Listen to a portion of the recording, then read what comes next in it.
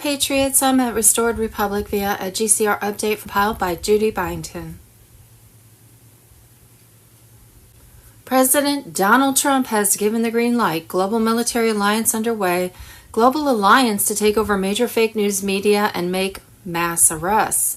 Emergency broadcast system activation imminent. U.S. braces for military takeover. Jassara Nassara unleashed. The Great Awakening. There is only one way. God wins. The White House. Judy note, on Thursday, November 6th, President Trump messaged a final warning to the Democrats in Congress. Terminate the filibuster or lose the republic. Guess the Democrats lost their republic. House Speaker Johnson in the GOP press conference on 37th day of government shutdown. Later that day, President Trump, the leader of the free world, gave the green light for a major irreversible worldwide 10 days of communication blackout event beginning on Friday, November 7th, 2025. The military will take over the mass media fake news, make mass arrests across the globe, and unleash Jassara Nassara. At the end of the 10 days on Monday, November 17th, we're going to wake up to a whole new world. It's called The Great Awakening, and God wins. Judy note, a major movie about child trafficking, Hidden Wars, was set to be released in theaters November 14th, 2025. However, the movie has received major backlash that appeared to be executed by those influenced by Satan and do not want the information about child trafficking to come out. Such has resulted in Hidden Wars not being accepted by some major distributors, like Cinemax. Hidden Wars is by Tim Ballard, who has dedicated his life to rescuing children around the world and who has the inspiration for the movie Sound of Freedom.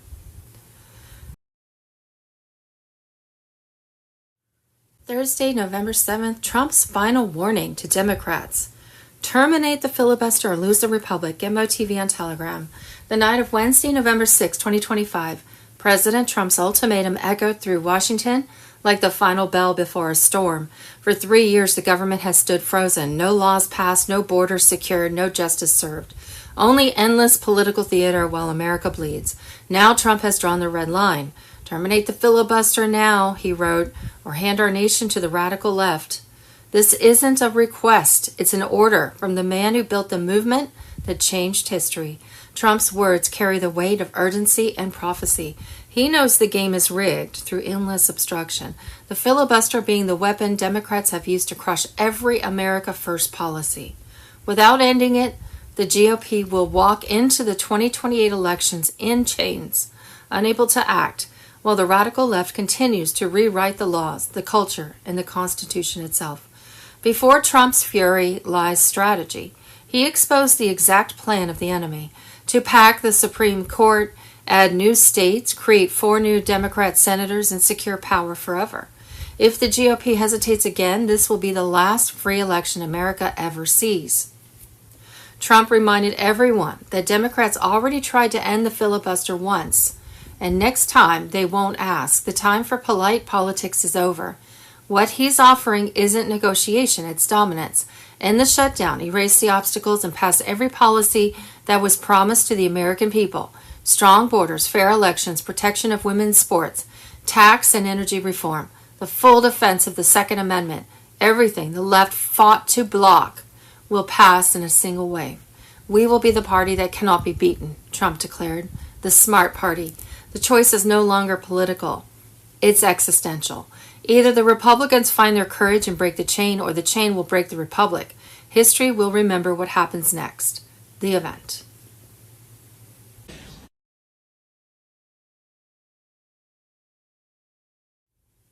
Possible timing. The event will be global and irreversible.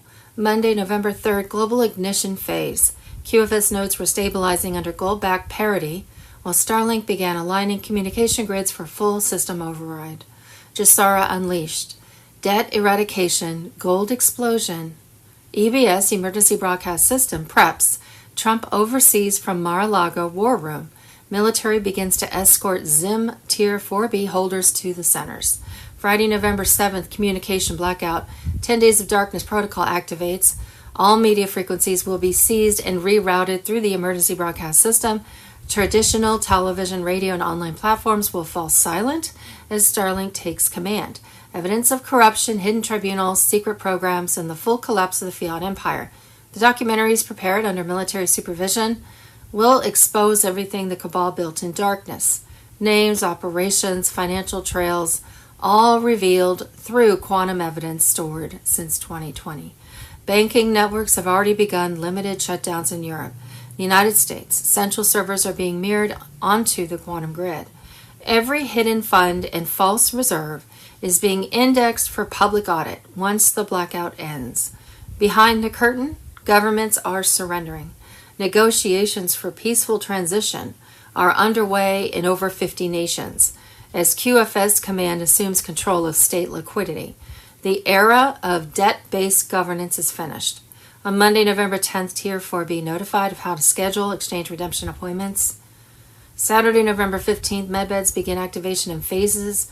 Clinics will prioritize. Hi guys, this is just a little reminder. I keep telling you this is all pantomime. This is all a movie. So when you see Mamdani when in New York, this is all part of the pantomime. Stop getting so wound up about it. You're watching a movie. You're watching a pantomime. Central casting. I have to keep reminding you every time there's a bump in the road. You think it's for real.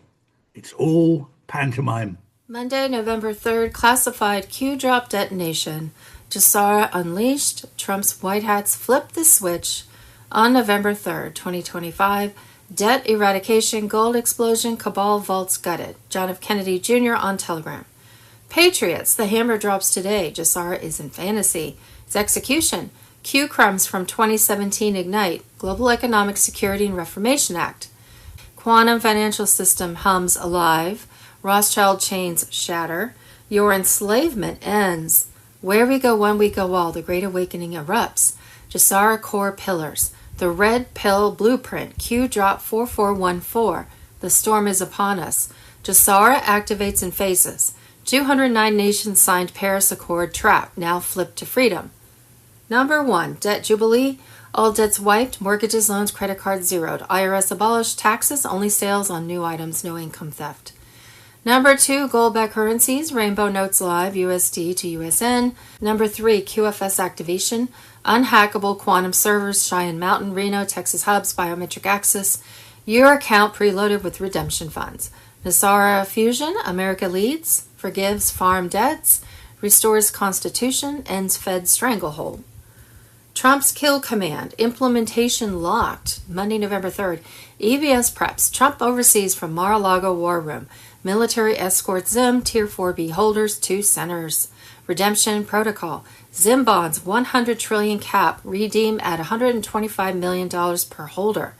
Funds, humanitarian projects, no speculation.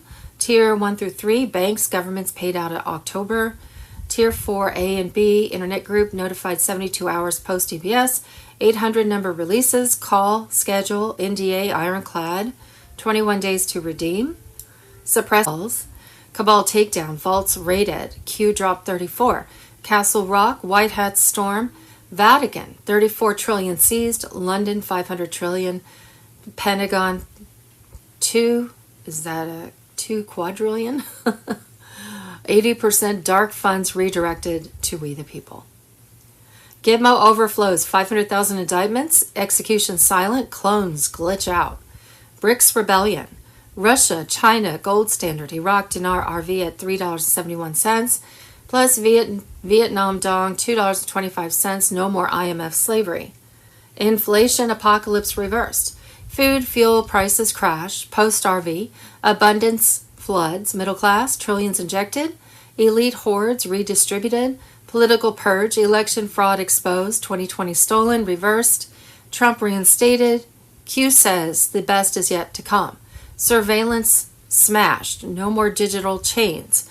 QFS tracks every transaction, but only cabal theft. Privacy for patriots. CBDC, deep state trap, rejected.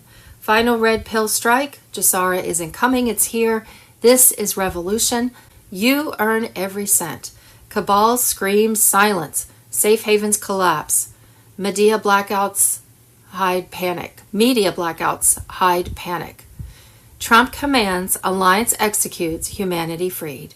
Stay frosty, monitor comms, redemption imminent, eyes wide. Share this dossier. The golden age dawns now. Storm unleashed, victory is ours. What we think we know as of Friday, November 7th. On Monday, November 3rd, and as Q Drop 4414 said, the storm is upon us. GESARA began activating in phases for the 209 nations which signed the Paris Accord trap and were now flipped to freedom and a debt jubilee where all debts were wiped. Mortgages, loans, and credit cards zeroed out.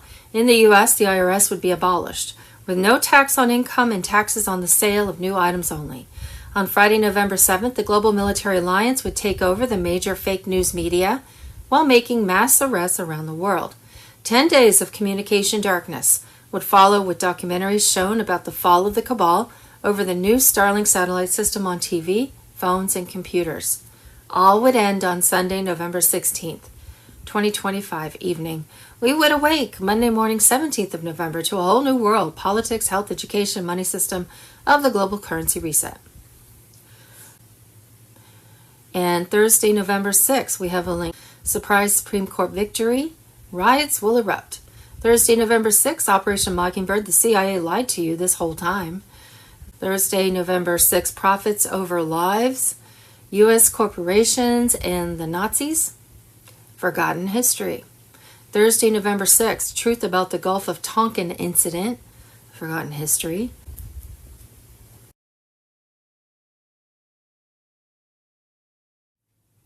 Global Financial System, Thursday, November 6, 2025. QFS features and functions. There is no legal payment in QFS.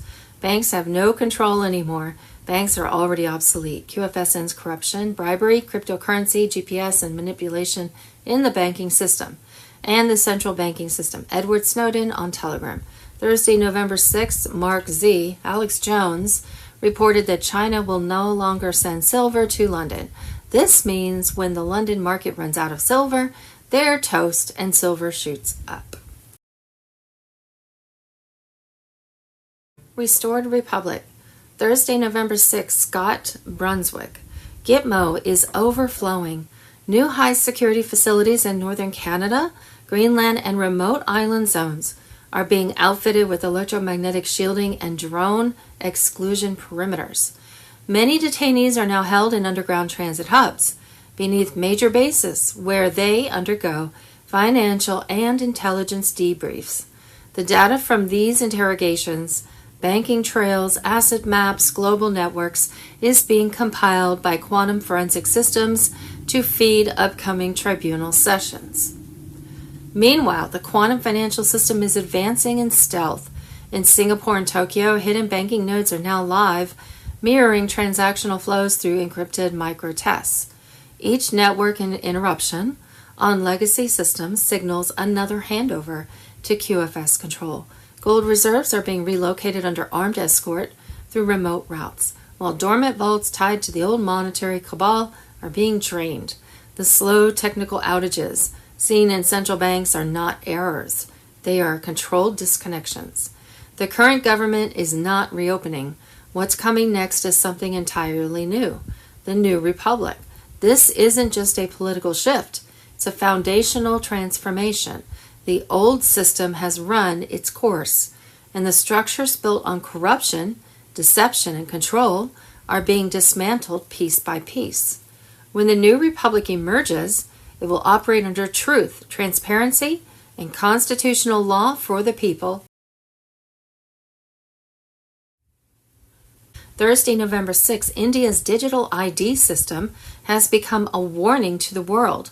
Over 1 billion people were forced into a biometric program that linked food, healthcare, and pensions to one ID, with devastating results. Hackers stole identities, families starved, and the elderly lost denied rations because the system failed.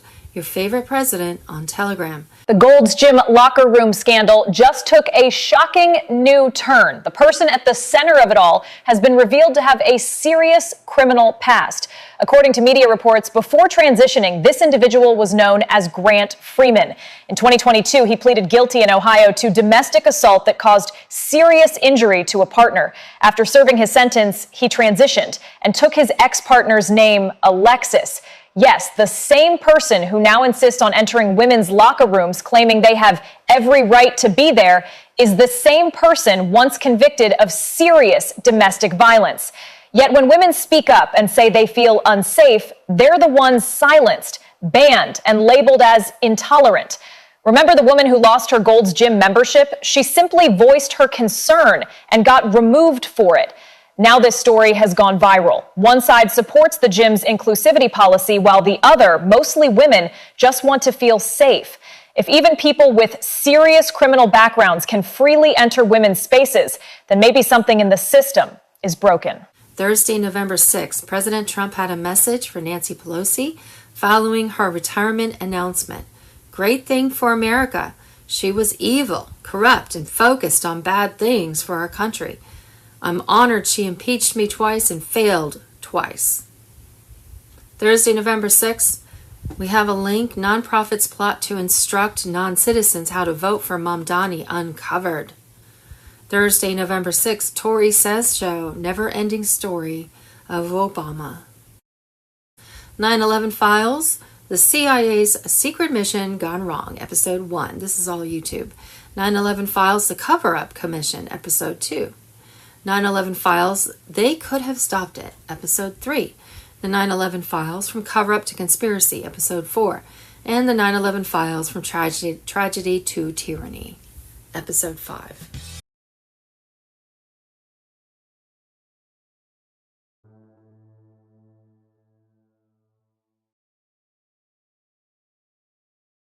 Tuesday, December 1st, 2020.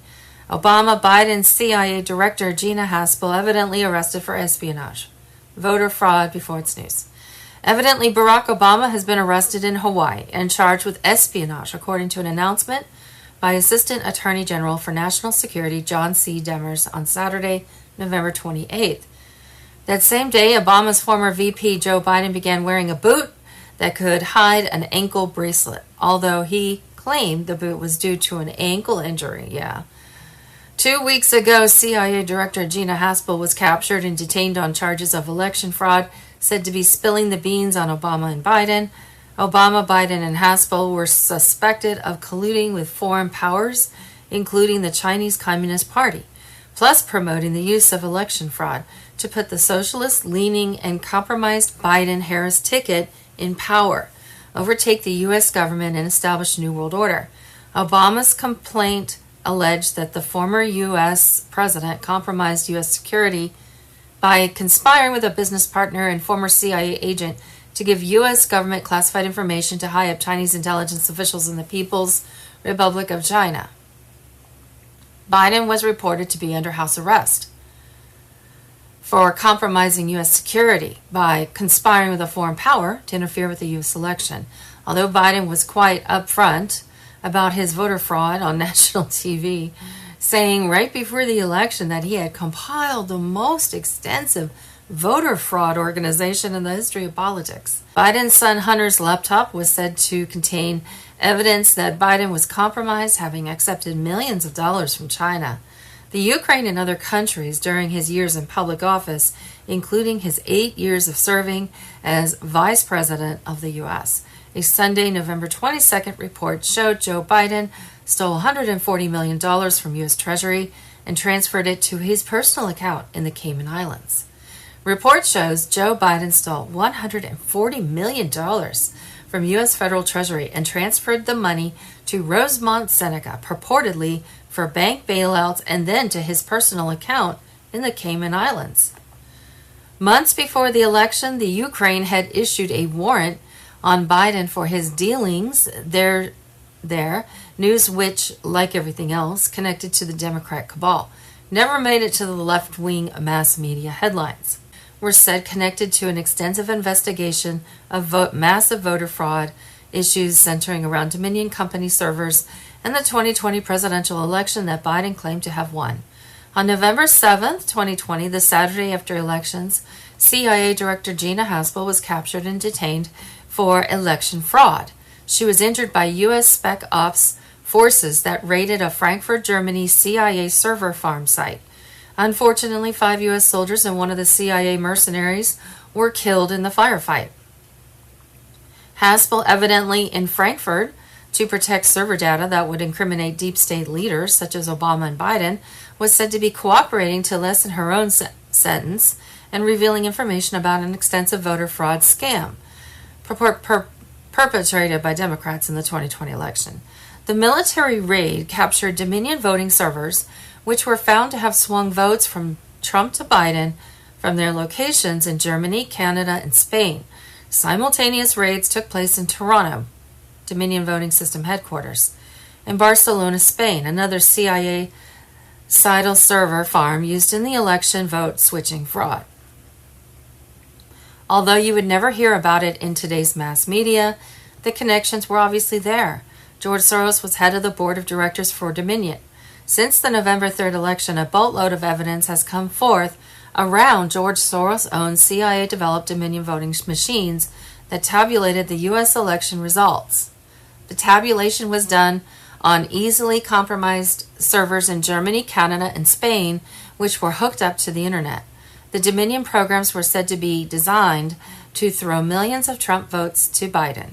In 2002 to 2004, a Hammer supercomputer scorecard app vote-switching algorithm software on Dominion machines was borrowed from the CIA to be used in Venezuelan-developed Smartmatic vote-switching software by dictator Hugo Chavez and Venezuelan military officers in order to rig elections.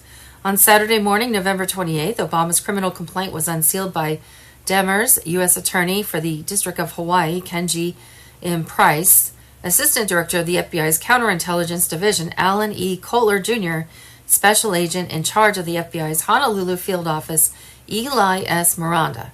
A judge has imposed a media blackout in the U.S. on news about the arrest, but Canadian outlets like Conservative Beaver and a couple of Spanish-speaking newspapers were not subject to those rules and have reported on the high-profile arrest.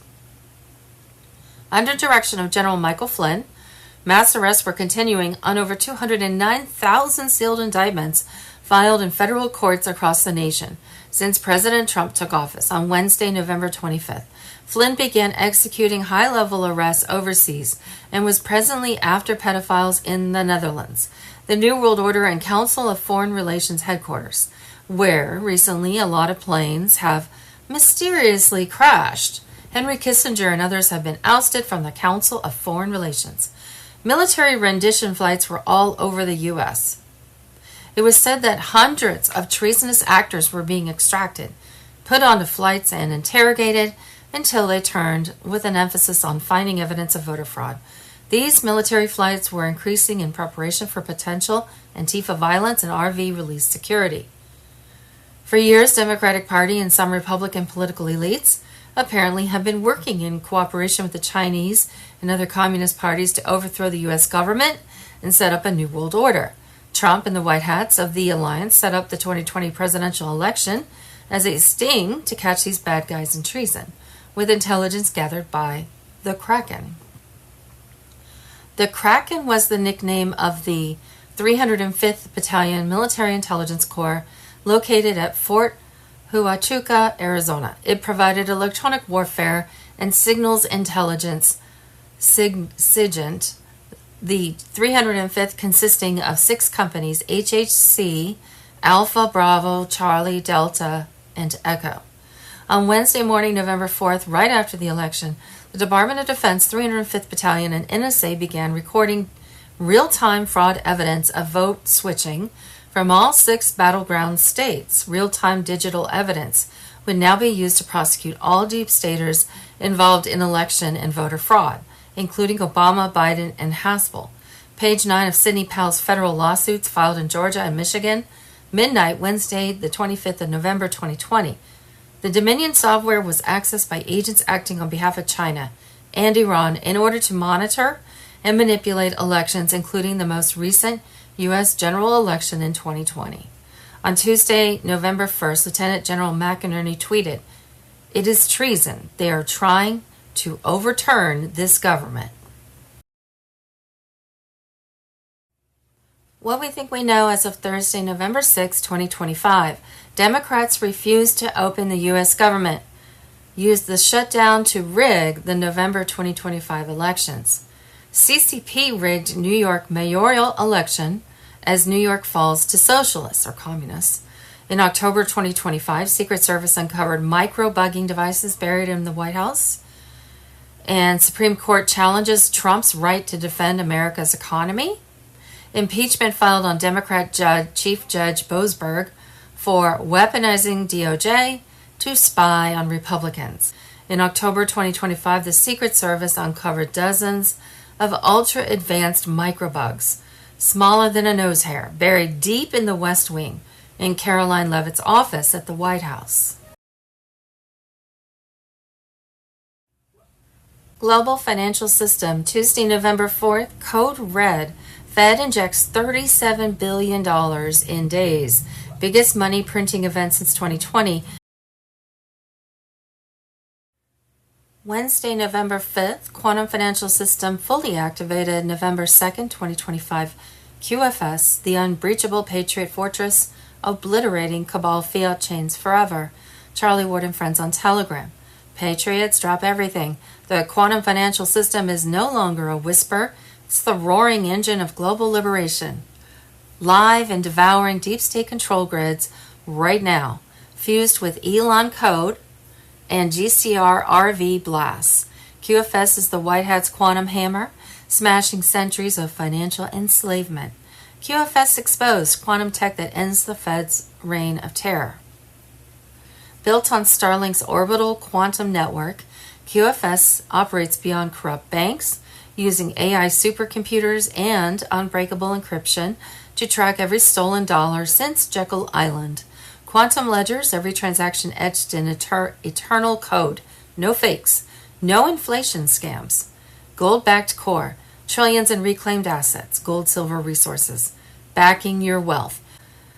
Override SWIFT, IRS, and global chokeholds. Funds teleport globally in nanoseconds.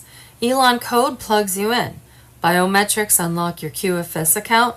Pulling RV reveals GCR transfers and restitution waves straight to your ledger. QFS weapons deployed against the swamp. Theft reversal scans your life for sabotage. Overcharges, debt traps, suppressed credits. Calculates reparations to the penny. Debt annihilation. Mortgages? Poof. Student loans erased, taxes refunded with interest, RV, GCR fusion, Dinar Dong Zim explode in QFS vaults. Your holdings multiply. 1,000 becomes 1 million plus in quantum credits. First, QFS warriors confirm. Accounts swelling with quantum patriot credits. Redeem for cash, metals, or crypto. Seizure proof. How QFS shields and empowers you. Quantum entanglement detects interference. Cabal hacks trigger instant lockdowns on their assets. White Hat Guardians monitor from bunkers.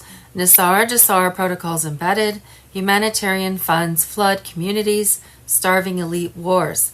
This isn't a system, it's divine justice coded in light speed tech. Activation alert.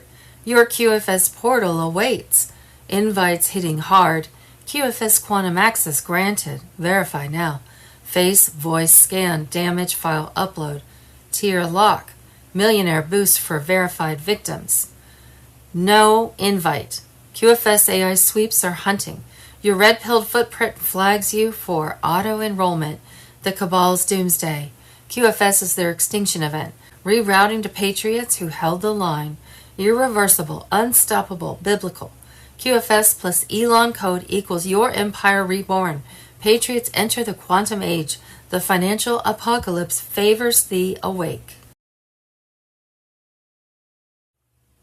Restored Republic. Wednesday, November 5th. Global military escalation. Gitmo at full capacity as Trump prepares emergency broadcast and activates the Quantum Command Network, the White House on Telegram. Across continents, covert military and intelligence cells are dismantling the last pillars of global control. In Europe, joint raids have struck data centers in Frankfurt, Vienna, and Zurich, sites long used to store elite digital vaults and off-ledger accounts. Servers, routers, and cryptographic keys are being seized in silence. No headlines, no photos, just empty rooms by morning. In Africa, alliance-backed proxy units are isolating mineral network hubs in Cameroon and the DRC. Cobalt, lithium, and rare earth routes, once controlled by globalist financiers, are being cut and redirected to sovereign oversight. In the Pacific, marine task forces are intercepting deep sea corridors, once used by black ships carrying contraband and intelligence cargo. 2 vessels near the Philippines were neutralized in recent nights and redirected to secure bays in Guam and Diego Garcia. Meanwhile, the quantum financial system is advancing in stealth. In Singapore and Tokyo, hidden banking nodes are now live, mirroring transactional flows through encrypted microtests. Each network interruption on legacy systems signals another handover to QFS control. Gold reserves are being relocated under armed escort through remote routes, while dormant vaults tied to the old monetary cabal are being drained. The slow technical outages seen in central banks are not errors. They're controlled disconnections. At the borders, tactical operations continue. In Texas, Arizona, and New Mexico, mixed units of federal and military agents are neutralizing infiltration corridors. Ground radar exposes ancient tunnels, once used for trafficking and covert transfers. Micro-implosive charges collapse them internally, concealing the mission from public view. Cartel remnants are being encircled, some captured alive, others eliminated. It is an open war, but a silent one fought in the shadows. Gitmo is overflowing. New high-security facilities in northern Canada, Greenland, and remote island zones are being outfitted with electromagnetic shielding and drone exclusion perimeters. Many detainees are now held in underground transit hubs beneath major bases, where they undergo financial and intelligence debriefs. The data from these interrogations, banking trails, asset maps, global networks, is being compiled by quantum forensic systems to feed upcoming tribunal sessions. The emergency broadcast system is in continuous rehearsal. Satellite relays, ground loops, and encrypted handshake protocols are tested daily. Brief blackouts and flickers across local grids are not random. They're dry runs. These tests ensure signal synchronization across continents when the activation order arrives. Mesh networks and backup satellites are being aligned for communication redundancy with encrypted off-grid channels already active.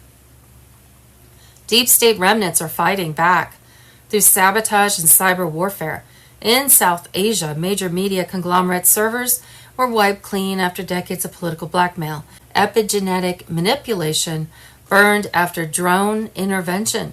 Its data already seized. Across Europe, procurement offices tied to surveillance contracts have been infiltrated and fed false directives to collapse their coordination. What's delaying the full reveal is precision. EBS synchronization must reach perfect alignment. Cartel pockets in Central Asia and South America must be sealed. And tribunal infrastructure, legal, technical, and digital, must be verified for public broadcast. The Alliance cannot afford leaks or timing errors. Everything is in motion. Financial grids, border control, detainee logistics, and global communications have reached final convergence. The public still sees calm, but behind that calm is the largest coordinated operation in modern history. Tomorrow I will be bringing 2 bills before the Senate.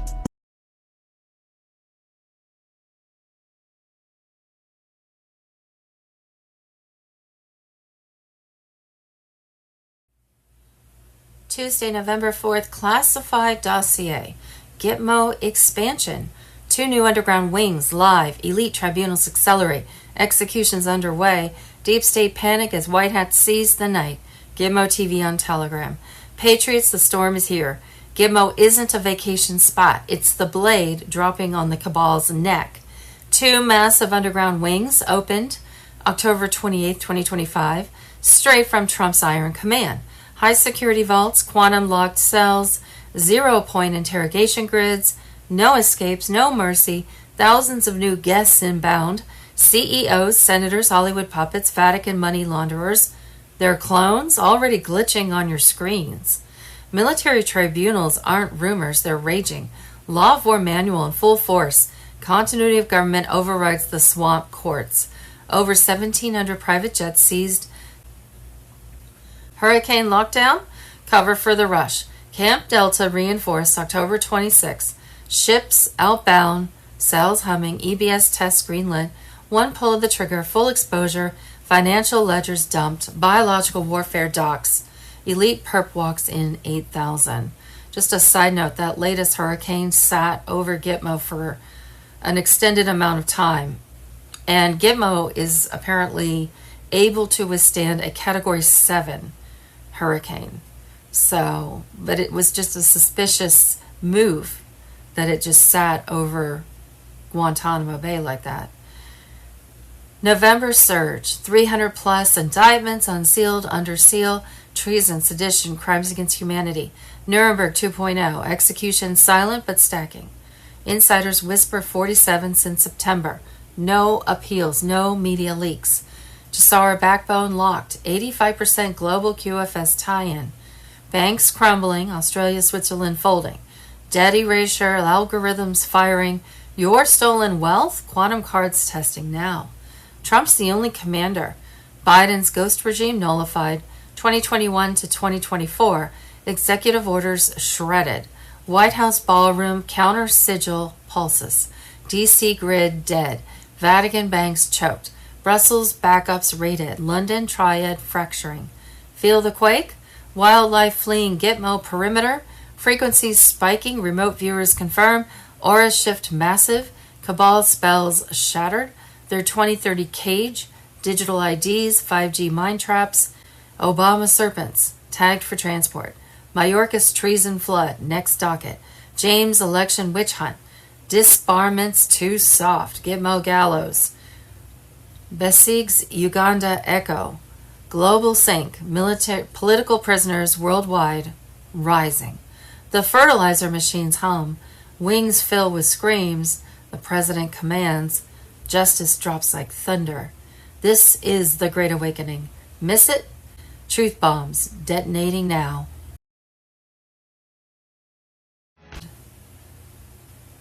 Wednesday, November 5th, Operation Coast to Coast, FBI and ICE expose Chinese trafficking empire worth millions. Wednesday, November 5th, FBI and ICE arrest 5,000 in Chicago raid on Sinaloa and CJNG, 4 tons of fentanyl seized. Wednesday, November 5th, 2025, presenting to you the 2025 Democrat of the Year, Ian Roberts, superintendent of Iowa's largest school district.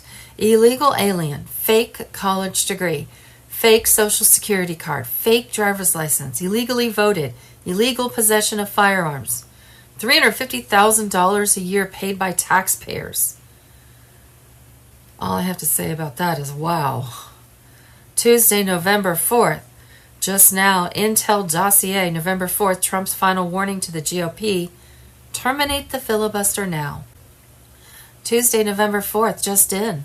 The 14th block. Senate Democrats refuse for the 14th time to reopen government. Tuesday, November 4th, Pentagon leak. Fauci and Gates targeted for military tribunals. U.S. Army insiders confirm investigation into acts of war. Tuesday, November 4th, it's official. House files impeachment articles against Chief Judge James Boasberg, accused of weaponizing DOJ. November 5th, SCOTUS versus President Trump. Supreme Court challenges Trump's right to defend America's economy.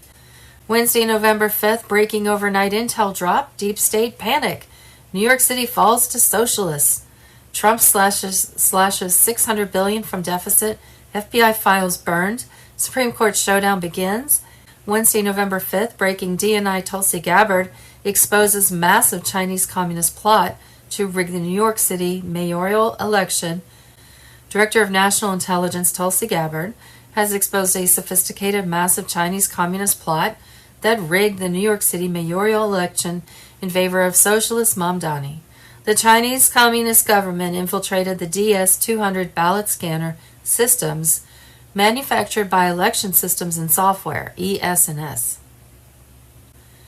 Tuesday, November 4th, Kash Patel's FBI arrested 2 Muslim men in Dearborn, Michigan, and were charged in a ISIS-inspired terror attack that allegedly would have involved a massacre in Detroit suburb on Halloween. Muhammad Ali of Dearborn, Michigan, and Mahed Mahmoud are accused of the plot. Wednesday, November 5th, 2025, President Trump, Fox News. Remember when the blood-sucking Democrats hired 87,000 IRS agents to hunt down the American taxpayer? It's official. Internal Revenue Service agents are now detailed to the Department of Homeland Security under an agreement between DHS Secretary Kristi Noem and Treasury Secretary Scott Bessent. The purpose is to provide an additional immigration enforcement manpower. These agents have been authorized under Title 8 of the U.S. Code to hunt down and apprehend criminal illegal aliens for civil violations of immigration law. Secretary of Homeland Security Kristi Noem, instead of using Biden's 87,000 IRS agents to take more money from Americans, I've directed them to help taxpayers save money by assisting ICE in rounding up criminal illegal aliens for deportation. Just a side note, remember the videos coming out when they hired those 87,000 IRS agents and they were being trained to like break down doors and SWAT houses to get to seize, IRS tax funds and basically SWAT American citizens. So I guess those skills will come in handy when they're doing ICE raids. Wednesday, November 5th, Speaker Johnson is livid after discovering Democrats have filed a lawsuit against the USDA for trying to find out how many illegal immigrants are receiving welfare benefits. They actually sued the Department of Agriculture for simply asking how many illegals are enrolled in welfare programs across states like California and New York. They sued them. Can you believe that? We're working to make government more transparent and efficient for the American people. Yet Democrats keep blocking us with political stunts. No wonder Americans are frustrated. Wednesday, November 5th, Florida. DEA, FBI, and ICE raid drug cartel in Florida. 51 dirty officers exposed. $21 million seized. YouTube. Wednesday, November 5th, 5 brothers, 5 countries. $500 billion. The Rothschild strategy that lasted 210 years. Wednesday, November 5th. How Wall Street built the Nazi war machine. Wednesday, November 5th, the opium fortunes. How America's elite families got rich selling drugs to China. Wednesday, November 5th, Wisconsin. ICE storms Wisconsin criminal cartel. 24 arrested and victims rescued. Wednesday, November 5th, Tennessee. 2 minutes ago, massive DEA raid shakes Tennessee. Cartel leaders arrested, assets seized. The controllers got 90% of one payment, 80 to 90% of one payment. They missed the second paycheck. On Thursday, they get an email pay stub that'll show what their next payment is going to be. So this Thursday, they'll get an email that shows that their pay stub is a big fat zero. Many of the controllers said, a lot of us can navigate missing one paycheck. Not everybody, but a lot of us can. None of us can manage missing 2 paychecks. So if you bring us to a week from today, Democrats, you will see mass chaos, you will see mass flight delays, you'll see mass cancellations, and you may see us close certain parts of the airspace because we just cannot manage it because we don't have the air traffic controllers. And we start with breaking news out of Washington this afternoon. The FAA just announcing that it is starting the process of reducing flight capacity by 10% in 40 major locations across the country. The reductions will start on Friday. The move is meant to reduce the stress on air traffic controllers that they say is being caused by the government shutdown. They have not received a full paycheck in weeks, and some airports have been forced into lengthy delays due to air traffic controller shortages. We don't yet know which locations will see the reduction in capacity. That is expected to come out sometime tomorrow.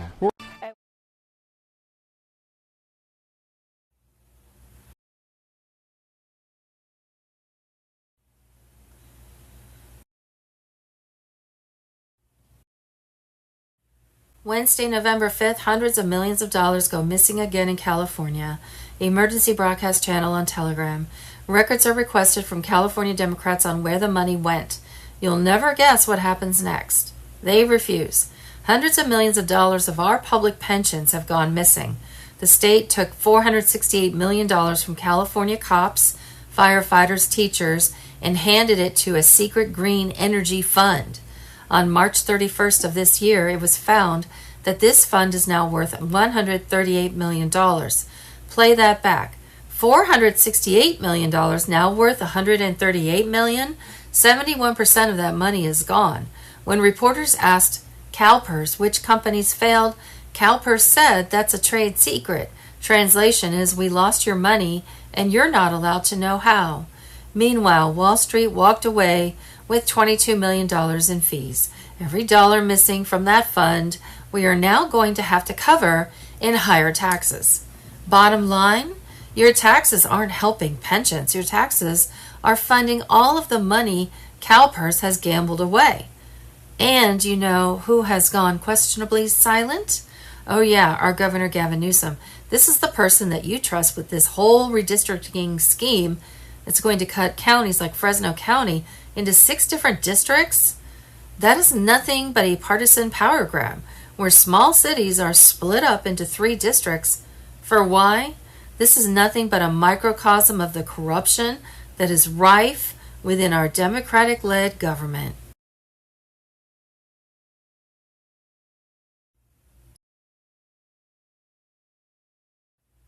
Wednesday, November 5th, Hillary Clinton, John Podesta, the Clinton Foundation, and Uranium One.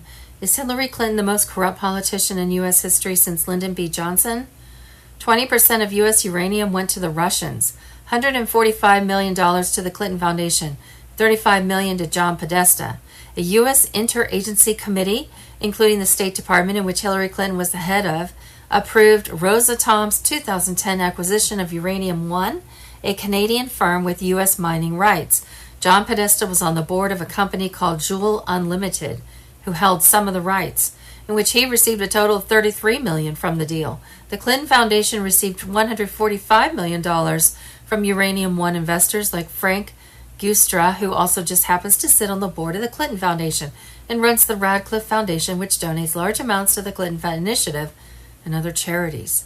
Frank Gustra is also the founder of Lionsgate Entertainment, a major film production studio in Hollywood, and has extensive ties to third world countries, Haiti, etc., through not only the Radcliffe Foundation and the Clinton Foundation, but an organization called the Alpida Project. The Alpida Project, which funds and facilitates mass migration in Europe, also has connections to foster children from all over the world and just happens to use an almost exact match to an FBI-confirmed pedo symbol for their organization's official logo. Bill Clinton and Frank Gustra are known to be good friends, not only working together in each other's projects and foundations, but flying all over the world while Hillary was in office, selling access to the administration through pay-to-play politics and the Clinton Foundation. This is how the money was moved. You want access, you make a charitable donation. This is just one way and layer to how they make and move their money. These people are all connected.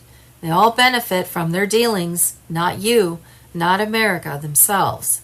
A massive network of dark money through money laundering, pay-to-play politics, child trafficking, drug trafficking, and you ain't in it. You don't want to be either. Do the Clintons, especially Hillary Clinton, take the title of being the most corrupt politicians in history? Here is Patriot Street Fighter, and I believe he's on Rumble, probably YouTube as well, talking about Uranium One and the 16-year plan and how HRC was going to use Uranium One and what they did with it to bring about the 16-year plan, this nuclear war that was supposed to take place.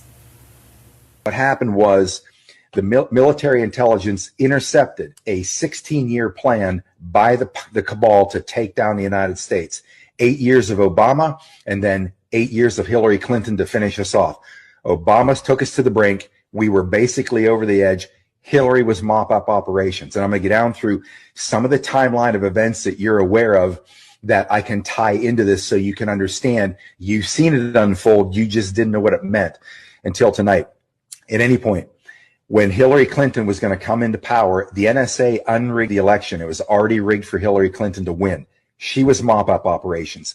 During the time of her running the State Department, you know about Uranium One. Uranium One was a scandal where the State Department under Hillary Clinton, Vladimir Putin, which is bullshit, he's not her enemy. In any case, they sold this uranium to Vladimir Putin. The purpose for selling him that uranium was they skimmed the uranium off the top of that stockpile. If you ever seen the movie The Sum of All Fears with Ben Affleck, Morgan Freeman, you'll understand this. If you haven't, go watch it and you'll get it. They skimmed uranium off of that stockpile before they sold it to them. They flew 3 planes to North Korea, Iran, and Syria, where the CIA, the rogue CIA, responsible for all the wars and all the regime changes around the world, they built nuclear weapons.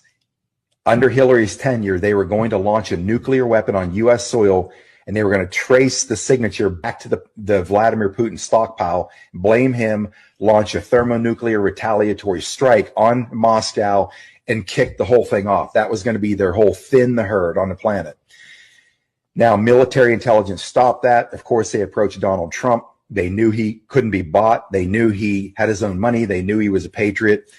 And they needed, for the first time, they needed to have the power of the executive branch to take this down a final step to launch a massive attack on the deep state power structure and bring the whole thing down once and for all. Save the country, save the world.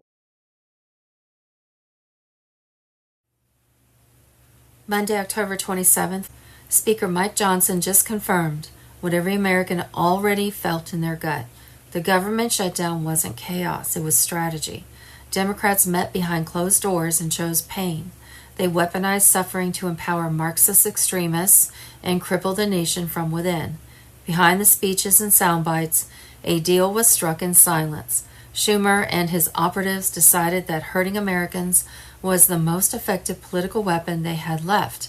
They didn't miscalculate, they planned it. Johnson revealed the words that echo like confession.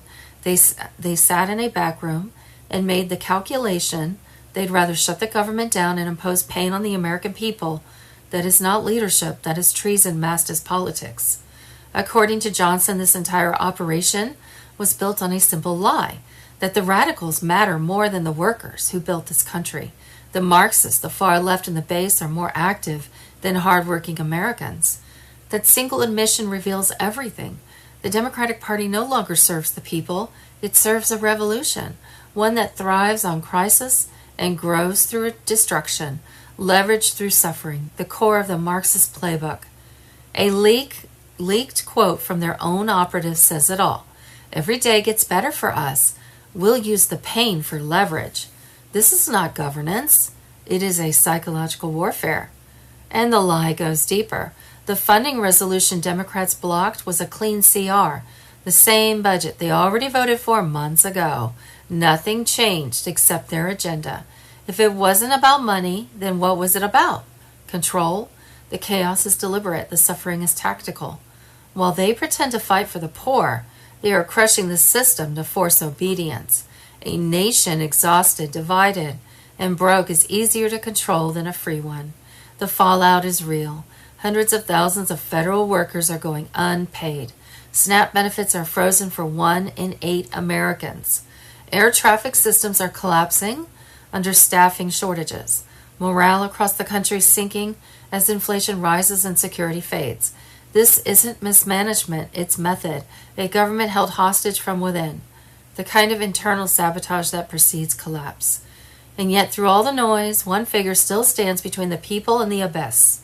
Donald J. Trump. No backroom betrayal, no deals with radicals, just direction, clarity, and resolve. While others sell the country for political gain, he holds the line for those who still believe in law, order, and America itself. This is not a partisan fight anymore. It's a survival test.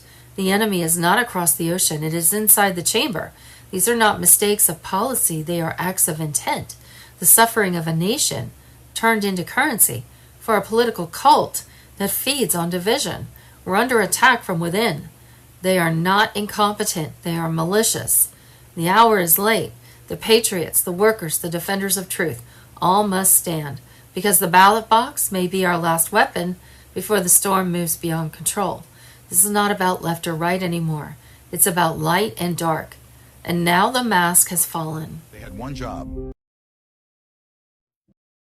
Restored Republic via GCR. Judy note.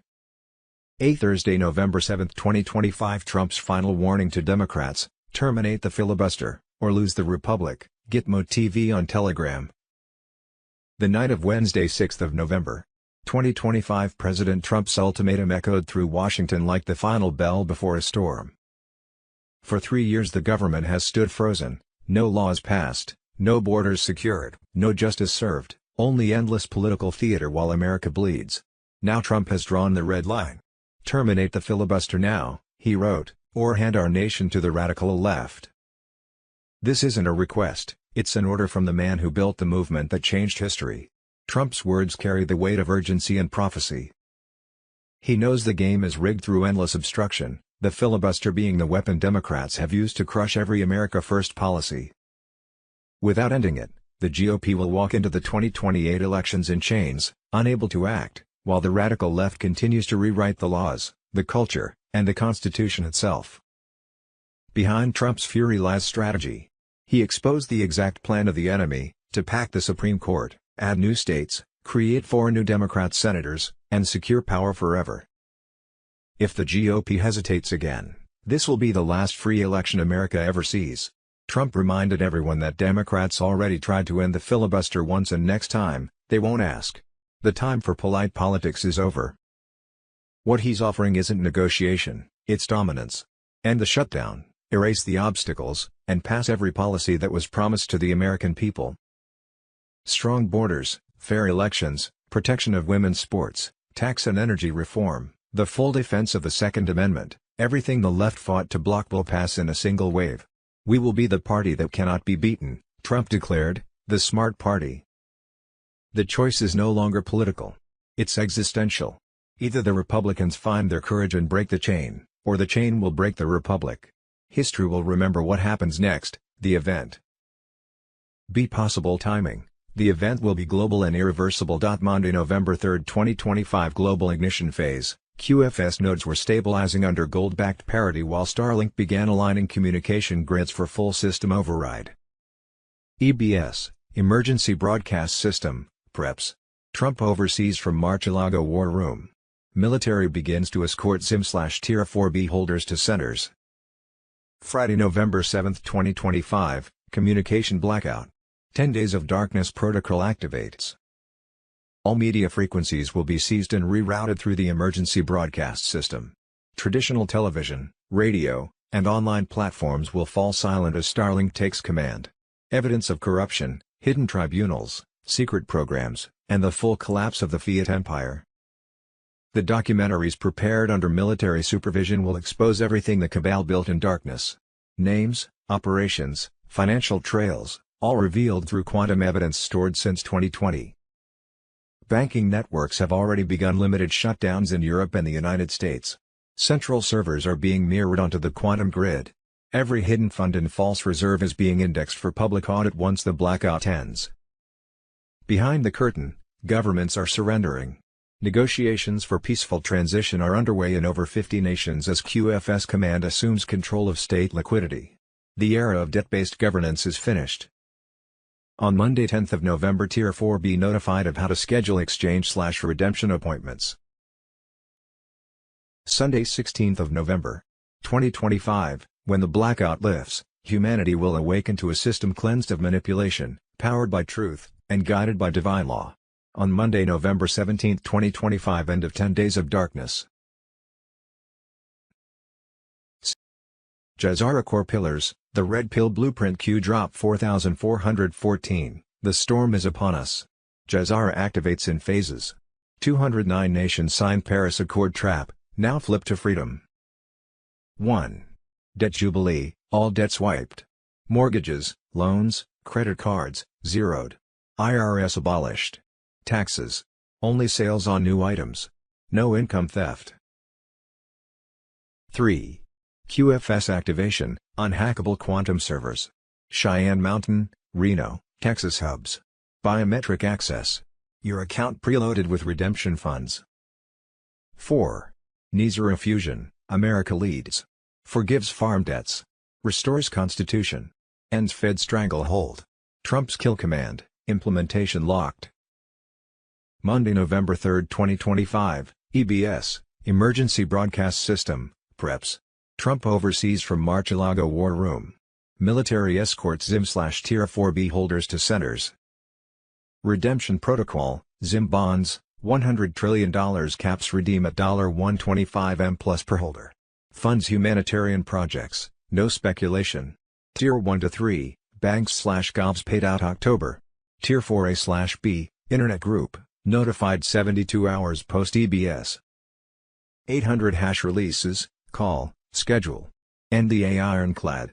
21 days to redeem. Suppress tech drops, medbeds rollout. Replicators and scarcity. Free energy crushes oil cabals. Cabal takedown, vaults rated Q drop 34, Castle Rock. White Hat storm, Vatican, $34 trillion seized. London, $500 trillion, Pentagon, $2 lakh. 80% dark funds redirected to We the People. Gitmo overflows, 500K plus indictments. Execution silent. Clones glitch out. BRICS rebellion, Russia/China Goldstandard. Iraq dinar RV at $3.71 plus. No more IMF slavery. Inflation apocalypse reversed food/fuel prices crash post RV. Abundance floods. Middle class. Trillions injected. Elite hordes redistributed. Political purge, election fraud exposed. 2020 stolen, reversed. Trump reinstated. Q says, the best is yet to come. Surveillance smash, no more digital chains. QFS tracks every transaction, but only cabal theft. Privacy for patriots. CBDC. Deep state trap, rejected. Stay frosty. Monitor calms. Redemption imminent. Eyes wide. Share this dossier. The golden age dawns now. Storm unleashed. Victory is ours. D. What we think we know. As of Friday, November 7, 2025, on Monday, November 3, 2025, and as Q drop 4414 said, the storm is upon us. Jazara began activating in phases for the 209 nations which signed the Paris Accord trap and were now flipped to freedom. And a debt jubilee where all debts were wiped, mortgages, loans and credit cards zeroed out. In the US the IRS would be abolished, with no tax on income and taxes on the sale of new items only. On Friday, November 7, 2025, the Global Military Alliance would take over the major fake news media while making mass arrests around the world. 10 days of communication darkness would follow, with documentaries shown about the fall of the cabal over the new Starlink satellite system on TV, phones and computers. All would end on Sunday, 16th of November, 2025 evening. We would awake Monday morning, November 17, 2025, to a whole new world, politics, health, education and money system of the global currency reset. Global currency reset, warning.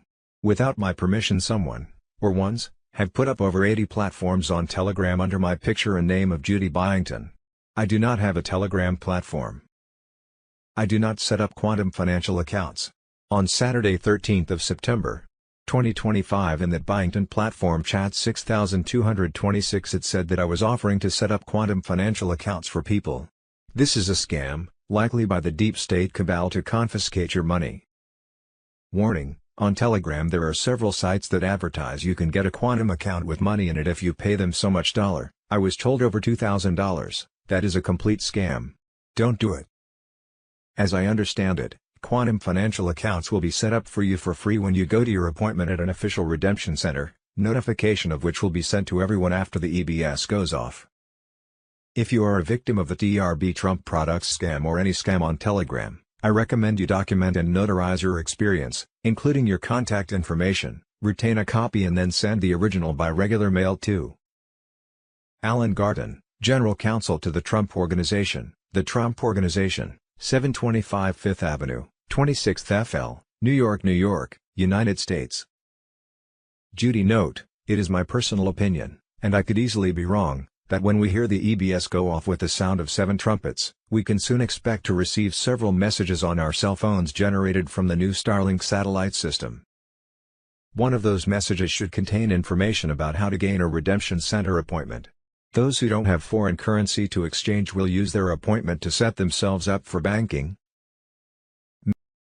Thursday, November 6, 2025. Gentle reporting window is anytime now till the 13th.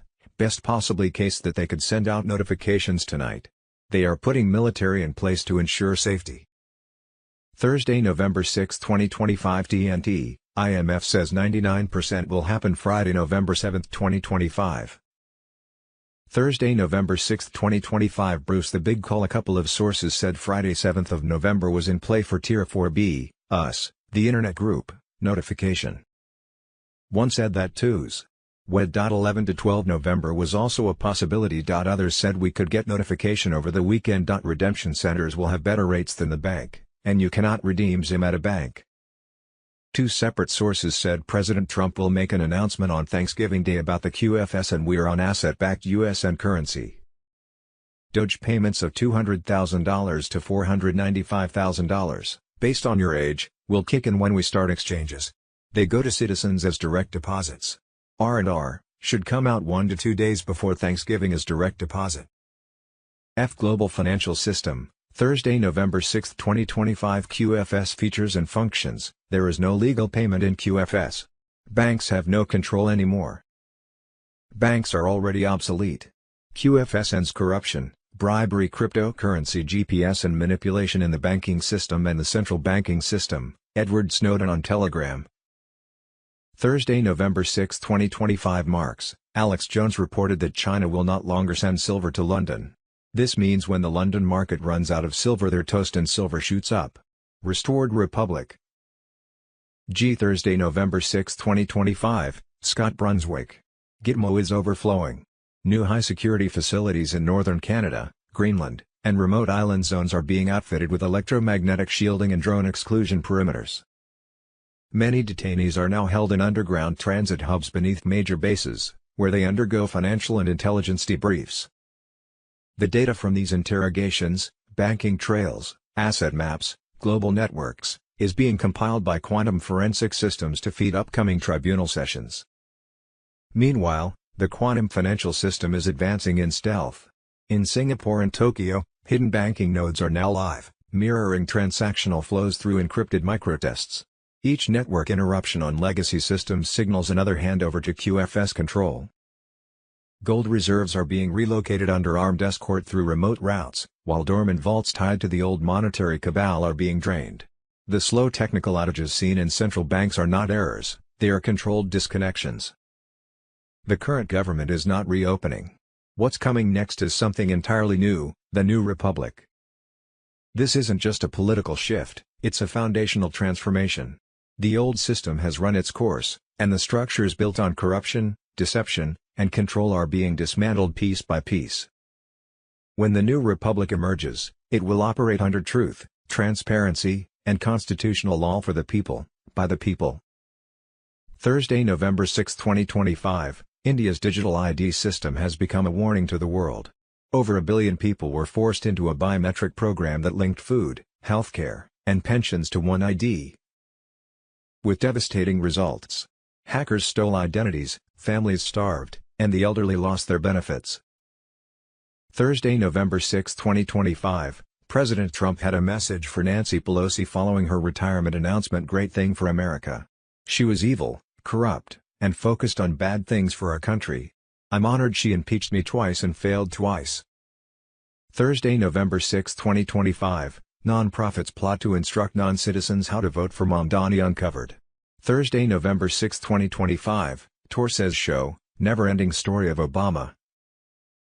Speaking of liberty, now that we were a couple of days away from another election, pieces of truth about voter fraud to maintain that liberty were beginning to show up, that had yet to make the mainstream media.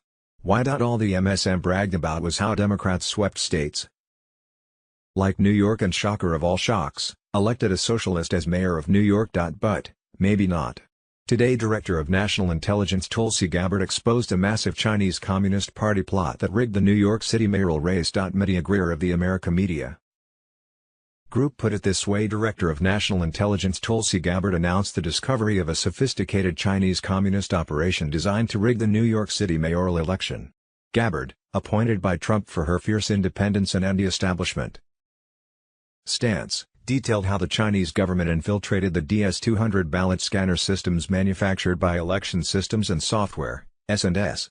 These scanners, deployed across NYC to alter ballot scans. Votes cast for other candidates were systematically flipped to favor Zohran Mamdani, a far-left contender, in a blatant attempt to subvert the will of the people and install a puppet sympathetic to Beijing's interests. Wednesday, 5th of November, 2025, New York. Breaking: DNI Tulsi Gabbard exposes massive Chinese communist plot to rig the NYC mayoral election in favor of Mamdani Wed. November 5, 2025, New York. Breaking overnight intel drop: deep state panic, NYC falls to socialists, Trump slashes $600 million. From deficit, FBI files burned, Supreme Court showdown begins. Then there's good old California, where Fox News did report that Trump's press secretary confirmed that the president knew about the corruption in California. Trump said, "There is blatant fraud with their mail-in voting system. Fraudulent ballots are being mailed in under the names of other people and illegal aliens. There are countless examples. It's huge." Trump also weighed in on the redistricting vote in California. The unconstitutional redistricting vote in California is a giant scam in that the entire process, in particular the voting itself, is rigged. All mail-in ballots, where the Republicans in that state are shut out, is under very serious legal and criminal review. Stay tuned. A few other tidbits are surfacing, like in Chester County, Pennsylvania, that has been accused of blatant election malfeasance after accidentally not including 75,000 voters on their polling books, resulting in voters actually being turned away. Voter fraud in the U.S. has been rampant for at least the last decade, although because of the complacency of the fake news, no one knew it. The fall of our so-called free system was especially blatant in the 2020 election. The below article was written 5 years ago. Some said I was nuts. I don't think I am. Maybe these below events actually did happen. Just maybe. Twos. December 1, 2020, Obama, Biden. CIA Director Gina Haspel evidently arrested for espionage, voter fraud. Evidently Barack Obama has been arrested in Hawaii and charged with espionage, according to an announcement by Assistant Attorney General for National Security, John C. Demers, on Saturday, 28th of November. That same day, Obama's former VP Joe Biden began wearing a boot that could hide an ankle bracelet, although he claimed the boot was due to an ankle injury. 2 weeks ago, CIA Director Gina Haspel was captured and detained on charges of election fraud, and said to be spilling the beans on Obama and Biden.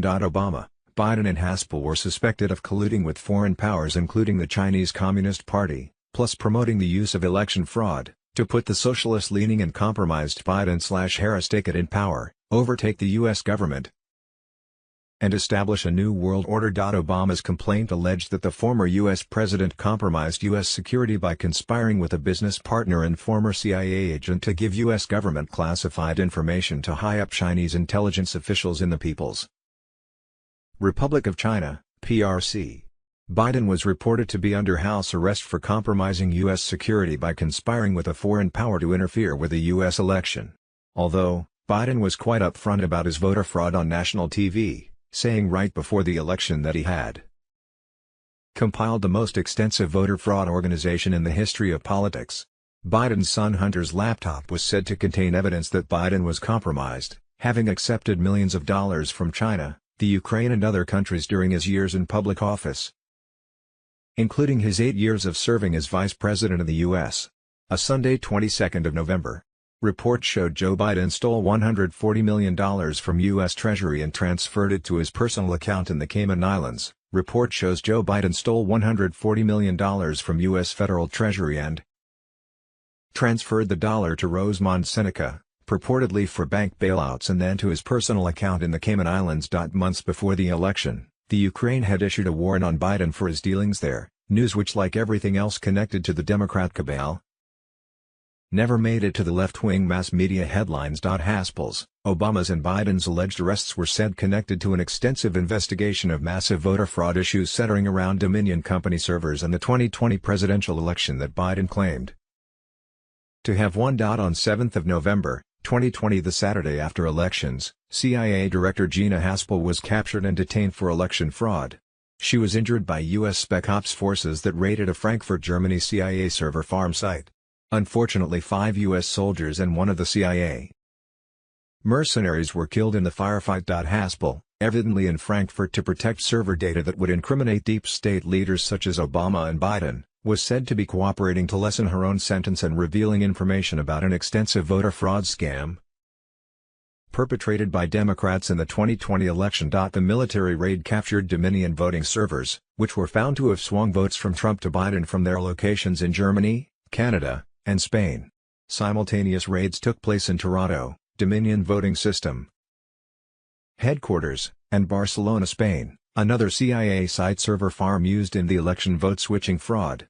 Although you would never hear about it in today's mass media, the connections were obviously there. George Soros was head of the board of directors for Dominion. Since the November 3rd election, a boatload of evidence has come forth around George Soros-owned, CIA-developed Dominion voting machines that tabulated the U.S. election results. The tabulation was done on easily compromised servers in Germany, Canada and Spain, which were hooked up to the internet. The Dominion programs were said to be designed to throw millions of Trump votes to Biden. In 2002 to 2004, a Hammer supercomputer scorecard app vote switching algorithm software on Dominion machines was borrowed from the CIA to be used in Venezuela and developed Smartmatic vote-switching software by dictator Hugo Chavez and Venezuelan military officers in order to rig elections. On Saturday morning, 28th of November, Obama's criminal complaint was unsealed by Demers, U.S. Attorney for the District of Hawaii Kenji N. Price, Assistant Director of the FBI's Counterintelligence Division Alan E. Kohler Jr., and Special Agent in charge of the FBI's Honolulu Field Office Elias Miranda. A judge has imposed a media blackout in the U.S. on news about the arrest, but Canadian outlets like Conservative Beaver and a couple of Spanish-speaking newspapers were not subject to those rules and have reported on the high-profile arrest. Under direction of General Michael Flynn, mass arrests were continuing on over 209,000 sealed indictments filed in federal courts across the nation since President Trump took office. On Wednesday, 25th of November, Flynn began executing high-level arrests overseas and was presently after pedophiles in the Netherlands, the New World Order and Council of Foreign Relations headquarters, where recently, a lot of planes have mysteriously crashed. Henry Kissinger and others have been ousted from the Council of Foreign Relations. Military rendition flights were all over the U.S. It was said that hundreds of treasonous actors were being extracted, put onto flights and interrogated until they turned, with an emphasis on finding evidence of voter fraud. These military flights were increasing in preparation for potential Antifa violence and RV release security. For years, Democratic Party and some Republican political elites apparently have been working in cooperation with the Chinese and other communist parties to overthrow the U.S. government and set up a new world order. Trump and the White Hats of the alliance set up the 2020 presidential election as a sting to catch these bad guys in treason, with intelligence gathered by the Kraken. The Kraken was the nickname of the 305th Battalion Military Intelligence Corps located at Fort Huachuca, Oz. It provided electronic warfare and signals intelligence, SIGINT. The 305th, consisting of 6 companies, HHC, Alpha, Bravo, Charlie, Delta, and Echo. On Wednesday morning, 4th of November, right after the election, the Department of Defense, 305th Battalion and NSA began recording real-time fraud evidence of vote switching from all 6 battleground states, GA, PA, ME, Y, Oz, NV, in a blockchain tech ledger that was unhackable and undeletable. This real-time digital evidence would now be used to prosecute all deep staters involved in election and voter fraud, including Obama, Biden, and Haspel. Page 9 of Sidney Powell's federal lawsuits filed in Georgia and Michigan. Midnight Wednesday, 25th of November, 2020. The Dominion software was accessed by agents acting on behalf of China and Iran in order to monitor and manipulate elections, including the most recent U.S. general election in 2020. On Tuesday, 1st of November, Lieutenant General McInerney tweeted, "It is treason. They are trying to overturn this government. A possible timing, the Golden Age ignition, stand by for transmission, Julian Assange." The countdown to Friday, November 7, 2025 has begun. The blackout will not bring fear, it will bring freedom. The golden age starts the moment the lights go out. The detonation sequence from November 3 has triggered the global ignition phase. QFS nodes are stabilizing under gold-backed parity while Starlink begins aligning communication grids for full system override. The old world is running on borrowed seconds. Classified military bulletins confirm that the 10 Days of Darkness protocol will officially activate on November 7. During that window, all media frequencies will be seized and rerouted through the emergency broadcast system. Traditional television, radio, and online platforms will fall silent as Starlink takes command. The purpose is not suppression. It is revelation. For the first time in modern history, humanity will witness uncensored truth broadcasts, evidence of corruption, hidden tribunals, secret programs, and the full collapse of the fiat empire. Banking networks have already begun limited shutdowns in Europe and the United States. Central servers are being mirrored onto the quantum grid. Every hidden fund and false reserve is being indexed for public audit once the blackout ends. Behind the curtain, governments are surrendering. Negotiations for peaceful transition are underway in over 50 nations as QFS Command assumes control of state liquidity. The era of debt-based governance is finished. During the 10 days, expect silence, then light. The documentaries prepared under military supervision will expose everything the cabal built in darkness. Names, operations, financial trails, all revealed through quantum evidence stored since 2020. The event will be global and irreversible. When the blackout lifts.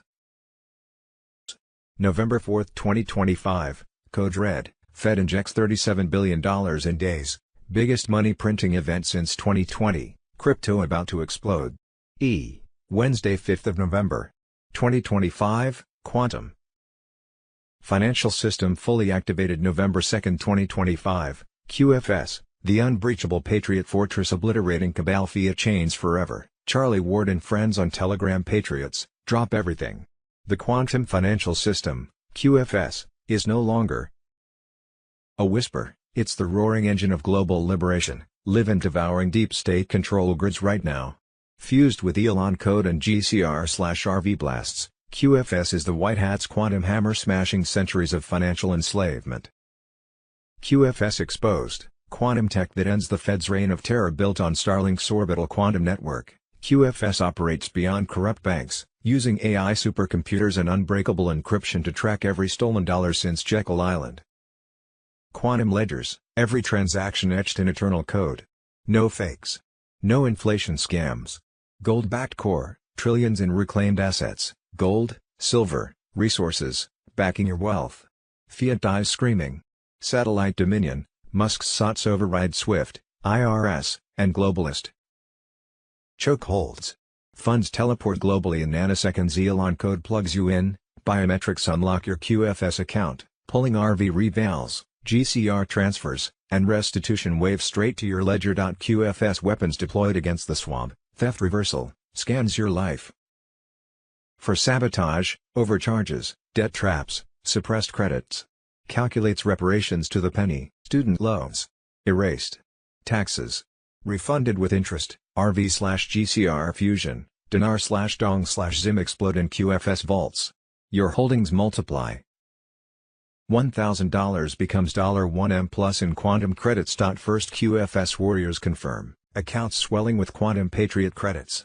Redeem for cash, metals, or crypto. Seizure-proof. How QFS shields and empowers you. Quantum entanglement detects interference. Cabal hacks Traeger. Instant lockdowns on their assets. White Hat Guardians monitor from bunkers. Nizara/Jazara protocols embedded. Humanitarian funds flood communities. Starving elite wars. This isn't a system. It's divine justice coded in Lightspeed Tech. Activation alert, your QFS portal awaits invites hitting hard. QFS quantum access granted. Verify now. Face/voice scan. Damage file upload. Tier lock, millionaire boosts for verified victims. No invite. QFS AI sweeps are hunting, your red-pilled footprint flags you for auto-enrollment. The cabal's doomsday, QFS is their extinction event they hoarded while you starved. QFS reclaims it all, rerouting to patriots who held the line. Irreversible. Unstoppable. Biblical. QFS plus Elon Code equals your empire reborn. Patriots, enter the quantum age. The financial apocalypse favors the awake restored republic. Wednesday 5th of November. 2025 Global Military Escalation, Gitmo at full capacity as Trump prepares emergency broadcast and activates the Quantum Command Network, the White House on Telegram. Across continents, covert military and intelligence cells are dismantling the last pillars of global control. In Europe, joint raids have struck data centers in Frankfurt, Vienna, and Zurich, sites long used to store elite digital vaults and off-ledger accounts. Servers, routers, and cryptographic keys are being seized in silence. No headlines, no photos, just empty rooms by morning. In Africa, alliance-backed proxy units are isolating mineral network hubs in Cameroon and the DRC. Cobalt, lithium, and rare earth routes once controlled by globalist financiers are being cut and redirected to sovereign oversight. In the Pacific, marine task forces are intercepting deep-sea corridors once used by black ships carrying contraband and intelligence cargo. 2 vessels near the Philippines were neutralized in recent nights and redirected to secure bays in Guam. And Diego Garcia. Meanwhile, the quantum financial system is advancing in stealth.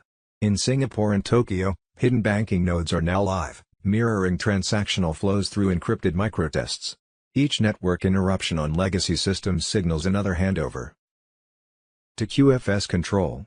Gold reserves are being relocated under armed escort through remote routes, while dormant vaults tied to the old monetary cabal are being drained. The slow technical outages seen in central banks are not errors, they are controlled disconnections. At the borders, tactical operations continue.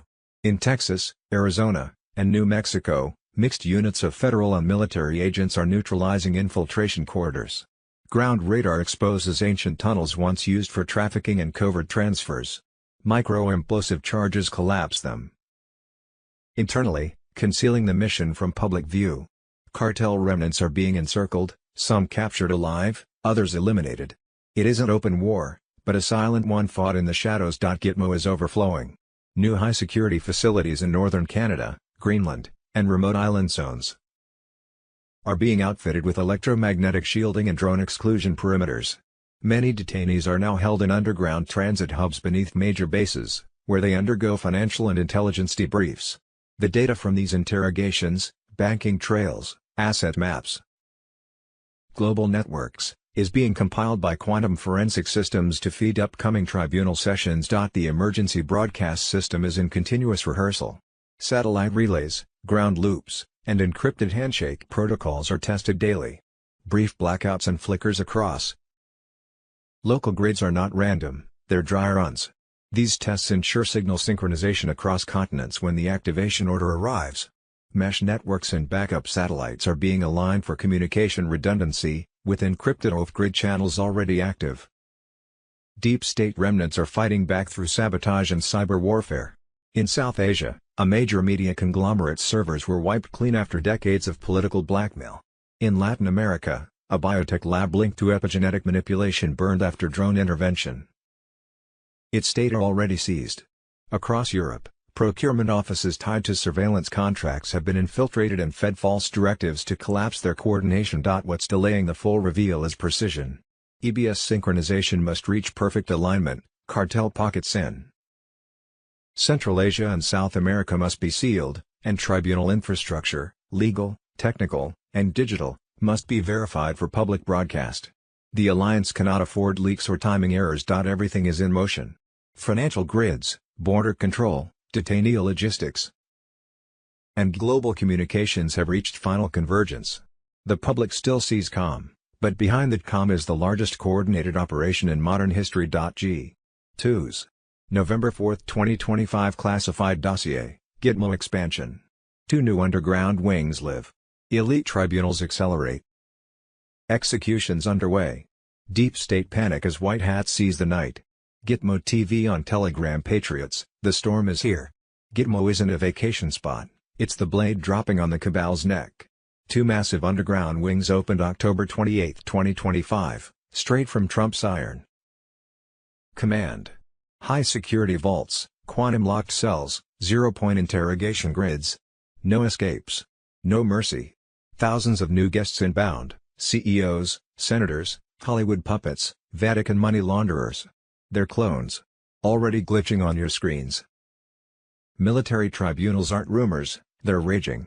Law of War Manual in full force. Continuity of government overrides the swamp courts. Over 1,700 private jets seized since July. Flight logs spill the poison. November surge, 300+ indictments unsealed under seal. Treason. Sedition, crimes against humanity. Nuremberg 2.0. Executions silent but stacking. Insiders whisper 47 since September. No appeals. No media leaks. Jazara backbone locked, 85% global QFS tie-in. Banks crumbling, Australia, algorithms firing. Your stolen wealth. Quantum cards testing now. Trump's the only commander. Biden's ghost regime. Nullified. 2021 to 2024 Rio shredded. White House ballroom counter sigil pulses, DC grid dead. Vatican banks choked. Brussels backups raided. London triad fracturing. Feel the quake. Wildlife fleeing Gitmo perimeter. Frequencies spiking. Remote viewers confirm, or a shift massive. Cabal spells shattered. Their 2030 cage, digital IDs, 5G mind traps, graphene poison, obliterated. Schiff, Pelosi doubles, Obama serpents, tagged for transport. Mayorkas treason flood. Next docket. James election witch hunt. Disbarments too soft, Gitmo gallows. Besieges Uganda echo. Global sink, political prisoners worldwide rising. The fertilizer machines hum. Wings fill with screams. The president commands. Justice drops like thunder. This is the Great Awakening, truth bombs detonating now. Wednesday 5th of November. 2025 alert, systems reawakening under quantum control. Nizar and Jazara QFS, Julian Assange. Banking access remains unstable in key regions. Several major institutions report temporary database realignment, but the truth is clear. The legacy fiat servers have been absorbed. Every transaction now passes through gold-backed quantum nodes monitored by military-grade encryption. The illusion of control is gone. Reports from internal sources confirm that off-ledger accounts, shell corporations, and dormant cabal assets are being purged automatically. Each line of corrupted code is being deleted as the new system recalibrates in real time. The wealth of the world is being reweighted toward transparency. Satellite activity has intensified. Starlink grids are transmitting encrypted data bursts every 15 minutes, rerouting global communication through the quantum backbone. These are not tests. They are confirmations that the next phase, the 10 days of darkness, is imminent. Government servers across multiple continents have entered silent standby. Ministries, treasuries, and financial departments are offline under classified directives. The old world's command systems are frozen. While the new operating core comes online quietly, flawlessly, and beyond their reach. Stay calm. Watch closely. Every flicker, every delay, every reset is evidence that the control grid has changed hands. The silence has served its purpose. The network is awake. Wednesday 5th of November. 2025 FBI surround cartels 24 hours open air drug market. Poisoning Philadelphia neighborhood, 29 arrested wed. November 5, 2025, Operation Coast to Coast. FBI and ICE expose a Chinese trafficking empire worth millions. November 5, 2025, FBI and ICE arrest 5,000 in Chicago raid on Sinaloa and CJNG, 4 tons of fentanyl seized. Wednesday 5th of November. 2025 presenting to you the 2025 Democrat of the Year, Ian Roberts, Superintendent of Iowa's largest school district. Illegal alien. Fake college degree. Fake SS card. Fake driver's license. Illegally voted. Illegal possession of firearms. $350K/Y paid by taxpayers. Twos. November 4, 2025, just now, Intel dossier. November 4, 2025, Trump's final warning to the GOP, terminate the filibuster now. Twos. November 4, 2025, just in, the 14th block, Senate Democrats refuse for the 14th time to reopen government, shutdown used to rig elections. I've directed them to help taxpayers save money, by assisting ICE in rounding up criminal illegal aliens for deportation. Wednesday 5th of November. 2025 Speaker Johnson is livid after discovering Democrats have filed a lawsuit against the USDA for trying to find out how many illegal immigrants are receiving welfare benefits. They actually sued the Department of Agriculture for simply asking how many illegals are enrolled in welfare programs across states like California and New York. They sued them. Can you believe that? We're working to make government more transparent and efficient for the American people, yet Democrats keep blocking us with political stunts. No wonder Americans are frustrated.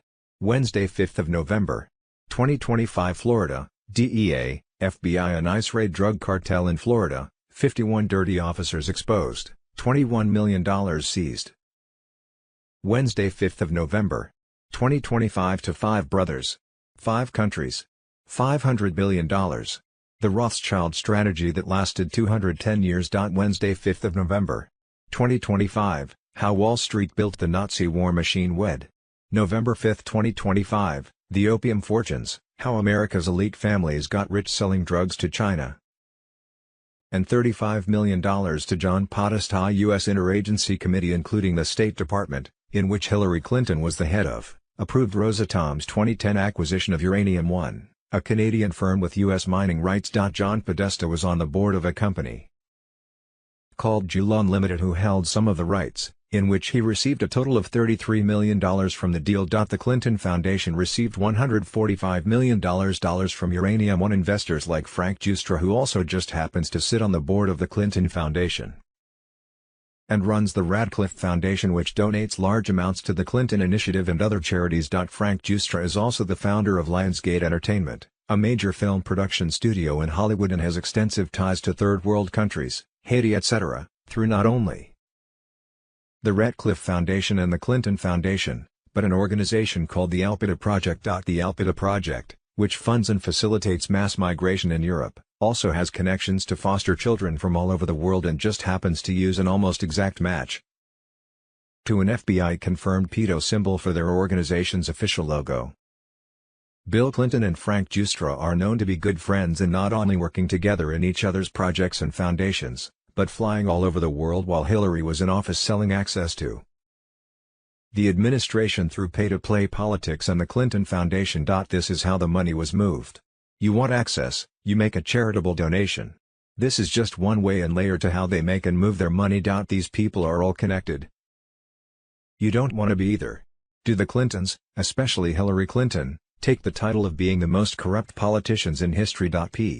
Monday, October 27, 2025, Fox News, Speaker Mike Johnson just confirmed what every American already felt in their gut: the government shutdown wasn't chaos. It was strategy. Democrats met behind closed doors and chose pain. They weaponized suffering to empower Marxist extremists and cripple the nation from within. Behind the speeches and sound bites, a deal was struck in silence. Schumer and his operatives decided that hurting Americans was the most effective political weapon they had left. They didn't miscalculate. They planned it. Johnson revealed the words that echo like confession. They sat in a back room and made the calculation they'd rather shut the government down and impose pain on the American people. That is not leadership. That is treason masked as politics. According to Johnson, this entire operation was built on a simple lie, that the radicals matter more than the workers who built this country. The Marxists, the far left in the base, are more active than hard-working Americans. That single admission reveals everything. The Democratic Party no longer serves the people. It serves a revolution. One that thrives on crisis and grows through destruction. Leverage through suffering, the core of the Marxist playbook. A leaked quote from their own operative says it all: every day gets better for us. We'll use the pain for leverage. This is not governance. It is psychological warfare. And the lie goes deeper. The funding resolution Democrats blocked was a clean CR, the same budget they already voted for months ago. Nothing changed except their agenda. If it wasn't about money, then what was it about? Control. The chaos is deliberate. The suffering is tactical. While they pretend to fight for the poor, they are crushing the system to force obedience. A nation exhausted, divided, and broke is easier to control than a free one. The fallout is real. Hundreds of thousands of federal workers are going unpaid. SNAP benefits are frozen for 1 in 8 Americans. Air traffic systems are collapsing under staffing shortages. Morale across the country is sinking as inflation rises and security fades. This isn't mismanagement. It's method. A government held hostage from within. The kind of internal sabotage that precedes collapse. And yet through all the noise, one figure still stands between the people and the abyss. Donald J. Trump. No backroom betrayal. No deals with radicals. Just direction, clarity, and resolve. While others sell the country for political gain, he holds the line for those who still believe in law, order, and America itself. This is not a partisan fight anymore. It's a survival test. The enemy is not across the ocean. It is inside the chamber. These are not mistakes of policy. They are acts of intent. The suffering of a nation turned into currency for a political cult that feeds on division. We are under attack from within. They are not incompetent. They are malicious. And the hour is late. The patriots, the workers, the defenders of truth, all must stand. Because the ballot box may be our last weapon before the storm moves beyond control. This is not about left or right anymore. It's about light and dark. And now the mask has fallen.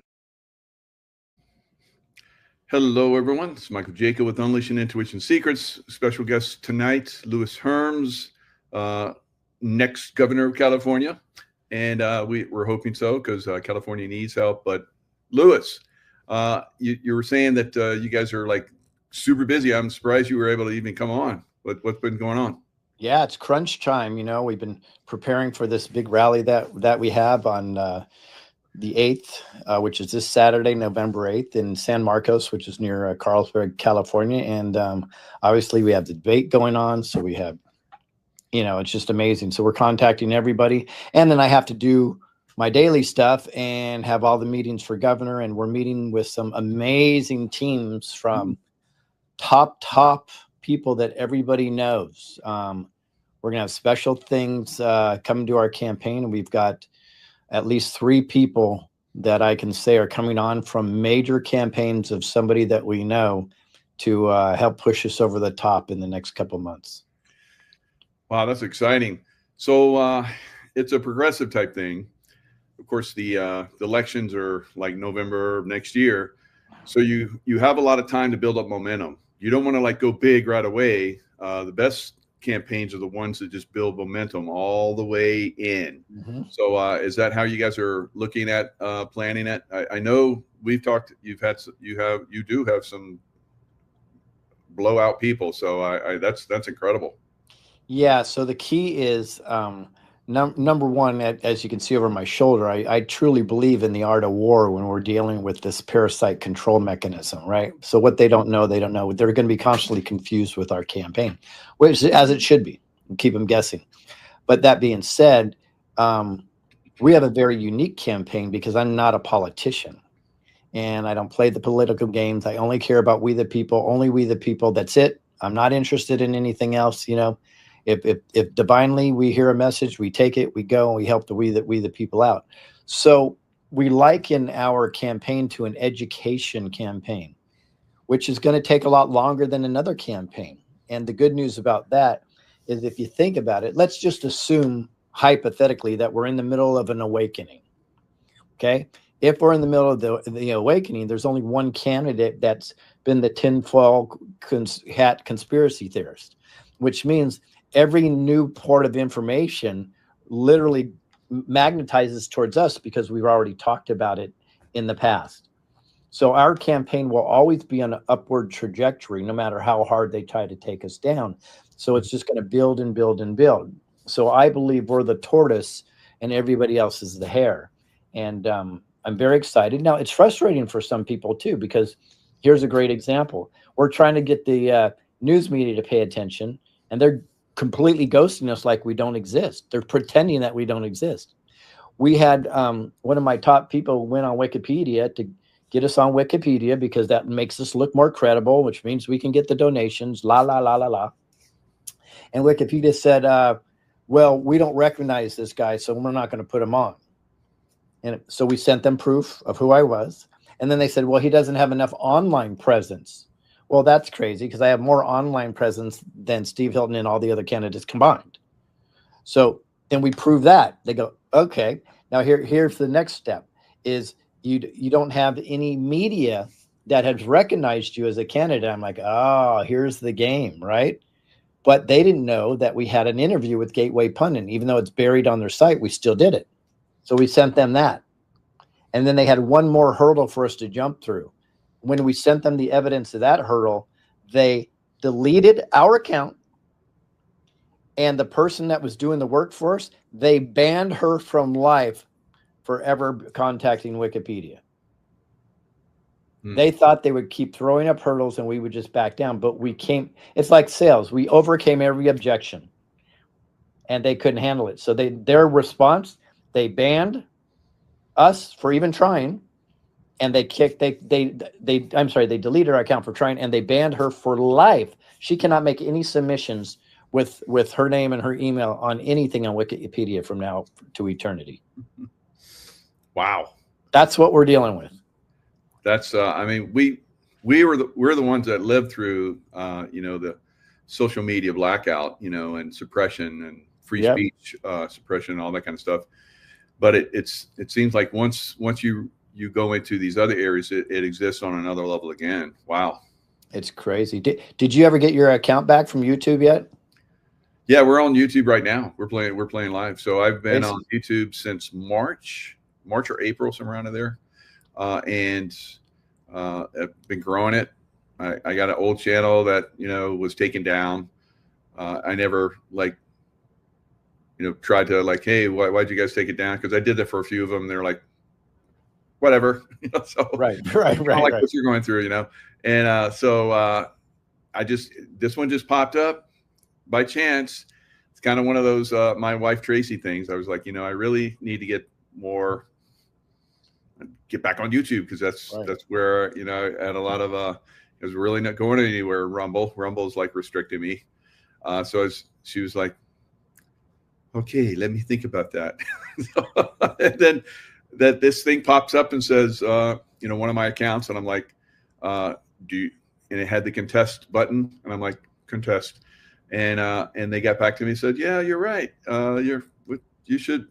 We overstepped, and you should have your account back. So then I started building it back, and doubled the subscribers again. I think I'm at 101,000. It was 50 something, and so it's coming back. Had 250,000, and then I remember the day you went down, you had 250,000. Yeah, I had 250,000, and then I built it back up to 150, and then real quick, and then bam, then I got 125, bam, then 100, bam, and this, over and over and over again. I'd build it up and they knock it down. They wouldn't give me a warning or 3 strikes, like they normally do. They something they didn't like. They're like, boom. And then it was anytime I tried to come in, I'd come in like the Intuitive Warrior and our Michael K. Jaco, or I remember all kind of different stuff. And I'd slip in and they wouldn't recognize me for a while, and then somebody dined me out or something, or their AI found me, and then for years I was not able to get on. And then so Trump got back in office, and a lot of us have been able to get back on. Charlie Ward's back, Nicholas Common's back. I know Laura Eisenhower's back. Virtually everybody's back except me. They haven't given me my account back. Well, that's because you're running for governor. I guess so. I have an account treatment still, we're talking about. It's crazy. Yeah, we had an accident account that just happened to build up. There's probably 14,000 on it now. But my original account, the big one with all my content on it, yeah, they're pretending like it doesn't exist. We've been contacting them. They're just like, nope, sorry, no, nothing, won't respond to me. And we're like, wow, that's crazy. And that's the one they really attacked, because the first time they deleted that account is, I think you remember, I posted a 15-second video that said, we the people, I said, manifest your destiny. We the people win. That's it. Viral. Yeah. That's it. And they deleted that because of that 15-second video, that little 15-second video. So they deleted the account. We appealed. We did a legal appeal, and I wrote the legal language, and they gave me that account back. And then the day I had a certain amount of views and followers, they deleted it. When I had no strikes, they deleted my whole account. That was after the purge, by the way. And then that's it. They've and I keep hearing everybody's calling me and texting me, Louis, we got our account back. Give it a shot. I'm like, yeah, it's not happening. So it is what it is. We'll pray for you, and hopefully it'll come come through. Yeah, it'd be nice, but you know, it is what it is. Musk just talked about doing, because he says that Wikipedia is corrupt. He's talked about doing some kind of Wikipedia-like thing as well. Yeah, so we'll probably see that come out here pretty soon. Grokpedia. Yeah. Exopedia, whatever. Yeah, Grokpedia. Yeah, I think that's what he called it too. That's what it is. Right, right. Yeah. So we've seen you're in a Democrat state. Last Am night, I? That's what they say. well, I mean, that's what they say. You're right. That's what they say. But is it? Is I there? think I have some is proof there that Democrat state anywhere really at this I'm point? sorry, I didn't hear you. I apologize. What was that? Is there a Democrat state anywhere at this point? Really? Yeah, so true. So I think I have proof that this is not a Democrat state as of yesterday. Wow. I just haven't had the time to put it together. So I did some research. So when I started seeing the numbers, well, first CNN with 1 second after the polls closed said Proposition 50 passed in California. 1 second. Not quite sure how they counted it that fast. Biden too. So that was fascinating, right? So I go, okay. So I said, what's the percentage? And they had like 2/3 of California voted for yes on Proposition 50. Doesn't make sense, because the only thing they had is they're just like, pretty much, if you hate Trump, vote yes. You know, that's kind of what all their advertisements were. It was just crazy. And I walked through the line to vote yesterday, my wife and I. And normally you'll see the line maybe 50, 60 feet out the door. This was like 1/8 of a mile long.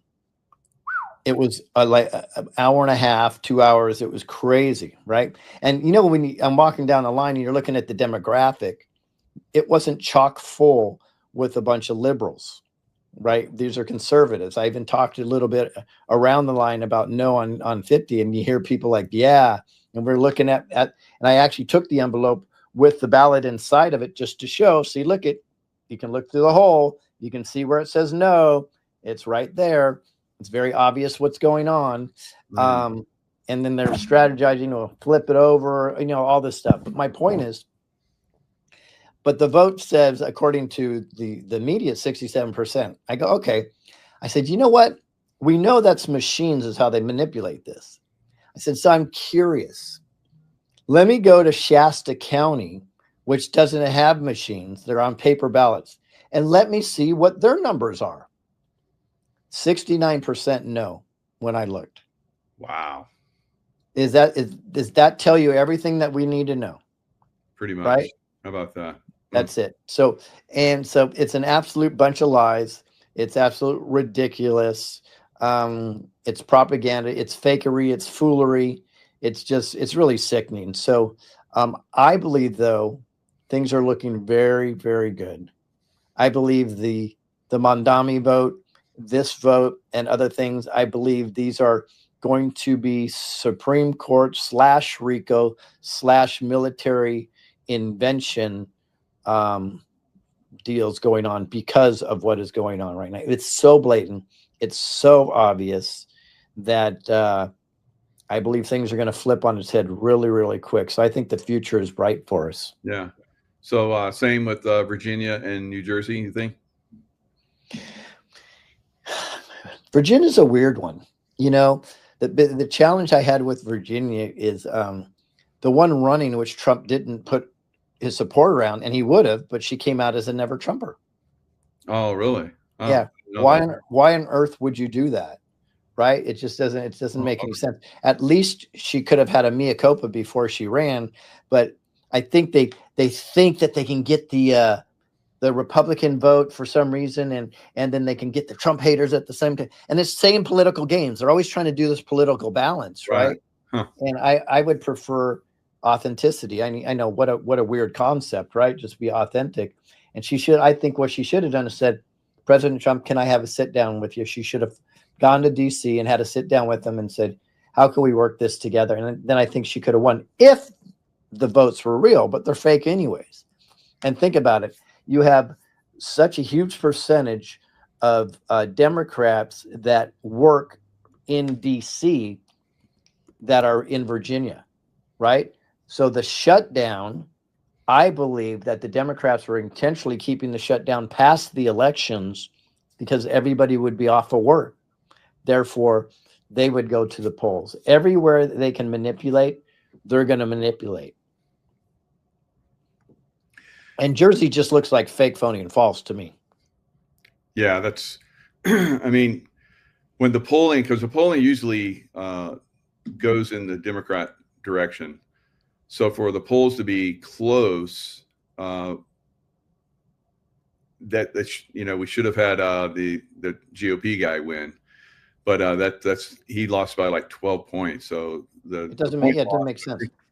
Now listen to this anomaly, and this is the one that they should send in the National Guard immediately to start investigating. In New York, if you add up what Mondami had and Cuomo, a Democrat and a socialist, a communist, really, if you listen to them, their total is 92%. Well, even the mainstream media says there's 40% Republicans in New York. How is it possible then 92% voted for Democrat and socialist? It doesn't, there's no common sense there. We look at it and we go, that's impossible. It would never happen, right? Something is definitely wrong. And that one is so blatant. There's no way you can turn it around. Even if Trump came out and gave Cuomo a big hug and said, vote for this guy right now, it wouldn't have been 92% of Republicans turning on their own value set. And I'm sorry, all the Republicans turning on their own value set and saying, I want either this Democrat or the socialist. It just never would have happened. So the numbers don't add up. So this is election fraud clearly across the board. And we're either just going to keep getting smacked in the face, or the feds and the military are going to come in and go, okay, this is time. Yeah. And there was on the Virginia side, there was a guy, Jay Jones. He was elected as well. And he had texted a fellow delegate that he thought his opponent, a GOP guy, all this. Right. And he was elected. And then Spanberger, who's former CIA, won by and she was called out about it, and she never said it. She never would say, because to them it's already, the vote is already in. They already know how things are going to work. Right. She couldn't diss him because he was going to be, regardless of how the vote really was going to be, like you're talking about in Mount Shasta. 69% of people said no, but it turned out that everybody said yes. So that's the way these votes are now. I'm surprised that 10 months in now that the Trump team didn't come in and do anything. But when you look at the corruption that, like you're talking about, that could be revealed, this may be why they didn't. Yeah, that's the only thing I'm kind of hanging my hat on, is that it's possible that they just needed a little bit more awakening. And because the fact is, I still talk to people, even Republicans, and they're like, no, I don't think there's election fraud. And the language matters. And this is what I'm saying online. We constantly have conservatives saying, oh, it's blue this, and Democrats won this, and Democrats took this, and da-da-da, and they come. And I go, no, you have to understand. We cannot continue to use that language. It's election fraud. As long as we keep using the language that the Dems win, the Dems are winning, instead of the Dems stole it because of election fraud, then the zeitgeist, as we call it, right, is believing that they're more powerful than they are. And that's exactly what the deep state swamp rats want. They want our communication publicly to be the Dems won. That's what they want. The last thing they want is to say they won because they stole it. They don't want that type of talk. And that's the challenge, is I'm still seeing a lot of people saying, man, they won it again. I'm like, no, we got to change our language. Yeah. And for me, I just look at, they're surrounded by Republicans. They're an island, right? With a sea of red all around them, people with, guns and so forth. And it's that way all across the country. There's just these little blue dots with a massive sea of red.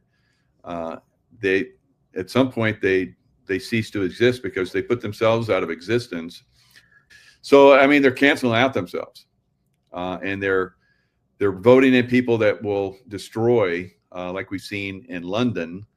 We've had Muslims in London for a while now running the mayorship there, and London is a rape capital of the world right now. Wow. So bad. that's going to happen in New York soon. Yeah, exactly. It's so bad. But it's interesting though how the powers that be are covering up the death rates, because I go on and check the death rates, and they always seem to balance year to year to year to year, right? It's fascinating, because I can tell you, just if you talk to people around people I know, it's another one died, another one died, another one died, the funeral, all over the place, right? Yeah. And now the sad part is I'm noticing that there's people going and talking to morgues and embalmers, and they're not speaking now. They were coming out before, and they're like, yeah, hey, we're seeing a lot of extra. This is weird. Now it's like their mouths are shut. Somebody got to them. Somebody talked to them and said, you are not going to say anything. I don't know what they threatened them with. Maybe some lawfare. I don't know. But we're not getting the information from them anymore, which is hyper suspicious. Yeah, there was a time I tried to get the Brit that was revealing, and he's had him lined up. He was supposed to come on my show. He contacted us and said, I've got overwhelming pushback. I can't do this anymore. And he wanted to do it, but his wife was like, no, you're not going to do it. So he stopped out. So I put it out. Anybody out there, and a Canadian came on, and he like ran a couple of different places where they do the embalming. He had like 4 or 5 different places. So I'll come on your show, and I was like, you want to hide your face, and I won't share your name. It's like, no, I'll be good.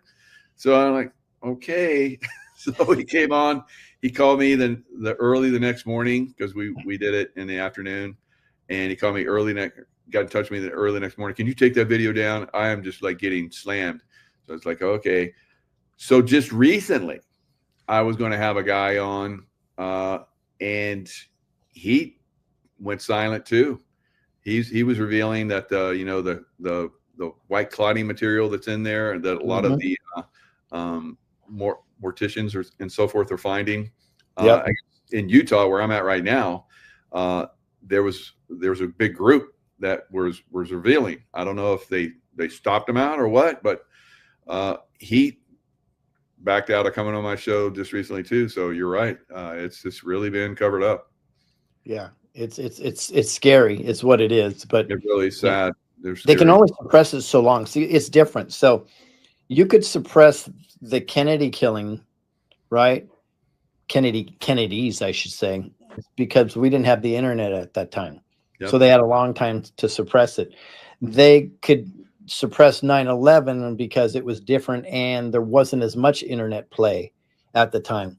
Now they can't even, there's funky stuff clearly going on with the Charlie Kirk assassination, and whoever wants to try to put a lid on this is having a trouble doing this. So I believe they can only suppress these embalmers and these medical types that want to reveal this for so long. There's going to be some people that come out with courage. And I think maybe, Mike, your idea is the best. Well, let's just how about we try to put together, and I'll do it with you, a show with like 4 or 5 of them, and they can just hide their identity. We can even change their voice. I would do that. Yes, absolutely. Yeah, we can have a whole bunch of them on. Anyone listening now, or anyone that knows anybody, if they want to hide their identity and come forward, we'll absolutely do that. Yeah, I'll put this on my channel too then. Where we talk about vaccine injuries and deaths and so forth. And I'm very war nurse, is that it? Arlene Wanser, maybe. Yeah. Why do we always have to threaten legal to get anything done? It's crazy. That's sad. That's real sad. So I mean, let's look at your campaign ideals. What you're campaigning for. I did a show just recently with a gentleman in Texas that's running, Doc Pete Chambers. Yeah. Pete Chambers. Yeah. You know him? Mm-hmm. Oh, good. So yeah, I've been wanting to do a show with him for a while. And so I was at a conference in Alameda, and this woman comes up and says, so I heard you want to do Pete Chambers, and it was like, God answered that call out. And so she hooked us up. Tracy lined it up, and I did a show with him. Amazing guy. But I went through each one of his points, and staggering.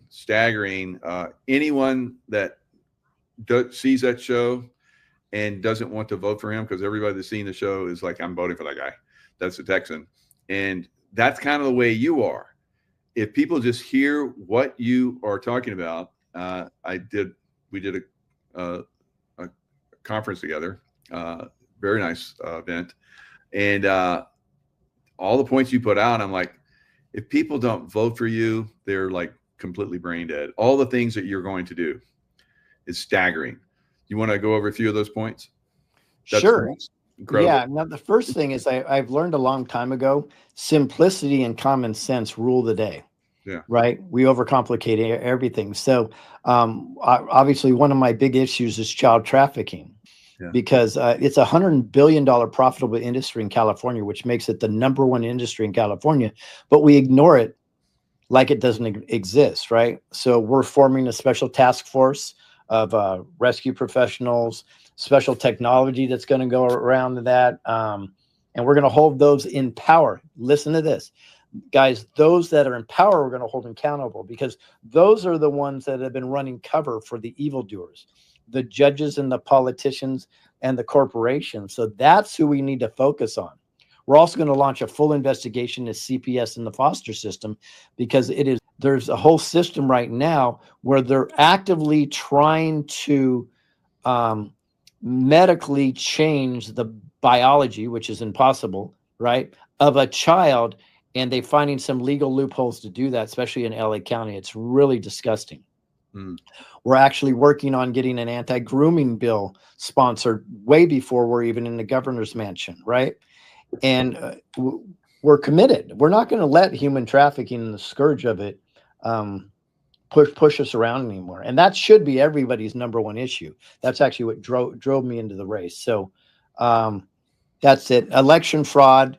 Everybody knows it's real. The answers are very, very simple. Paper ballots. I like same day counting, voter IDs. I prefer same day voting. I know you like multiple day voting, but I prefer same day voting.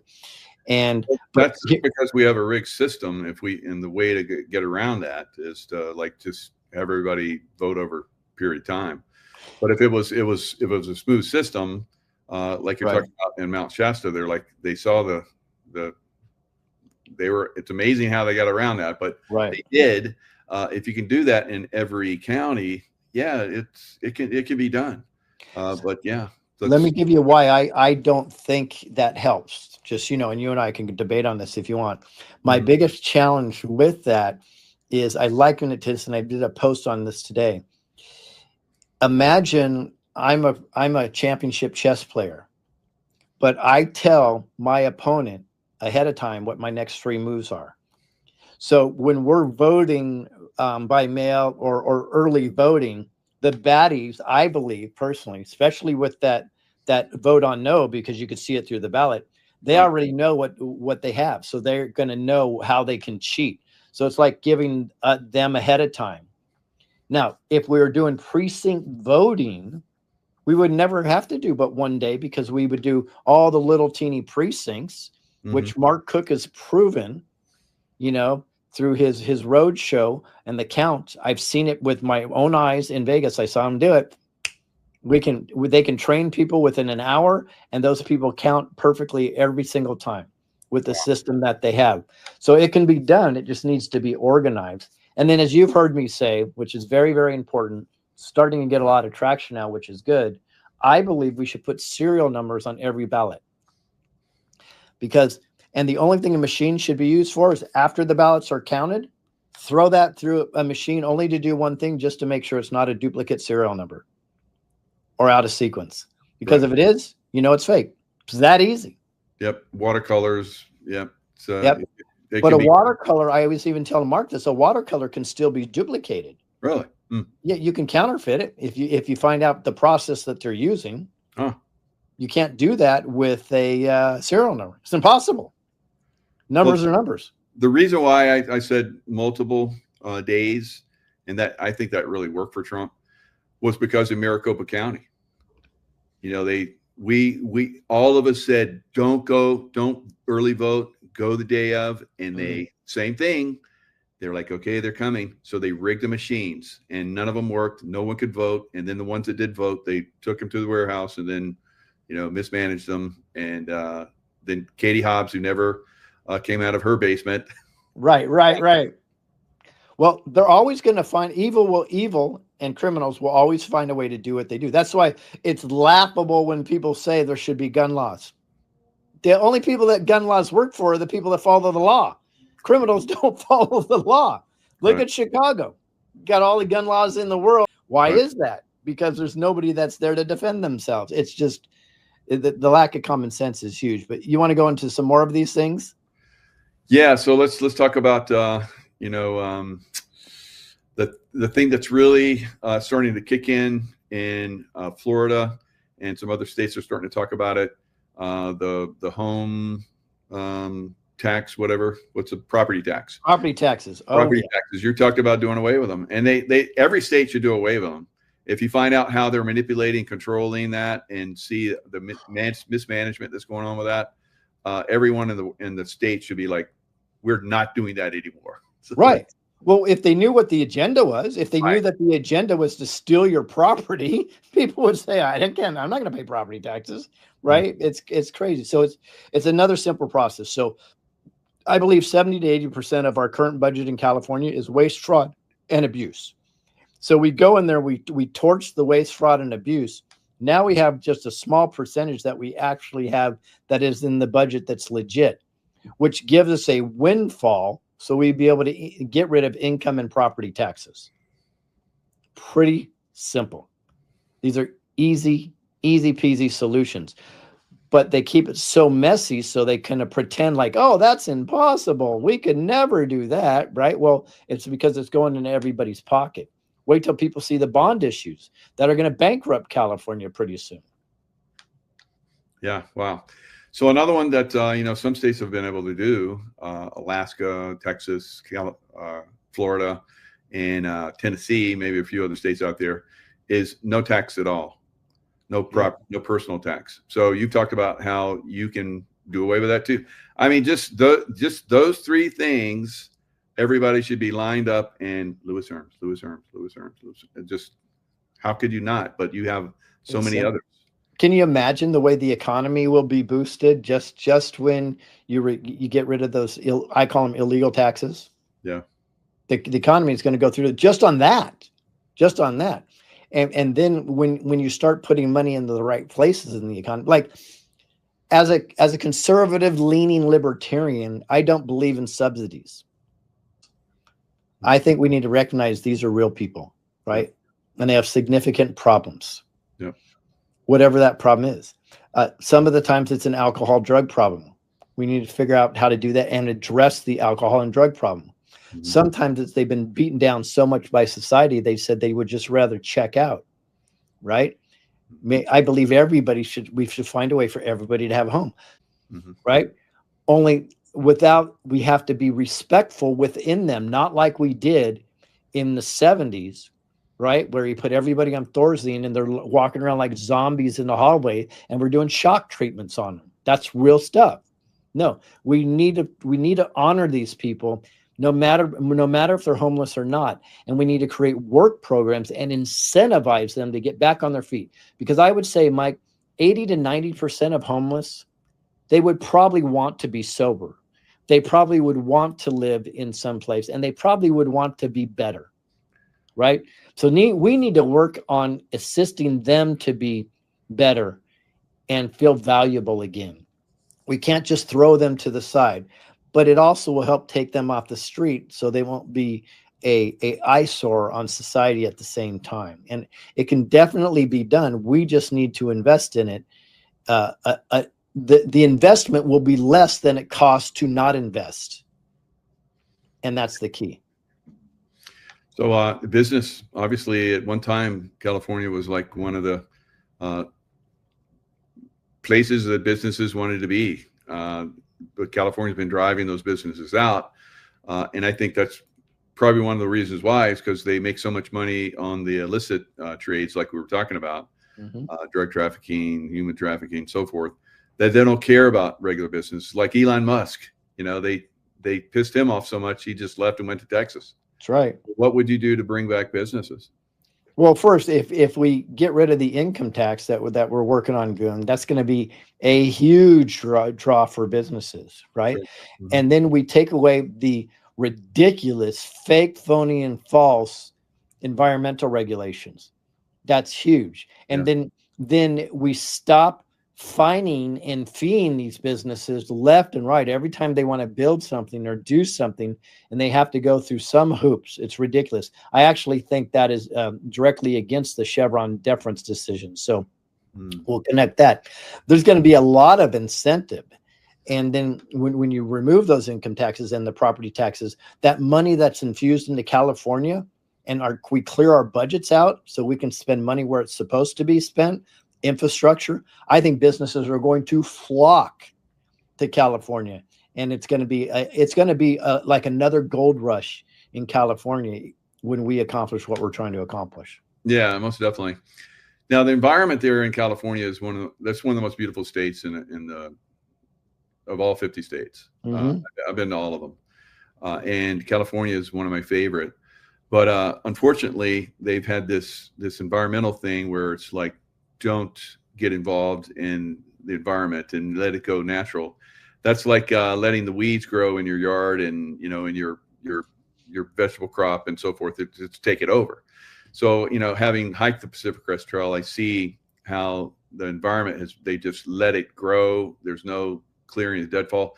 President Trump, talked to Gavin Newsom. You need to start to clean your forest up and clean up the deadfall, and they ignored it. Of course, we've had, crazy fires that somehow magically burned all the way down into, the homes. So what would you do about that? Would you, and Trump offered to build Mount Shasta Dam higher, and Gavin Newsom refused to do that too. What would you do about all that? Well, I would actually build the dams higher. I would let water flow instead of throwing 60% of into the ocean. I would not let people privatize water rights, which is crazy. That alone is happening. And then I would absolutely demand fire abatement. He hasn't done fire abatement here in 2 decades. We haven't had fire abatement. Yeah, ridiculous. Are you kidding this? Right? But if the water flows, that's the other thing. I believe there's been a fake drought, right? Because the water's not flowing the way it flows. It should flow, so they can always say, "Oh, look at the dams are dry, the reservoirs are dry. We don't have water to this. We don't have water to do this. Woe is me!" But they tend to bring water to their cronies, the people in their political payoffs. They tend to get as much water as they want, right? So that being said, the water flow alone would help. We don't have a drought if you're still throwing 60% into the ocean. Sorry. That doesn't exist.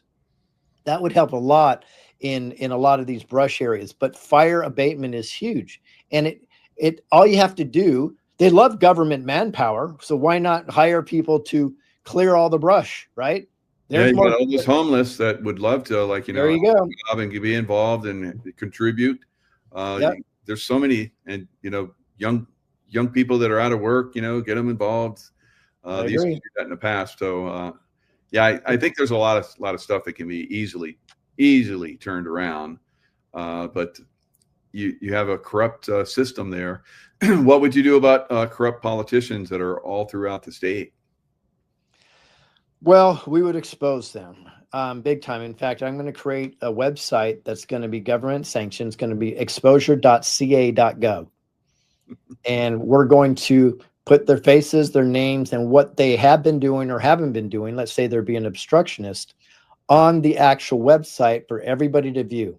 and the heat can go on them. And we'll say, here's their phone number. You know, if they're government, their government, say, here it is. We're not going to dox them, right? Yeah, yep. You know, we're going to put their information out there, and we're going to put pressure on them that they either change their ways, right? They're going to be pushed out, and they know if they hit there, that already means they're being investigated. So they better be very, very careful. So exposure.ca.gov is going to take we're going to put judges on there. We're going to put politicians on there, dirty cops on there. It's going to be, I think it will be the most viewed website in history, because we know how people like to watch salacious stuff. I think they're going to be all over this website. That's fantastic. Wow. And that's something that every state should follow. That's amazing. So anything else that you'd like to, say that really stands out now? And then, of course, give us the information on the upcoming event. Sure. I mean, we have a ton of things, but I will mention there's already technology out there that we can reduce our energy cost currently with certain technologies by 70 to 80% already. Can you imagine reducing the energy cost, getting rid of the income tax, bringing jobs in, and the economy booming? It really will be a gold rush. Now, our goal is to get 0 point energy. Oh my God, did he say that out loud? He must need a tinfoil hat. We're going to get 0 point energy into all the houses. It's probably going to take a couple of decades.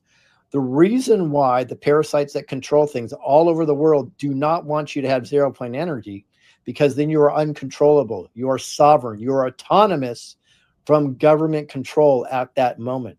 And you can produce at a very high level if you have energy that is produced right there from the ether or whatever that is. So that's one of our major goals also. That'll take longer. Yeah, probably won't take that long.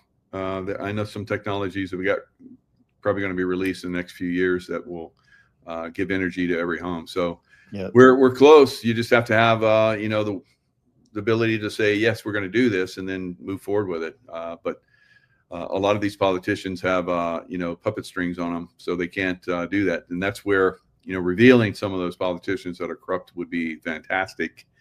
And then they can explain themselves. You get the phone number or the emails, like there you go. You did this, and we're going to put your phone number and our email there, and you can explain yourself why you did this. And exactly. You're gonna have millions of people contact you and say, what are you doing? And then you can either probably go away or fix it, like you're talking about.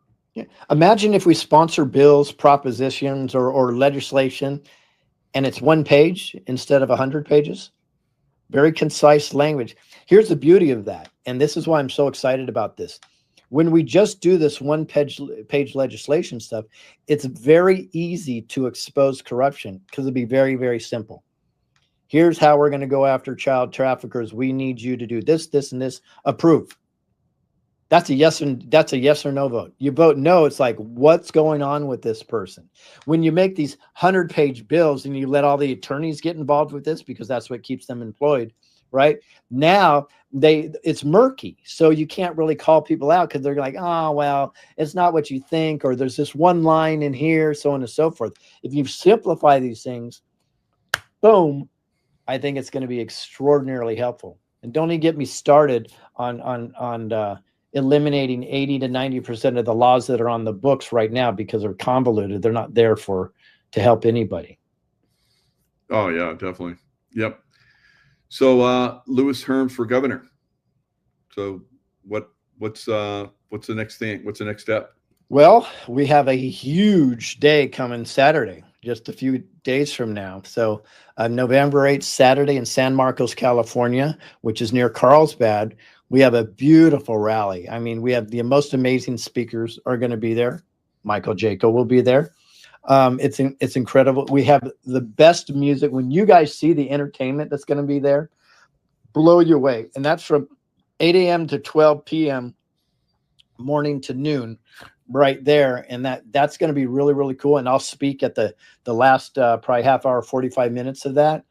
I'm excited about that. That's free, guys. Just go to hermsforcali.com, click on events at hermsforcali.com, and it's free. Just RSVP so we know who's going to be there, because we're going to have security all over the place. Michael and I have already been through it with poisoning and some other things. We don't need to go through that again. So click on RSVP. And at night, which is really cool, I will be on the debate stage with a bunch of Republican candidates. So we'd love to see you there also. Go back one page, Mike. I'll show them something. So at night, in the same location, Awaken Church in San Marcos, if you go down, just scroll down, sorry. There you go. See, you take your power back, California Showdown. You'll see my face right next to Steve Hilton up on the left-hand side. This is going to be the big debate. So that evening, it'll be a debate. If you want to get tickets, we have the best price tickets on the web because my campaign is subsidizing this to help people get in there for less. Scroll down if you could, and I can show them. So a general ticket for that. Remember, the rally's free. This is at night. We don't run this. But black tie, if you want to meet and greet everybody, including all the candidates, that's $250. That's discounted. VIP seating at that event is $125. By the way, if you do VIP seating or black tie at this, we're going to give you free VIP seating at our rally in the morning also. General seating is just $40, and then you can see the debate. So it's going to be a lot of fun. Yeah, that sounds great. Wow. So I'm going for the black tie, so I gotta wear that thing. So I don't get to wear it that often, so that'll be fun. Exactly. All right, so yeah. So there's people. So Tracy's like, you're going to be there. I cannot wait to see everyone. So yeah, hopefully we see a lot of you guys there. That'd be fantastic. I think it's going to be a game changer, Mike. I really do. This is going to change. We're going to flip everything on its head. People are going to see things that day, and they're going to go, "Wow, okay, this is real." So yeah, looks like you got some high-end moderators. So is this going to be televised or? Yeah, we're if you'd like to, anybody, I've got the connection to get everybody to live stream it. They just have to let me know. Anybody that wants to live stream it, they can live stream it. We're not live streaming the rally. You have to be at the rally itself, right? The debate will be live streamed on several channels. Yeah, very good. Wow. Fantastic. So moving the right direction, Lewis. That's exciting times. It is. A lot of work to do, a lot of work done, but we're going forward, and it is really an education process, but we're up for it. Yeah, like you educated a large group of people tonight, and it'll go out. More people see it tomorrow, and then the next day, and the day after. So that's going to be very exciting. So as more people see what your agenda is and so forth, they're going to get excited, and once they get the excitement, they're going to get involved. I hope a lot of them, sharing it and maybe supporting you in different ways. So I know donations make a big difference in these events. So donate if you can. If you can't make it, I'll try and live stream it on my show. So we'll try and live stream as much as we can everywhere.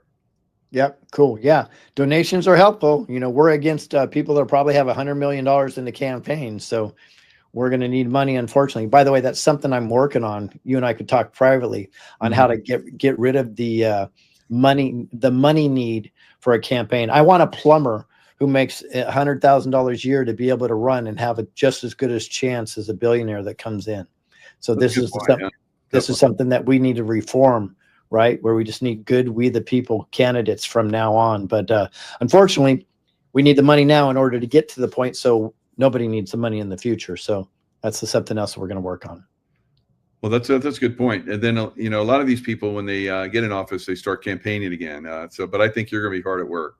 Yeah, no, that's not. I didn't want to do this. I was called to do this. They've already called me the anti-politician because I won't follow the rules. I don't. Yeah. They made the rules for corruption. I'm not interested in that. That's great. Well, thanks so much, Lewis. And we're going to see you in a few days. So look forward to seeing you, and hopefully we'll see a lot of people in the audience is going to be there too. So great job. Best of luck, and we'll see you soon. Yeah, it'll be fun. Looking forward to Love Bubbles. That's it. All right. I see. Thanks, everyone. We'll see you guys next time. Hello, everyone. It's Michael Jaco with Unleashing Intuition Secrets. I'm here in Draper, Utah, where LifeWave headquarters is. I'm going to have a group here in a couple days. So fantastic that the Democrats are going to sweep the Virginia, New Jersey, and probably do Proposition 50. I said Proposition 10 the other night, so thank you for everybody correcting me. But it was Proposition 50, where California, who's expert at, basically changing zones so that more Democrats can get in there, absentee ballots and all that kind of stuff. They've pretty much taken over the state completely, even though 40% of the voters are Republican. So it's crazy. So if you have 40% of voters that vote Republican, and you have like 70% of the state Democrat, there's probably some shady stuff going on, right? So, yep. It's now, why are we going to have this sweep? Because we all know, the most of us that are awake, that are, pretty much taking our consciousness to the next level. What is going on with people that would vote for demon rats? All right, because every state, every city where the Democrats are mostly in control is a complete shithole. They have some of the worst education. The cost of living is over the top. People can't afford it. The people that they've said that they were going to try and help, their Democrat base, they can't even live in the states. They can't even live in the cities where they're at because the cost of living is so high. Gosh, we go on for so much. I mean, the crime, the filth, homelessness in all these cities. Yet people keep voting them in. What is going on? So it's a consciousness problem, obviously. So I've all day long while I was driving here, I was like listening to like housing and all these markets and so forth, bullshit, basically. Now people are leaving there. Now, will New Yorkers go fill it back up? Will New Yorkers, because it's like, New York has a very high cost of living, although the housing prices are pretty much the same as they were like 20 years ago. That's crazy, right? Yet the rental rate is sky high, right? So that means that younger people are coming into New York and they want free everything. And they think that although they don't believe communism works, they're going to vote for a communist, right? Riddle me that, bad man. How does that make any kind of sense whatsoever? So I guess, the educational system has made our younger folk pretty much clueless, unfortunately. And they don't like old people like me being in positions of power. They want us out. So that's I guess, they don't want the people that have, learned through trial and error and see things that don't work and, have the experience and so forth. They want new people. All right. So they want a Mamdani that has no experience, is a communist, is basically a radical Muslim, in my opinion, who probably shouldn't even be in the United States. So that's what they're going to vote in because he's promised them everything. It would be like me saying, I'm going to hire anyone that wants to work for me, and I'm going to give you $1 million a year, right? You're going to make $1 million a year. Now, I don't have the means to like pay people that much, but I'm just going to say it. And people are going to just come flocking, and then they find out that I can't. I would never do that, of course.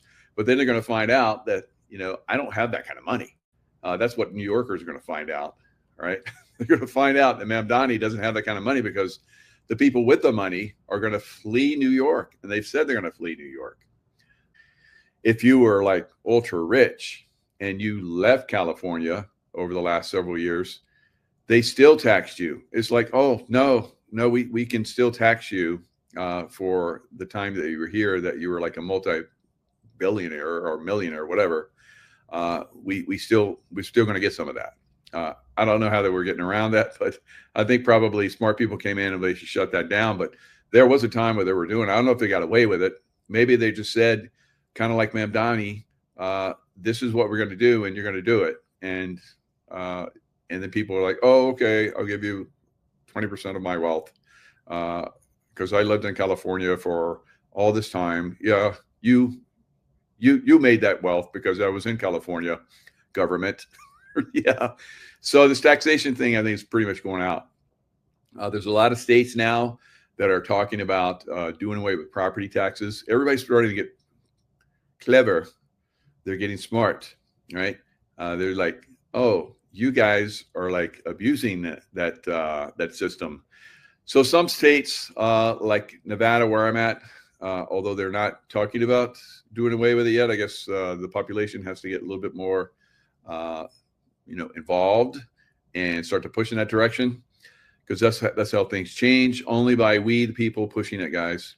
You don't elect somebody and then they say they're going to do stuff and they don't do it. It's because we don't get involved, right? They can say they're going to do something, like Trump said he wants to look at doing away with the IRS. Did he do it? Maybe. Maybe he did. But ask the people. I've seen people in the chat said that the IRS came after them, and they're like, oh, no, I haven't been paying my taxes because I thought the IRS was gone. And so the IRS came after them. So there are ways to, we talked about that. I had courses on that. I think a lot of people got involved in that, but you have to be clever. You have to understand the system. You can't just wing it, you have to understand how the system is arrayed, aligned. And once you understand that, then you can start to move out of those directions, because all they're doing is just threaten you for the most part. And then they'll come and seize your accounts and all that. Yes, I've been through that. But then we got clever and we started pushing back, and we're like, got help, and we learned how to like work around the system, and we're not in that system anymore. Right. So you can get out of the system. I think that's what we're seeing. We're seeing more and more that the system, as it breaks down and it's showing us how corrupt and how broken it is, we're moving, smart people are moving away from it. Now, the people that are NPCs, non-player candidates, that are very much existent out there, guys. NPC is a real thing, right? So they're out there pretty much soulless. They just come in to, I don't know if they're clones or what the heck's going on with them, but they just come in and they're just existent, and they push the rules of the deep state manipulators. And I think that's one of the reasons why they're here, because they wanted them here so that they could have a lot of people to protect them and push back on us that are trying to wake up. Right? I'm not trying to. I'm there. I'm trying to help other people to wake up. Right? So that is the situation we're in. So many things are going to continue to push against us. So we see that they have stopped funding everything. It's probably going to be one of the longest, if not the longest, government shutdown in history. I think it's probably going to push all the way to Thanksgiving. And I think if it makes all the way to Thanksgiving, it will be the longest ever. All right. So what does that do for those people? That make sure our airlines, fly right. That's why I'm happy to be driving right now, because there's a lot of shutdowns, 4,000 shutdowns across the country today alone. There was a massive plane crash, UPS or something, that crashed in Kentucky. I got some of the links for that. I'll kind of go over that, but off the top of my head, all this stuff. You have the people that don't have their SNAP coming through. I guess their cards were loaded, so they're living on whatever's left on their SNAP cards, or I don't know if they're being, replenished. But supposedly on November 1st, that program ended because there was no more funding for it. Now, some states, like especially New York, which they depend on paying people, like we're having Mamdani. So Kathy Hochul came in and said that she was going to fund the SNAP payments. There are other states, California, of course, because they have they have welfare states. It's welfare states, and they have 1 in 8 people. Probably in some of these states and some of these cities, there's a lot more than 1 to 8 ratio. Probably closer to 1 to 5 or 1 to 4 or something like that. So people completely depend on that. Now, in my intuitive mind today, it came to me that this was on purpose to start to take those people out that are abusing that system.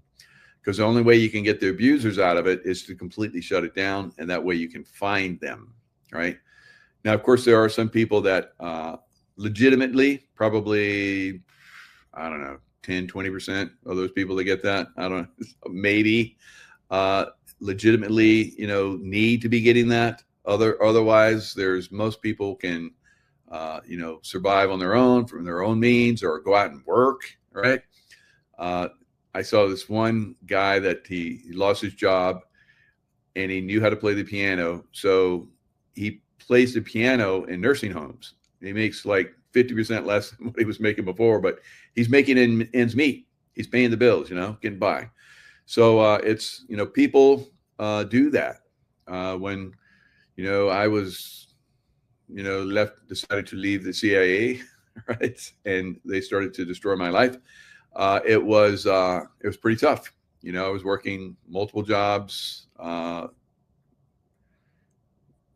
think there was one time I worked 3 months straight every day for 3 months straight, and mostly 10 to 12-hour days. So, you can, make ends meet. You can get by. You can, push into new realities, because that was for me, pushing into a new reality, because my life had been destroyed, had no credit, completely destroyed my credit, had nothing, no savings, no nothing, right?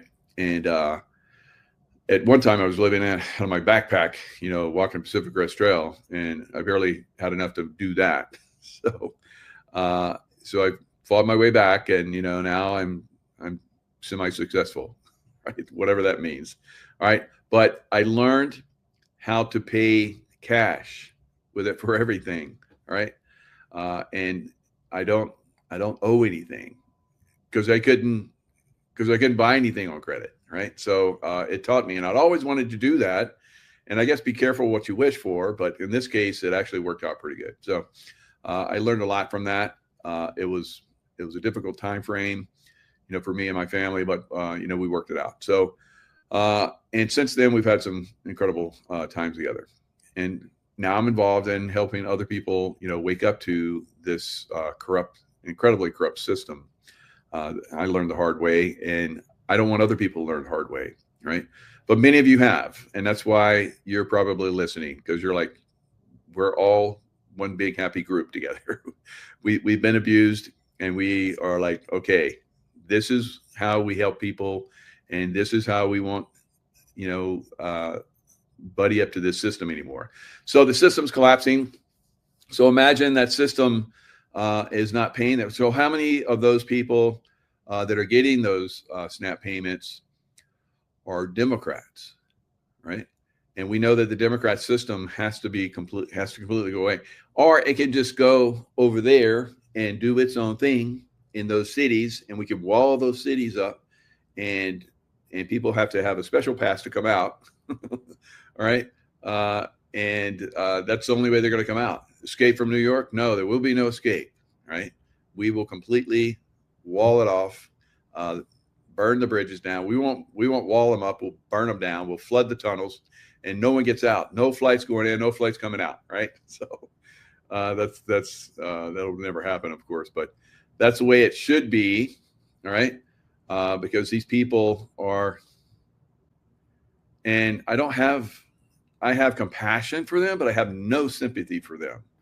I have compassion for their stupidity and their inability to think correctly, their inability to do critical thinking, their inability to have compassion for others, empathy for others. They're like reptilians, no empathy, right? So it is getting past the time that these people can be helped. All right, we've talked about that, and they're building their nest. Their nest, there's nothing in their nest. There's no one going to feed them in their nest. There's no one going to bring them food in their nest. And the little birds are going to try and fly, and they're going to crash, right? And then they're going to walk around. Where's my mother, right? So it's sad. It's sad, but that's the way it's going to be. All right. So we have a lot of stuff going on. The Earth itself is rising in consciousness, right? As it grows, it literally has been growing. That's why the continents have been separating. The Earth actually grows, just like our consciousness is growing. All right. So the Earth, as it grows, in relation to the sun and the energy from the sun, that's kicking off all kinds of energy at the Earth right now. There's going to be changes, and these changes will be earthquake related, tsunami, volcanic, and so forth. And they're launching a very fast coronal mass ejection with a 1.1 X-class flare. And let's see if we can time this. It's going to be, we almost got it. Let's switch over to our SUVI imagery to capture that. This is our past 3 hours, gets it a bit more cleanly. And here, this is our chronograph imagery. We can switch to our SUVI imagery. We'll go back to what I'm showing you right now. Here we have our SUVI imagery, and this shows us our latest 1.1 X-class flare right there from the limb. Now, keep in mind that this is still slightly behind the limb of the sun. So the eastern limb, it's solar. All right, these solar flares have been really kicking on the other side, and they're starting to rotate towards us. And it's on the ecliptic plane where these massive solar flares have been kicking off for the last several days. And now it's starting to rotate towards us. Every time this happens over the last this year so far, of course, we still have a couple months left. This year so far is the 6th most active earthquake, tsunami, and volcanic time in Earth's history since we've been taking records, right? So I think we got a lot more coming, and a lot of people are saying the same thing as I am, that we're getting close to something very, very significant happening that's going to cause the world to go, oh, no. And there's going to be compassion for a very large group of people, I would say probably in the millions, right? Where that happens remains to be seen. Now, when it does happen, if it does happen in the next couple months, the next days, weeks, whatever, does that mean that's going to be it? No, it's going to continually increase into next year as well, right? And this is what I've been seeing. This is what I'm predicting. It's consciousness. The consciousness, our consciousness is growing. The Earth's consciousness is growing, like I'm saying, and the NPCs and the people that can't think for themselves and think they're smarter than those of us that have been around for a while, they're going to find out, right? They're going to find out the hard way, unfortunately. So, and probably they'll get pushed into their own little zones where they can experience their wanted trauma and drama and fear and anger, right? So that's what's coming for them. System. So this is the east side of the sun. This is the west side of the sun. This is slightly behind that, meaning that a lot of that light energy actually got blocked by the sun itself that's still in front of that region. So this is likely a stronger flare than this one because this looks really high velocity.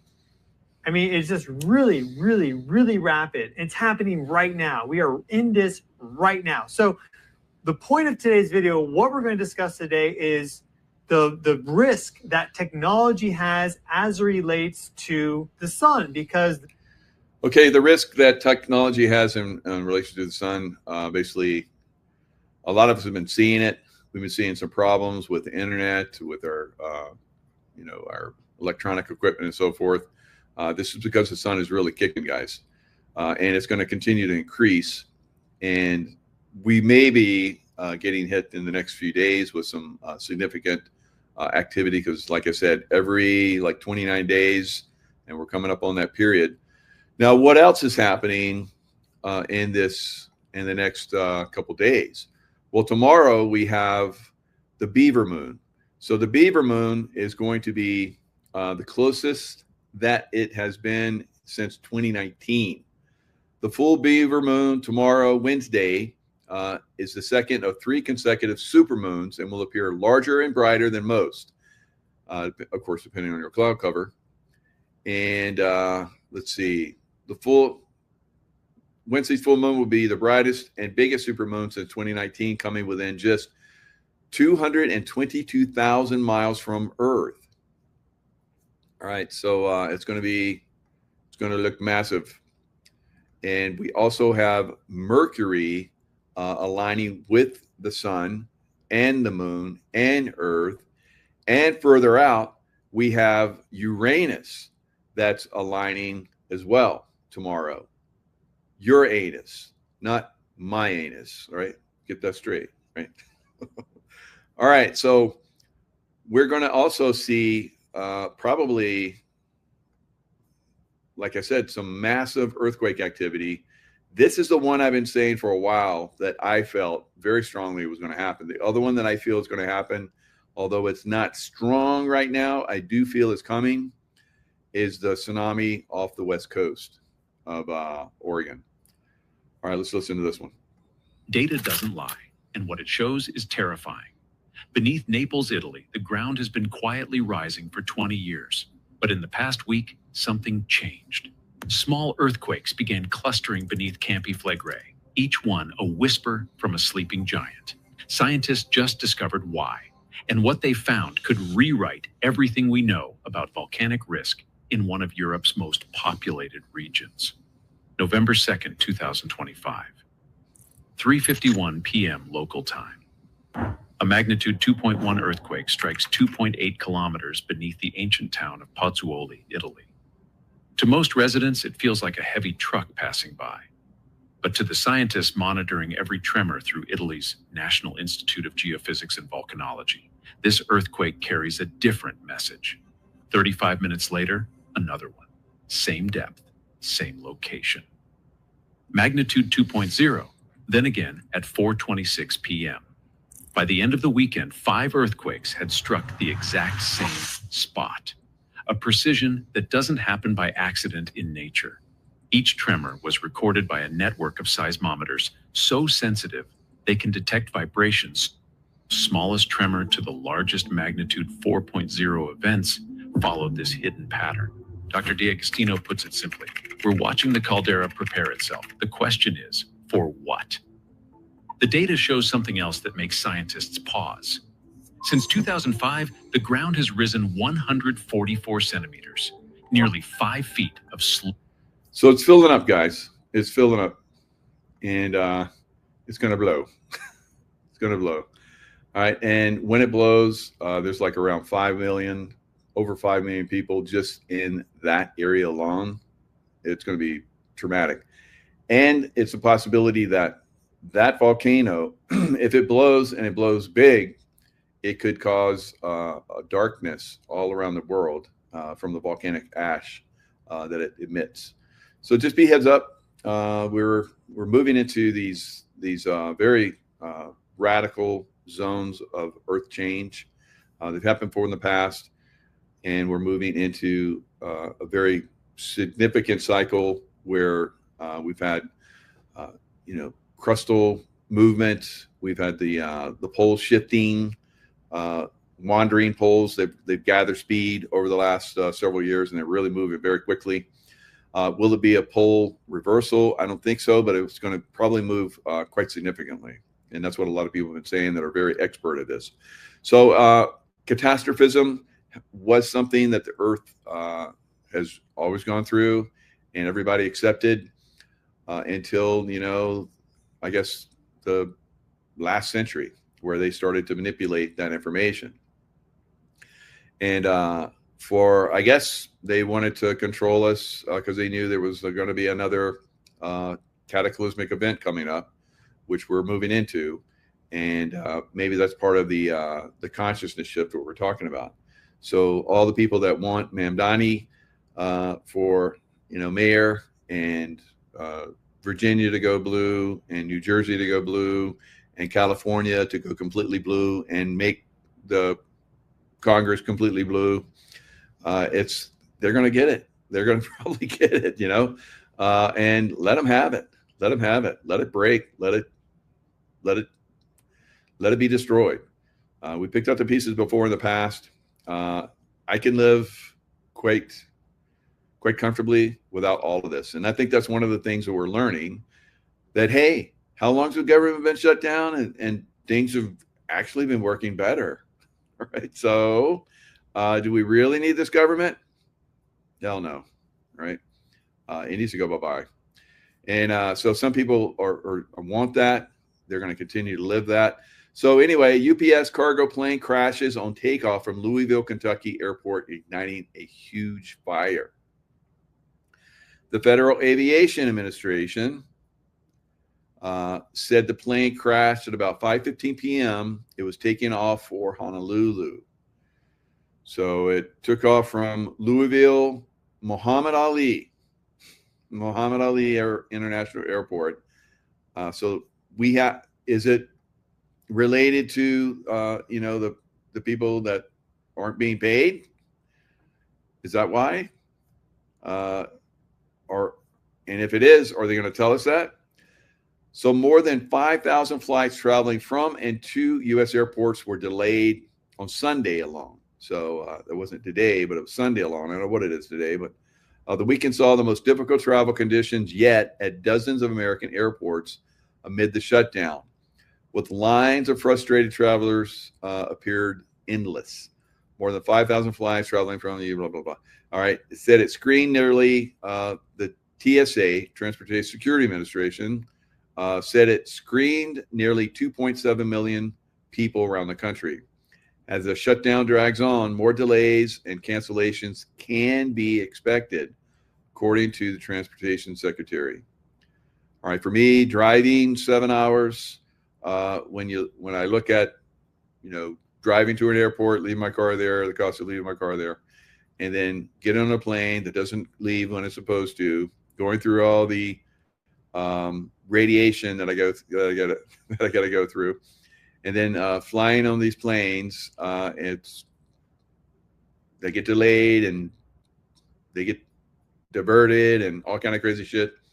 And then I, land another place. I got to get a rental car and pay for that, and it's worth it sometimes just to drive, guys. And even though it's a long drive, there are places where I can go. There's 80-mile-an-hour highway where I'm at, and so I can kick it, and I get to where I need to go pretty quick. So I would really think about traveling over the next weeks or so. So they talk about disappointing. Duffy said he wants them to return to work because a lot of people, just air traffic controllers, aren't showing up at work. They're essential personnel, but they're not getting paid, so they're not even coming to work. So he says, so I guess they're not going to get back pay, right? So it doesn't make sense to me. If you need the money and you stay home because you're not getting the money, you're not going to get the money when the money does come in. So it's like a double stupid, right? So anyway, Duffy said he wants them to return to work, adding that those who do not will receive a disappointing paycheck at the end of the week. Duh. None of them can miss 2 paychecks, Duffy said on CNBC's Squawk Box on Monday. They all start. Their home finances fall apart. So you're going to start to see, we're already starting to see, a massive problem with people paying This car loans are like, the worst ever. People not paying their car loans, the highest default rate on credit cards. Mortgages are starting to be defaulted. That hasn't even started to hit the news yet, because under the Biden administration, they had a law where banks and mortgage companies and so forth could not repossess. And now that came off last month. So those numbers, because the government shut down, we're not seeing what those numbers are. But I promise you, they're pretty significant, right? So we went through years of people not having not paying for their mortgages. So the banks finally got the okay, you can go get that house, and now they're getting those houses, and it's not even close to what those houses were worth a couple of years ago. And then, of course, a lot of people, when they know they're going to be foreclosed on, they destroy the house that they were living in. I've seen that a lot. When I was looking at homes, I was like, okay, this is as is. This was someone that was losing their house, and so they flooded it and broke stuff up and left. It's like pretty sad. So anyway, it is what it is, and we're going to have a problem with 2,000 to 3,000 controllers. Air traffic controllers are not showing up for work. So be careful out there if you're traveling. I'm trying to put more air traffic controllers into the system, he said. On Monday evening, more than 2,885 flights traveling within to and out of U.S. airports were delayed. So, of course, not as many people traveling. So that's still very significant during a Monday. So, of course, the weekend, most people travel during the weekend. So you got 5,000 flights are shut down, are delayed. That's a lot. But on a weekday, you have almost 3,000. That's a massive number again, right? So this is not going to slow down. So something has to shift. Something has to change. Now, remember when Ronald Reagan was president, the air traffic controllers they're all a union, and they were like, we want more money. And he's like, you're making too much as it is. And they're like, we're not going to come to work. And he said, okay, screw you guys. And then he started hiring people. He's like firing them all, and then started hiring, independent people. So that's what we have now. And these people are deciding not to come to work because they're not getting paid. When the paycheck's going to come eventually. So when it does come, you're definitely not going to get paid. So if you're not going to pay your credit cards, you're not going to pay your mortgage, you're not going to pay your car loan. So we're going to see lots of stuff start to default because of this stuff, right? It just starts to add up, and it's going to continue. Some of these people, I guess maybe in some of these air traffic control rooms are like, we can do it without those people. So we're doing it without those people. Yeah, if we bring some of them back, we won't have any more delays, but we don't need them all. Maybe that's what's going on. Yeah. So we're finding out, these Democrats have all these people that, they brought in, and they pay them all these ridiculous amounts of money. And we're finding out that, we don't even need them. We don't even need Congress. We don't need the Senate because they haven't passed any bills, really. They haven't appointed people that President Trump needed appointed. So I say just bring the military in, and let's start doing the military tribunals, right? The military can do the work, right? Bring them all back from all those bases where they don't do anything out there anyway, right? And they're just manipulating, controlling other countries, and the other country would be like, oh, please, yes. Japan, they would love all those bases shut down. They're always demonstrating against the bases. And why are we still there in Japan? Why are we still in South Korea? All right. So a lot of these bases definitely need to close, and those military personnel come back, and they have very good work ethic and leadership skills and so forth. They can take over a lot of these positions, right? And all of those Democrats that don't want to work, they want everything given to them. They can figure that out, right? And then the places where we need that are outside these cities that we're going to wall up and keep those people in there. So, everything's going to thrive. And they'll be like, well, Mamdani. All right. Red Eagle Politics. This guy, his prediction, I followed him for a long time. He's spot on. So he does really good research, and he said that Trump was not going to be elected in 2020, and he said Trump was going to be elected in 2024. So, and a lot of other races that he called that I followed him on, he was accurate. It's kind of like me saying, okay, all I need to do is like start to look at all of the little crazy stuff they do in these football games, and I'll tell you who's going to win the Super Bowl. I did that in the past, and I showed you guys, and I said, this is who's going to be the MVP, and this is who's going to win the game. And I went through a bunch of money on it, and I said, I put my money where my mouth is, and I won big. And everybody's like, you were right. They do rig the games. And I was like, okay, that's the last time. I'm not doing this anymore, right? And of course, there's still people believe the games are not rigged. Believe the games are, it's like, it's legit. Go ahead. Watch the games, all right? It's okay. I can't help you not be stupid, right? So Red Eagle Politics. Let's see if he's live. No, he's not like that. So he's going to do New Jersey, VA, New York City, and more. Probably Prop 50, right? 50. I got it now, guys. Thanks. Don't get angry. Some of those comments are like, it's Prop 50, not 10. It's like, that's what it sounds like when I look at it, but maybe it wasn't. I don't know. So, sorry, okay. But whatever that prop is in California, where those demon rats are going to pass a law that's basically going to kick out the rest of the Republicans. There's going to be no Republicans left in office.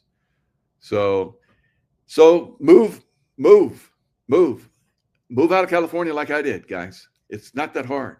In fact, I love it. I love California, but I've loved not being in California even more. So it's not that hard. So get out.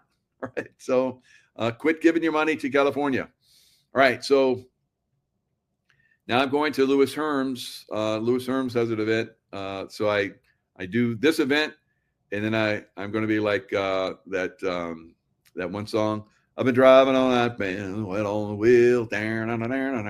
So, what was that group? Eagles, Golden Eagles, something like that. So that's the way I'm going to be. Lewis, yes, Lewis. Move out of California and New York. There's lots of great places. There's Tennessee. So Tennessee, Radar Love. That's right. Radar Love. Golden Earring. There you go. All right. There you go. Who was that? C-Lojo. C-Lojo, you win. Good job. All right. Your music history stuff is awesome. Right. So the election, guys, I don't think it's going to go Republicans. A lot of us have said there's no way Democrats are going to win unless they rig it. And maybe they're not going to rig it. Maybe there are just people that believe that the Democrats are good, obviously, because they're going to vote. I said it for a long time. Some of you says there's no way. And I've seen a lot of people come on and talk about it. People in the podcast community and so forth. They're like, Mamdani, he's like he's got all this, and he does. He has a lot of there's a lot of stuff against him. He may get in office and they'll like arrest him or something. It's bad. But I mean, look at Hillary Clinton. Did she get arrested? No. So she was from New York, right? No, she was from Arkansas. I used to talk to him. He's He used to be CIA and a Marine officer. So we connected because I was CIA and Navy SEAL. So we'd had some great conversations. Even in this YouTube channel, which basically got shut down for like 4 years, right? I was like, can I have the channel back? And they're like, yeah. I was like, really?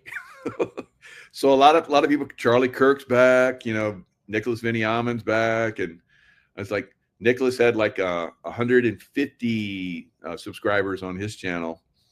On mine, I had like 69 because I'd get up to like 100, 150, 250, and they get. And it got to the point where I'd say something and they wouldn't give me a warning anymore. They just take my whole channel down. They're like, and you can't come back now. Right? So, okay, I'll go over the Rumble with all the other people that, don't have channels anymore. And so I still have the Rumble as a backup. I even started my own channel for a while. And then once I got YouTube, I'm like, well, I guess I don't need this channel anymore. So I moved over to YouTube.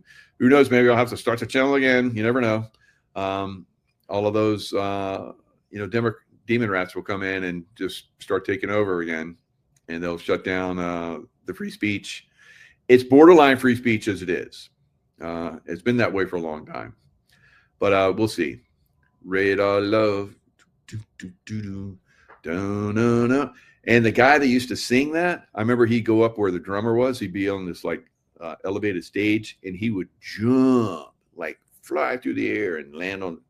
It's like, dang, dude, that's crazy. Like the performances back then were amazing, right? I love the groups back then. I remember Ted Nugent. I think it was like, saw him in San Diego. I think it was like 19 or 20, something crazy. And he was at Jack Murphy Stadium, or not Jack Murphy.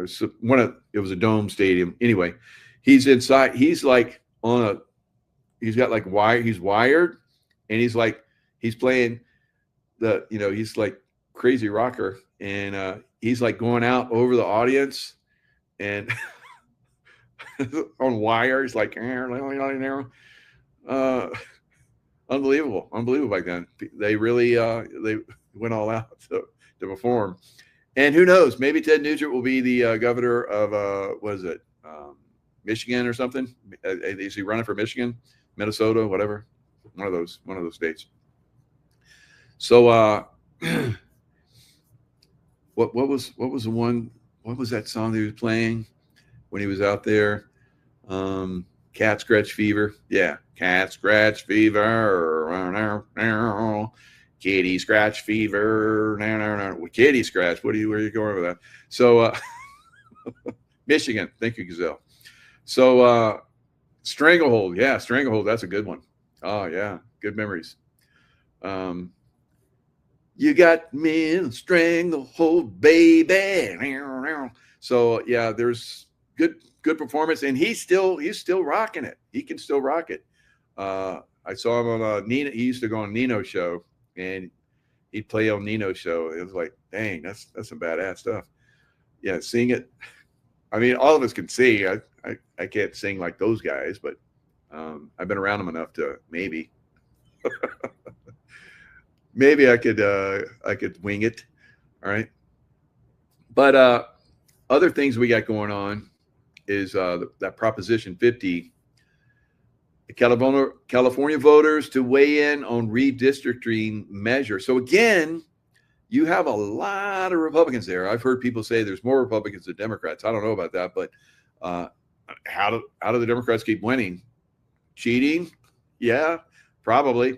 But anyway, so California and Texas are just two states that have been at the center of the contentious battle for control of the House in 2026.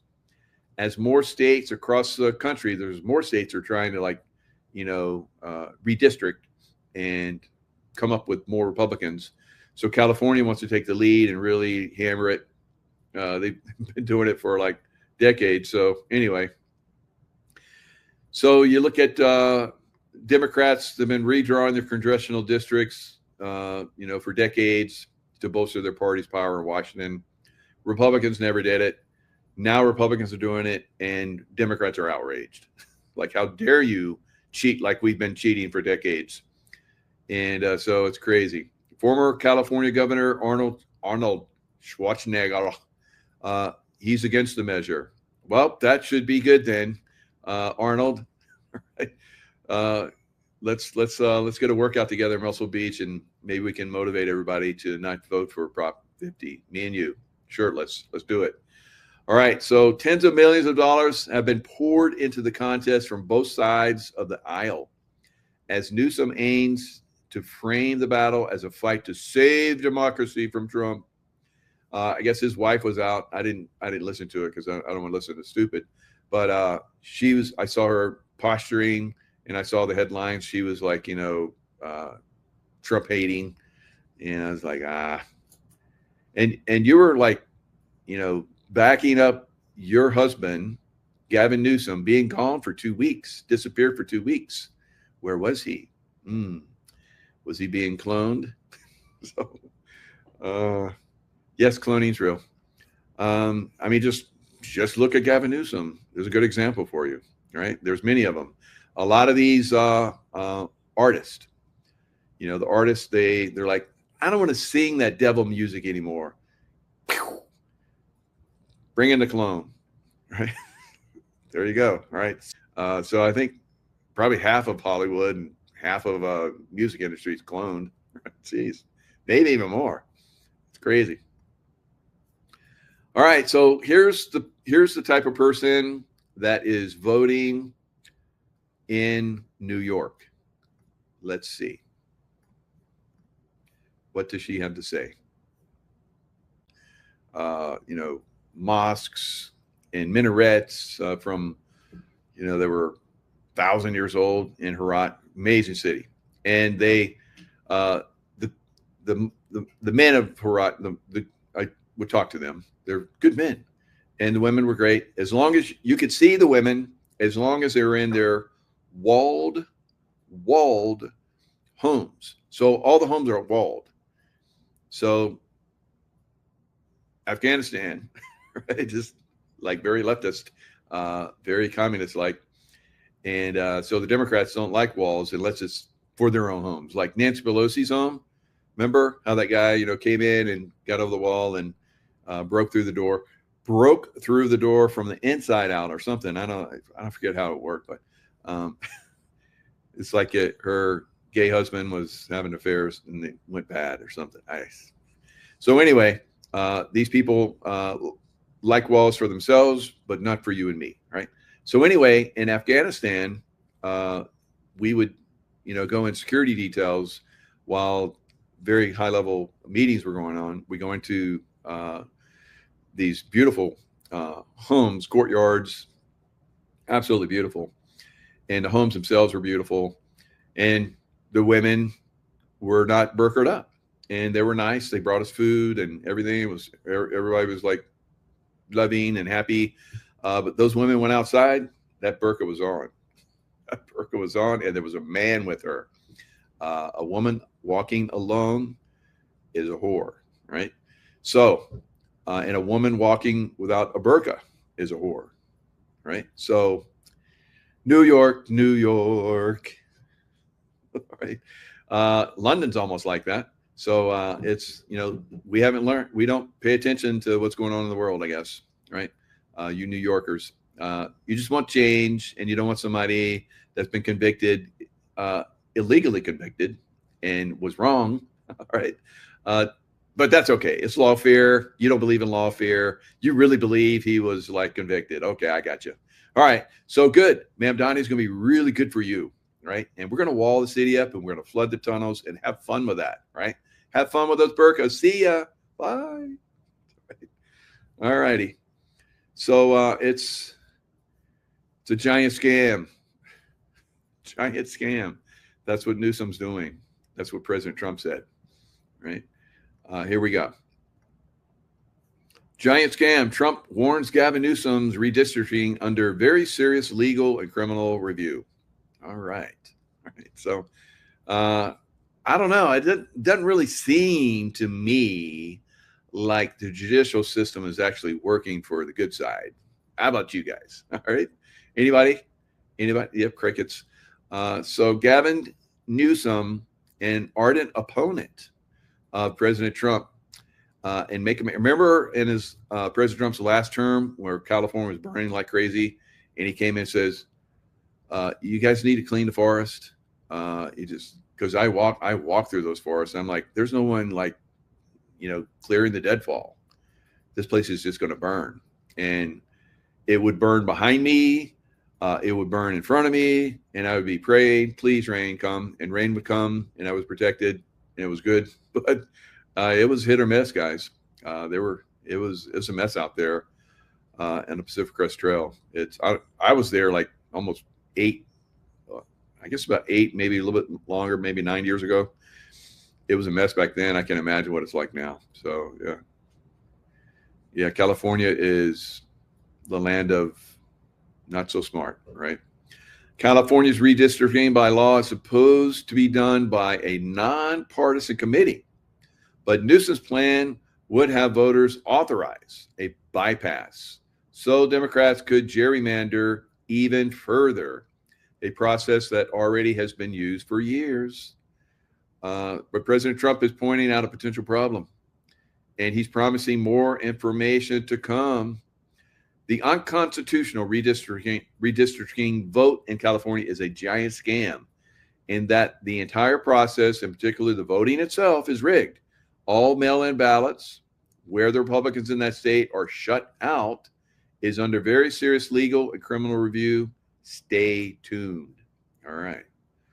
Words. Words. All right. So that's even though Republicans vote.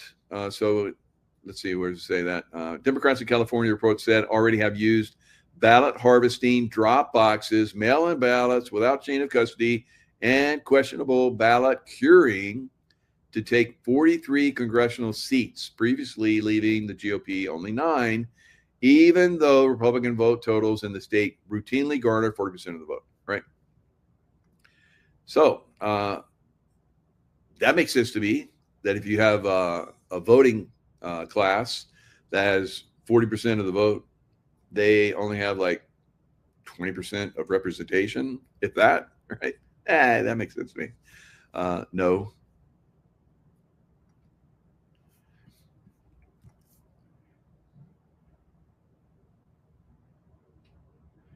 The Gettys run a chunk of California.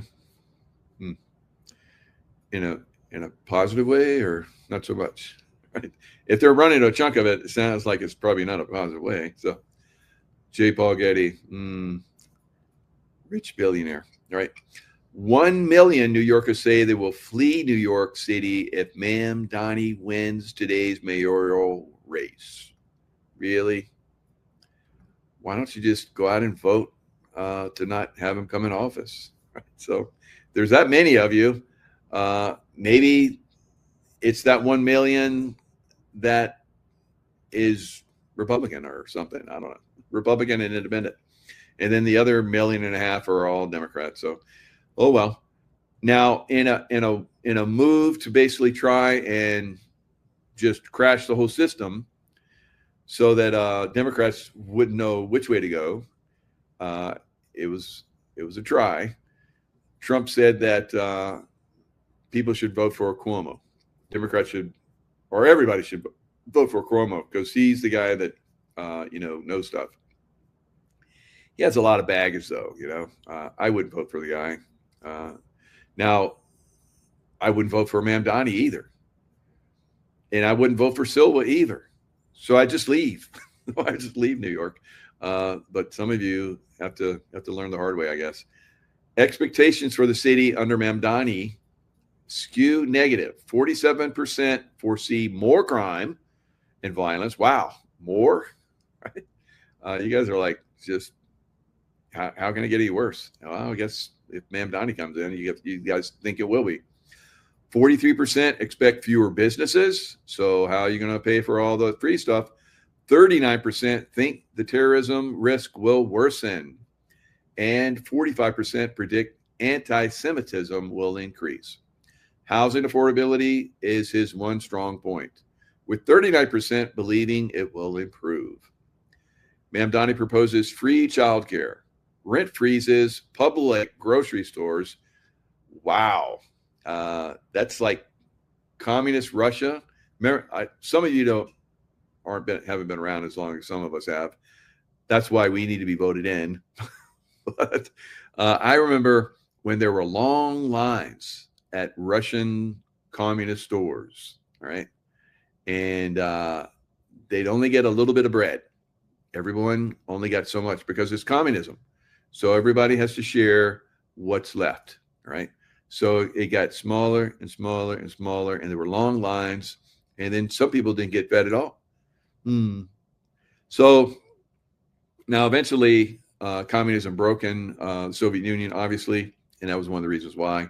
And I don't know, maybe that's what the freezing, the SNAP payments will do, because all those communists that are in those Democrat cities that rely on that, they'll starve and they'll riot and they'll destroy those cities. And then it was like, okay, I don't want to say that it's problem, reaction, solution type thing, but maybe it is. I don't know. Maybe it's flipped. Maybe it's flipped on them.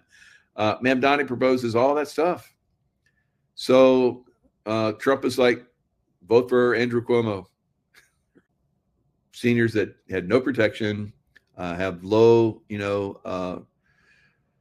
low capability of, their systems protecting themselves anymore. Put all those people back and should be in jail for, really should be executed for that, in my opinion. But, he's out there running for mayor, and Trump is like, he's the worst of the evil. He's like the less of the evils, right? Or something.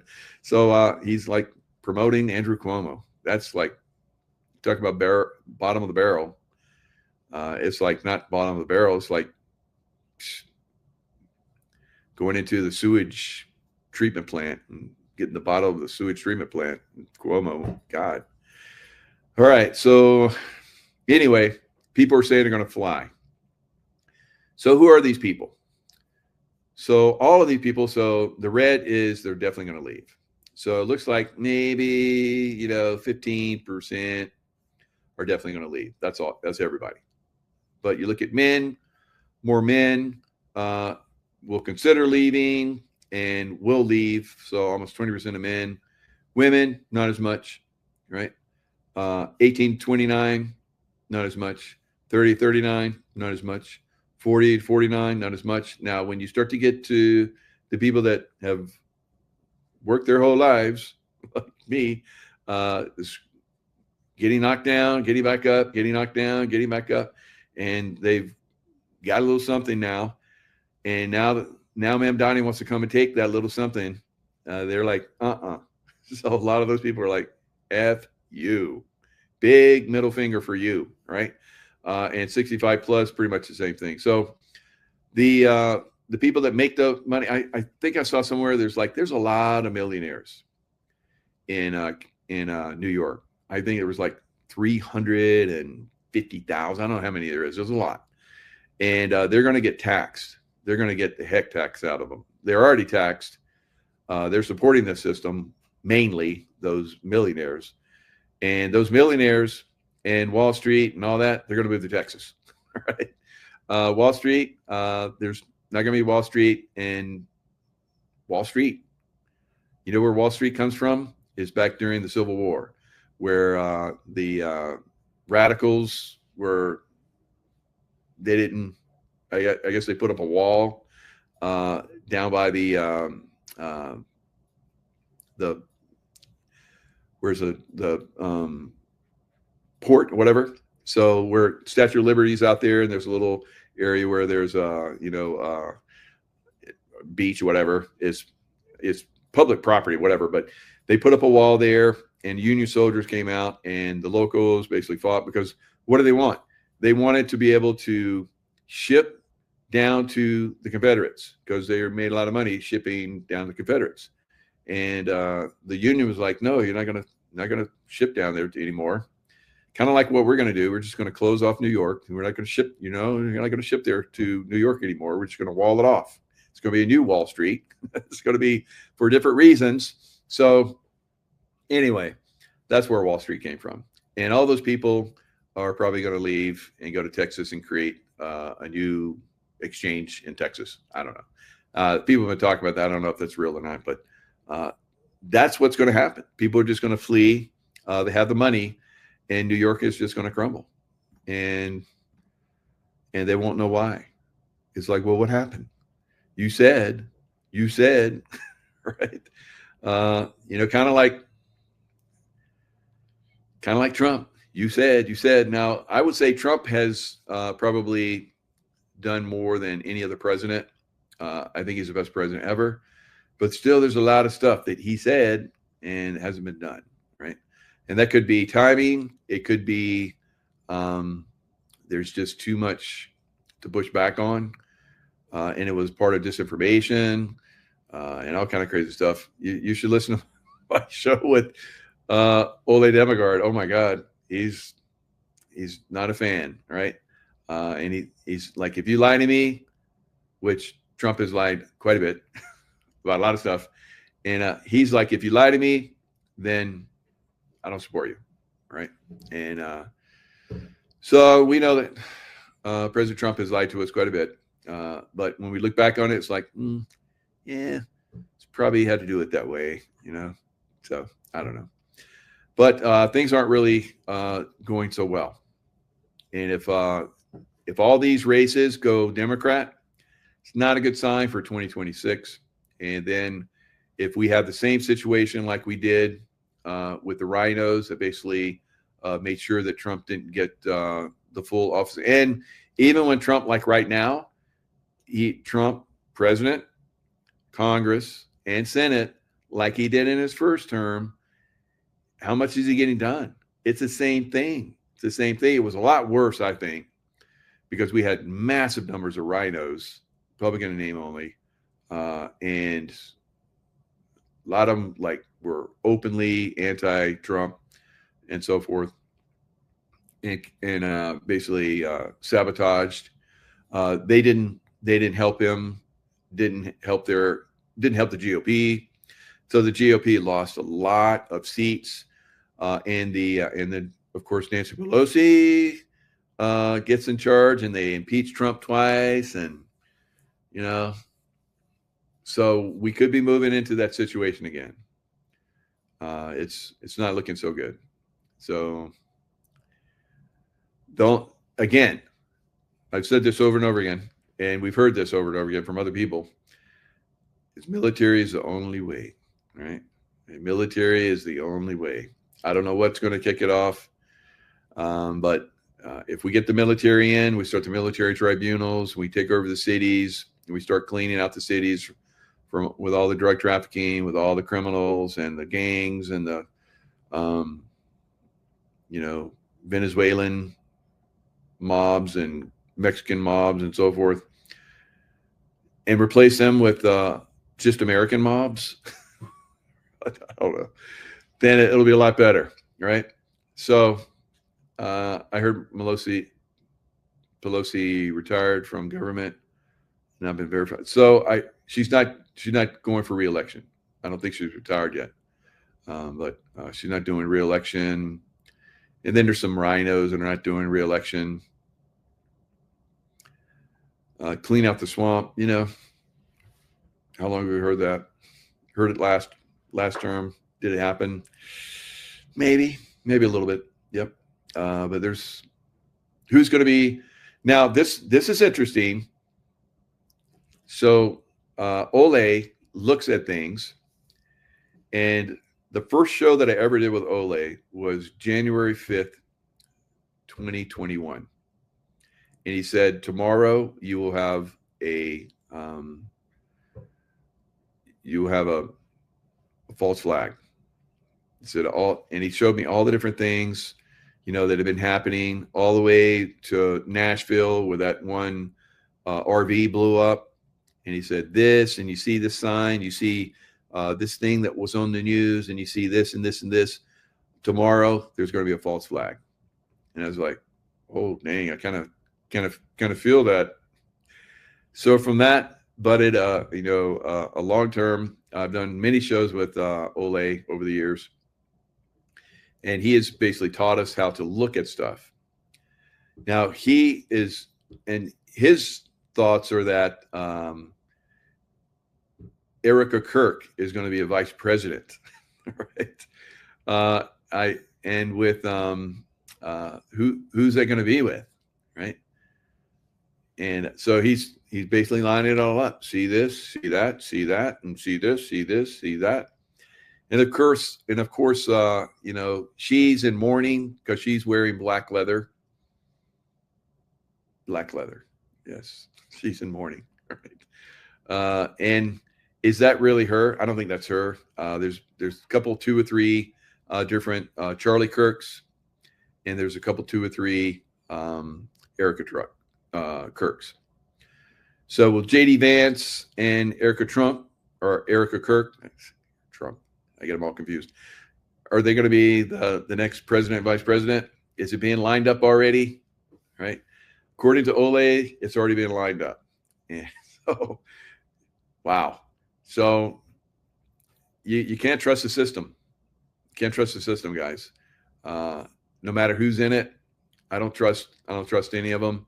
I know the system's rigged. I know the system's broken. Some people are going to get in there, maybe try and fix it. And maybe they're just facade. Look at the hand. Look at the hand. Look at the hand. Boom. It's just a facade. A lot of this stuff, and you don't know what to trust anymore because there's so much disinformation and there's so much BS that's out there. We already know there's like 3 or 4 Trumps, right? So which Trump is the one that we trust, or do we trust any of them, right? So is it all is all a game? It's all a movie, yes. I've heard a lot of people have really good ideas and opinions, and I follow them for a while, and then they never work out, and they turn out to be wrong, right? So, I mean, we've seen that for a long time. It can only be military. Where's the military, right? We keep saying this, right? On November 4th, 2025, you stole them all, right? You guys lie. You said the Democrats were all done. Said the Democrats were all done. They were like finished. They wouldn't even be able to cheat anymore because everybody knew. All the Democrats were like going Republicans. Thousands of Democrats are going Republican, and that could be happening. It could be real. I think it's possible. But why do they keep winning? I thought we were going to put in an emergency, thing where the election is fraudulent. So we're coming in emergency declaration, and we're going to come in and fix it. Voting same day, blah, blah, blah. And voting same day is stupid. That's already been proven. Maricopa County, remember all those voting machines? We told everybody, go the day of, because they're going to take your mail-in ballots and they're going to like screw them up. And so everybody went on day of, and they broke all the machines. And then half the people didn't vote. And then those that did, they took all their ballots because they were like all screwed up, and they took them out of custody, and they took them to a warehouse that's run by a Democrat, someone that likes Democrats, right? A Democrat operative. And he took those ballots in out of those ballots that came from that Republican area, Maricopa County. Whew, just Democrats won. Katie Hobbs, yeah. Katie, good job, Katie. You're like Joe Biden. You never came out and did a press conference or anything. You just because you knew you were going to win, like Joe Biden knew he was going to win, right? So that's the way this game still is being played. It's complete bullshit, and nothing's being done, right? So I have faith that things are going to work out right, and they always do for me. Right? Even though it gets really shitty sometimes, I still have a lot of faith, and it does work out for me eventually. So I hope it doesn't get shitty again. I I think I've paid my dues at this point. Can I just have a happy life from now on? Can I have a happy life for all the people that are around me too? Is that too much to ask for as well? I'm hearing I can't help stupid people, right? Understandable. And I won't hold you to that. All right. Okay, guys, lots of love. Stay in the love vibration. Critical thinking, very, very important. Don't get emotional. Stay in the love vibration. I'll see you guys next time.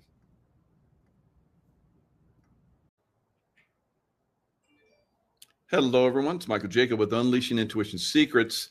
So tomorrow will be a very important day to see who wins all of these different races. Election results will be watched closely to see if the Democrats are slaughtered or if they're, maintain a little bit of power, or if they just, against all odds, beat everybody, right? So it'll be very interesting. We have New Jersey, Virginia, several other states, of course, New York. I've said, and many other people said, that if Mamdani wins New York, which I believe he will be, then people are going to be leaving New York in droves, and no one will go there. So we're going to see, the Democrats haven't learned. They're still in the Trump derangement syndrome for some reason, and they're going to destroy themselves. And I guess that's just what this consciousness ascension process that we're going through. Nicholas Benyamin and I had a very interesting show earlier, and we talked about that. It's almost like a splitting of these different paradigms. You have people that are low frequency that are going to vote for Mamdani, and that's going to destroy New York if that happens, which is looking like it will. Will the same thing happen in Virginia? Will it happen in New Jersey? Where the two governors? We'll see. So in California, they're going to be voting on, I think, Proposition 10, which will give them the ability to redistrict and take out more Republican seats. California is already ridiculously Democrat, and they're going to make it even more Democrat. Haven't enough people left, California yet. I guess it'll be the same situation. People are just going to leave California, disregard, won't visit, won't buy products from these different states. If you live in those states, I feel for you. You could do what Oregon's doing and, have counties that have voted to basically secede from Oregon and join Idaho. So that could happen, I guess, throughout California. I think maybe Northern California can join in to the different counties that are seceding and joining Idaho. So we may see that blue states basically get smaller and red states get bigger, and then a complete ostracization of these different cities. We've talked about this. Maybe even build walls around them. Escape from New York, escape from LA. So I don't understand. But that's the consciousness that we're living in right now. A lot of people have been compromised by education system, by the political system, news system, which are all basically have leaned very negative. So that's a state that we live in, and a state of consciousness that we live in. And if we continue down that road of lower consciousness for some of these cities and states and so forth, then they'll collapse. They'll collapse in on themselves. And maybe even, like some people have said, there's going to be a big solar flash, and then, the earth splits consciousness for low consciousness people. You want your food that's basically manufactured, right, with bugs, and you want you want surveillance on everything, everywhere, complete control, chips inside you, and So some people want that, and like New Yorkers and Californians and Portlanders, and so that's kind of the way things are moving. Chicagoans, you Chicagoans, your cities are like not looking so good, right? So that's what we're looking at. So let's look at the some of the conversations that people are having.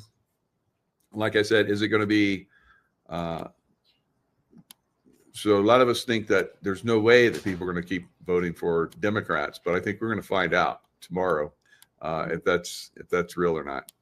Republican win in New Jersey. That's what we're all really going to be looking at right now. But having a shutdown, the economy wobbly, people not feeling better days are here to come doesn't bode well for the party in office, which is Republicans right now.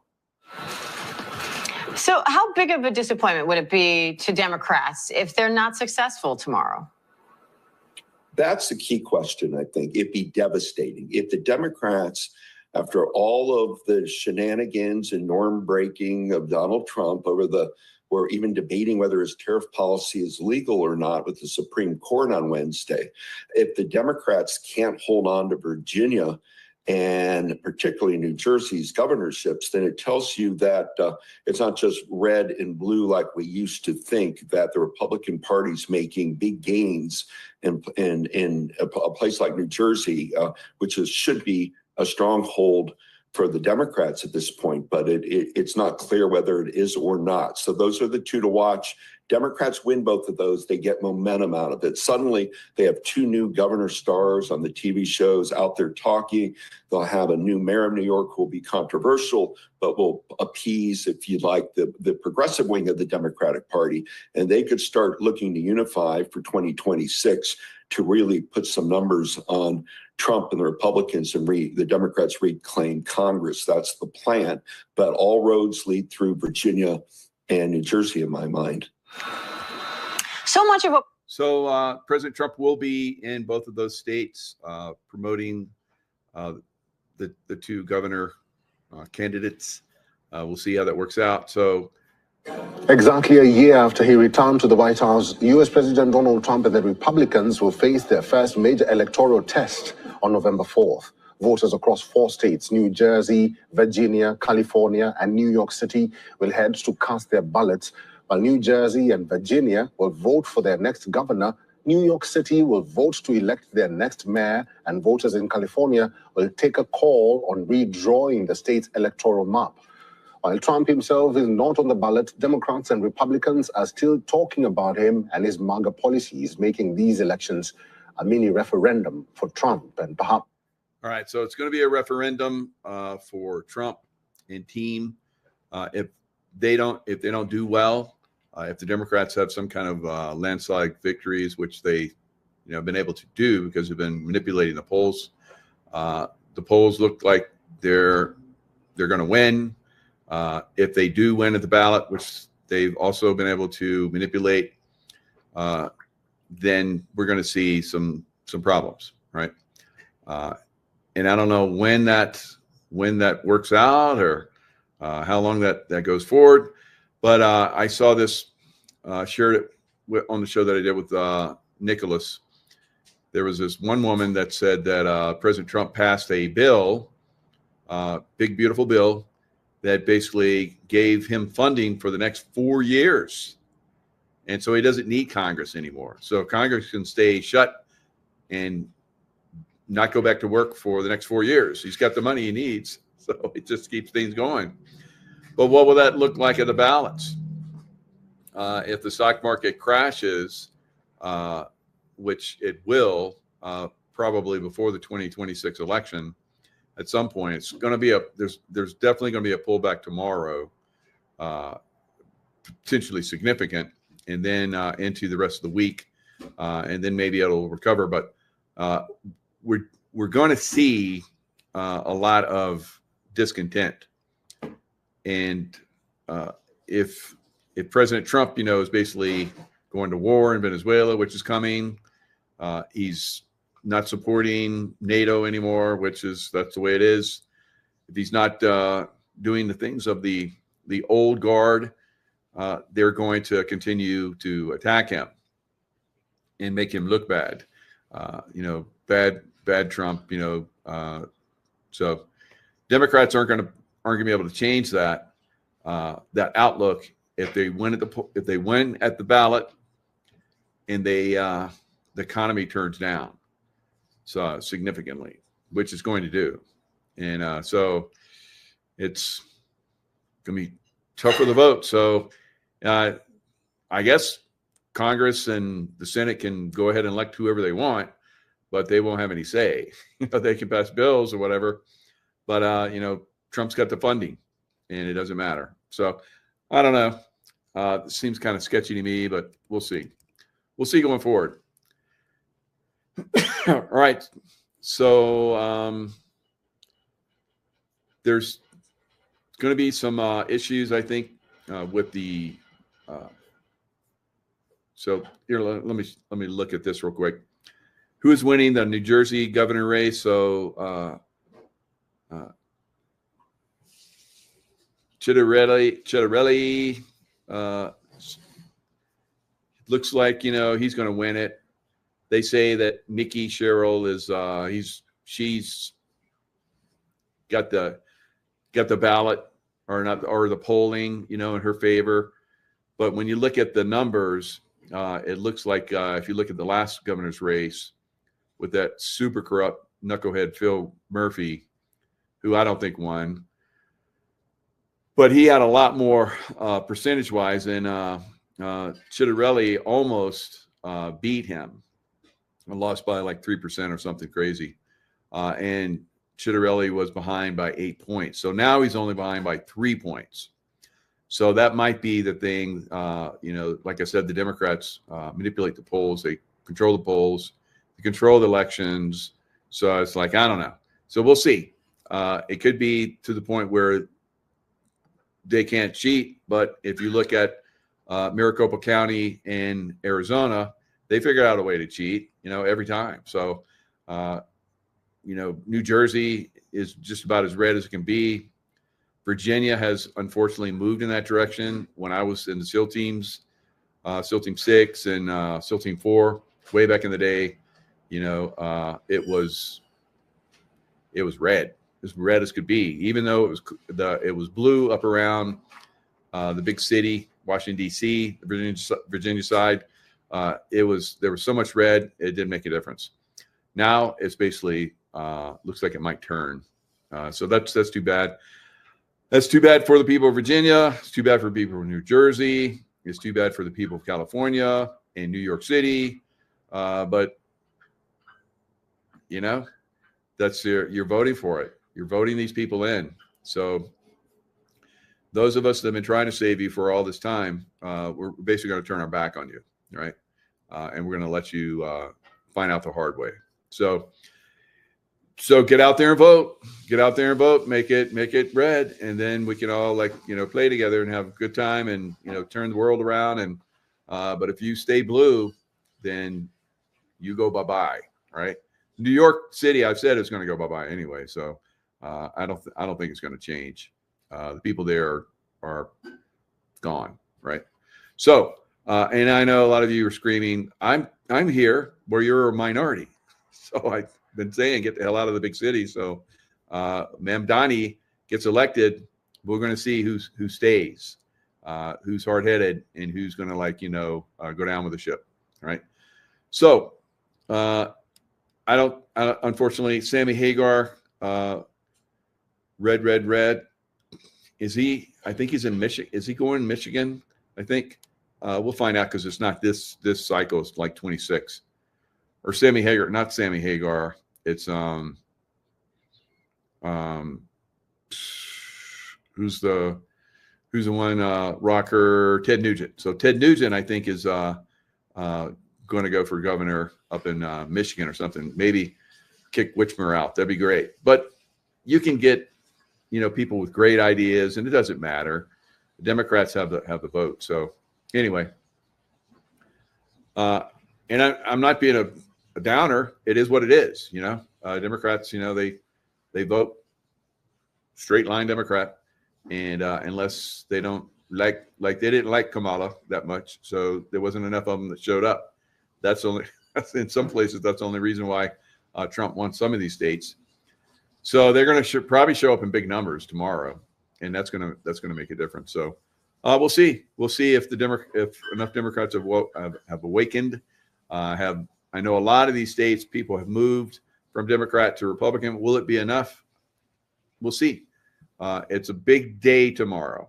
Very, very monumental big day tomorrow. So President Trump said recently that he's trained there. He's got the badasses, SEAL Team 6 guys and Delta guys, and all of the special forces have been trained up, and got drones ready, and they're ready to go into Mexico, right? So I'm like, okay, I've been saying this for a little while. It's like, let's do this.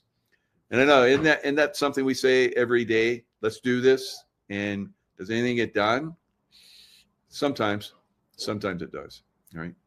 But we're going to see, maybe not so much. All right. Now, right now, Bitcoin is not doing so good.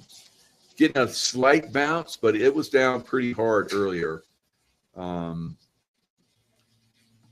It's not looking good. I think it's probably going to go all the way down to below 100,000, 98 or so. Might even get a better deal on gold and silver because I think it's going to be everything goes down over the next maybe weeks or two, so maybe longer.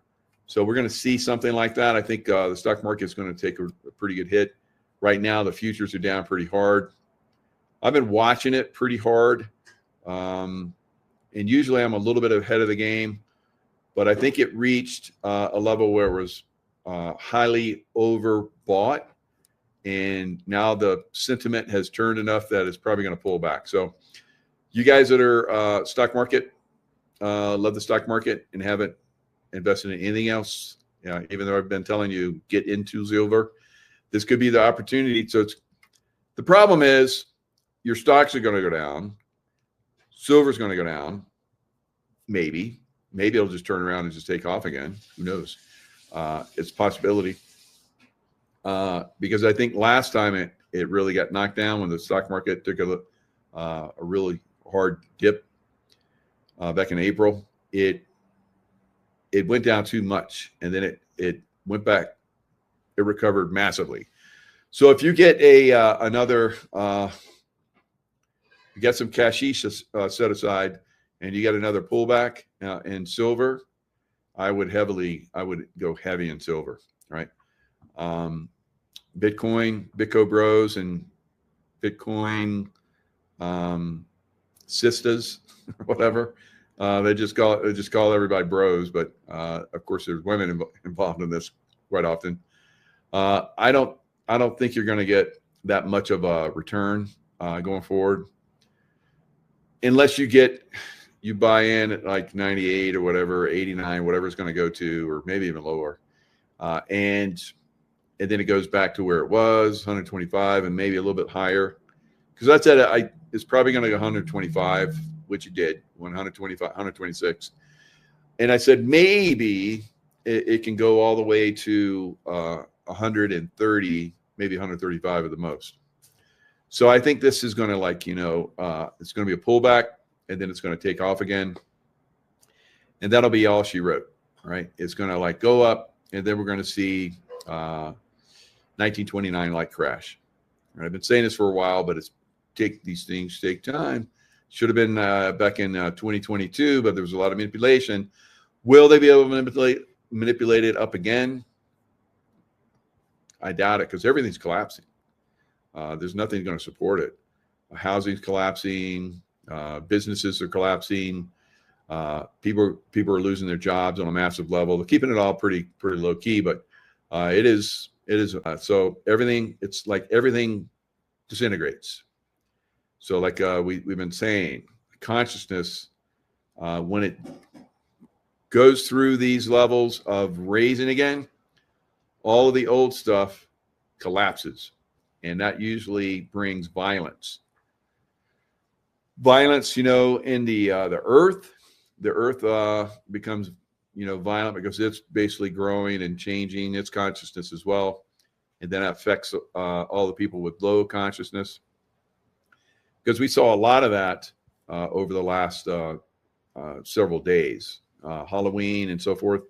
We had lots of violence all over the United States and in England, and also in excuse me, some of these countries, Sudan and some other places, Nigeria, I think. So and down in Rio de Janeiro. So there's violence everywhere, right? So the sun, shooting electrical energy at us, which there's a big coronal hole coming in to affect us again. Every 28 days it comes around. Every 28 days we have massive earthquakes kick off. So as it's coming in right now, we're having more earthquakes. We just had a big one in Afghanistan. I think there was another one that went off on in Russia, on the Kamchatka Peninsula. We're probably going to see something major. Now, again, I still believe there's going to be a massive earthquake off the Oregon coast and tsunami from that. So just be ready. If you feel it, you better be on high ground, right? So everybody on the low ground goes bye-bye, right? So it's a consciousness thing, consciousness shift. Are you ready to shift, or are you still low vibration, right? We'll see. I don't know. 11 cities by last night, Sunday, have had shootings and stabbings in the USA. That's correct, Robin. Thank you for sharing that. And I shared that earlier. So yeah, that's a lot. That's a lot. That's way too many. And so something crazy is going on. It's the energies of the earth. Okay, you look out behind me and you got this beautiful landscape. It's beautiful energy. But there's a fault line that goes right down the middle of that lake, and it'll slosh that water, and all the houses around it will go bye-bye, right? So those of us who are on the hillsides, who knows? Maybe we'll fall into the lake too. I don't think so, but maybe. Who knows? All right, so you have to be ready to, navigate to somewhere else if you have to. I'm pretty flexible at this point, and that's amazing. Grace Johnson has 30 ferrets in her house. Thank you, Body Release Tomlinson. That's good to know. All right, so random stuff. All right, so we get the random stuff in the chat. I like it. It's fun. And that probably was some kind of conversation that made sense. But when you come in from a different angle, it's like, what are you talking about? All right, let me look at my X. I put some stuff over my X. Michael Jaco 9. So Trump, like I said, Trump admin says training has begun for drone strikes, ground troop deployments against cartels in Mexico. Now, will that be in conjunction with the strikes in Venezuela? It's possible, right? So catch them all off guard. Take down all the cartels. And then you're going to have to do the same thing in the cities, because cities where all the cartel members are, and our big cities that are aligned with the Democrats, Newsom and Hochul, and you name the far left Democrat that's in some kind of political power. They're aligned with the cartels guys. That's why those cities are so violent. All right, so Ole Demigard, he's going to be on tonight. He returns 7 p.m. So we're going to have a show together. Probably more truth bombs, more deep insights and revelations. He's got a new song. We're going to play it, and so another song, and so it's going to be fun. All right, so 7 o'clock. That's about 2 hours from now. I have 2 ferrets. Grace, good job. All right, guys. Lots of love. Stay in the love vibration, and we'll see you guys next time.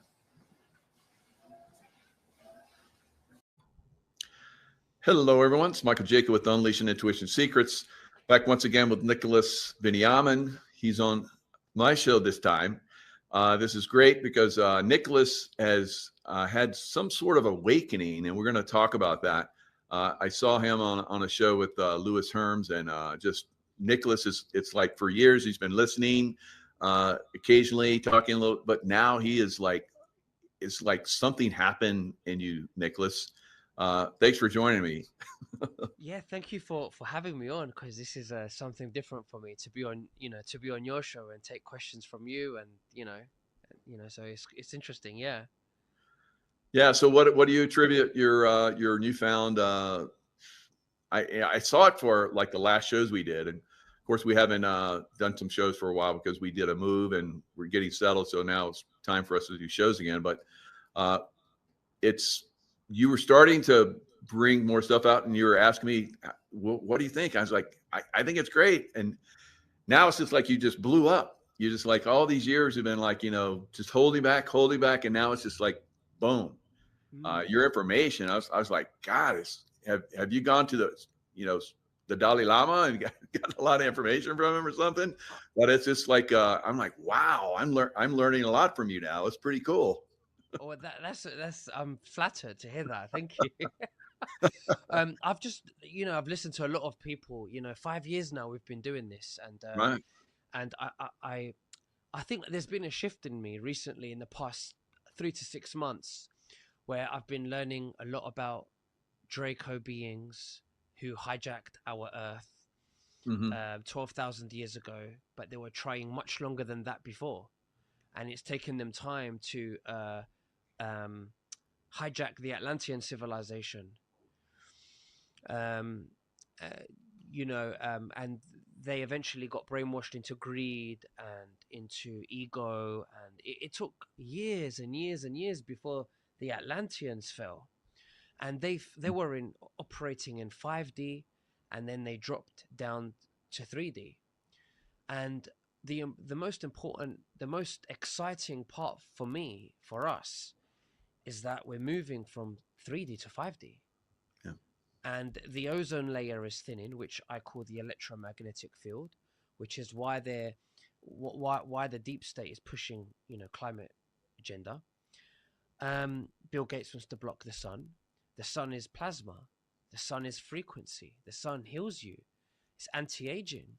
Of course, in the sunset and sunrise, not sitting in the middle of the day in the sun and burning yourself, but the sun has, really good plasma frequency, and now it's able to bypass the ozone layer. It's able to bypass the electromagnetic field, and we're able to benefit from those frequencies, causing consciousness to rise. And this is why in the past 5 years, people are just asking loads of questions. They're becoming more curious, who they are and what system are we living in, and why am I paying this much tax, and why, losing trust in the media, losing trust in big pharma. And they're looking for alternative, I call it alternative everything, not just alternative media, it's alternative everything, banking, media, big pharma. And I think it's amazing where we're going. It's a shift. And they know they can't stop what's coming. This is what Trump's talking about. They can't stop what's coming. I heard that Trump was briefed by the military in his language regarding this awakening. I don't know if they explained it to him very deeply in the esoteric spiritual stuff, because I would say Trump is not very spiritual. I would say he's still anchored in ego and ego identity, but that's okay. He's president. He's not supposed to be spiritual. He's supposed to be a matrix disruptor, right? And that's what his role is, and he's doing a great job. Yeah, very good. Wow, that's amazing. So there's a lot of information out there. I've been watching Trump obviously now for since he's been president, but I watched him many years before that. Read all of his books. I wanted to do his courses, but they were too expensive for me at the time. But yeah, he's a master, and I've seen him do the stuff that I used to do in the CIA, which is we would do disinformation, and he'll speak about something, and he gives out certain information, and then he'll say something else within the same conversation, and people get really confused about that, but they don't understand that he is directing people in a certain direction, and then he comes around and hits them from another direction. Confusion. Now, if you trust in him and believe in what he's trying to do, like you're talking about, he's destructing the deep state. That's his main focus. So there are some people, I watch a lot of people that follow the Ukraine war, former veterans, colonels, and so forth, and they talk about how President Trump, they're not happy with him because he'll come out and say a certain thing, and then he'll come out and say something completely different. They think he's just lost his mind, but I know it as disinformation seeding, and they help him disinformation seed because they're like, well, he said this and then he said this, and so they're basically pulling people in that direction of disinformation unwittingly because they think he should be saying this thing. They want to hear this thing, and then he says that thing, and they're like, okay, and then he says something else because it's very fluid. Everything is very fluid right now, and he's a very fluid man. He's the art of the deal guy. He can come in and tell you one thing. He'll watch you, and if you say or do something different, he's going to move, and you're not even going to know it. So that's how he does such great deals, and that's probably, I think, why they chose him to be the leader of this new revolution and consciousness and taking down the deep state. Absolutely. I think that's his soul contract. I don't believe Trump is the Messiah. I don't believe he is the rescuer. He's not going to save us. I see Trump as a catalyst. I see Trump as a matrix disruptor. He's there to make people question the narrative. I believe that we are the ones that are going to save ourselves. I think when we wait for an external savior and we channel our energy outwards to an external savior or a rescuer or a messiah, we actually give our soul energy away, and it gets harvested by the system because that's what they want us to do. Instead of looking inwardly, we should be channeling inwardly to Christ consciousness, and we should the awakening part is to remember that we are source embodiment, and remembering we are source embodiment. And when we awaken, we actually our toroidal field it's been tested in science, and we can't see it because our eyes are limited in the light spectrum. But it can be tested, and the more you know, or the more truth you embody, and compassion and love you embody, your toroidal field expands, and it can even change color to more yellow golden. The Pentagon actually have scalar frequency mapping technologies that can detect your aura. They can detect mass consciousness, how awakened they are, and that's how they decide how to broadcast propaganda to regulate that awakening and that consciousness from rising. What are your thoughts on that? Yeah, the Draco, like we both know, are here to stop our consciousness from rising. So he's there to intervene in that, so that our consciousness can continue the process of going higher. So I think it's going to be, all out war with them. It has been in the past, like you said, Atlantis. They were able to come in and, stop our consciousness, pull our consciousness down into 3D from 5D. And now we're reversing that process. So a lot of the people that were here during that time frame, people like you and I, President Trump probably, and a lot of others, were there during that time frame. And we're here to, help the evolution back to 5D and beyond. So I think it's going to be it's very exciting for those of us that are watching this. Now, one little clip I want to play that, and we'll comment on it, is where President Trump, told everybody what he was going to do, but it's on a different level. And this is fascinating. And it really covers everything. The great, big, beautiful bill. We got everything done. I said, let's get it all done. A lot of people want to do it little small pieces, like 9 of them, 12 of them. I said, put it all into one bill, and if we get it done, we're done for 4 years. We don't need anything more from Congress in terms of that, right, Scott? We got it all done. It was a little risky, but because if we didn't get it done, I don't know, who knows what would happen with these radical left lunatics that we have to deal with. But we got it all done, and now we're set, and you're set. He literally just said it out loud that he doesn't need Congress for 4 more years. They signed the big, beautiful bill. It's everything he wanted in one bill, and now he has no use for Congress at all. So that's very interesting when you look at it in that perspective. What are your thoughts on that, Nick? Yeah, I mean, it's very interesting. I don't know what to think of that. I don't know. I think the traditional government is collapsing. I think that the system that we're in was created by the deep state, by the Dracos themselves. It was created by design to enslave us into 3D, to put us in a frequency prison hologram. And then I think we're breaking out of those systems. Their systems are collapsing. So the Matrix has to play out storylines that make sense. That is going to make sense to us. Yeah, absolutely. So Trump is basically, I think, in that big, beautiful bill that he had them sign. He doesn't need Congress anymore. So we're seeing Congress is shut down. Basically there's no funding being passed, but he already has the funding. So things are probably getting funded. It seems like the military is getting paid. We don't know about these SNAP payments and so forth, but things are moving in the right direction.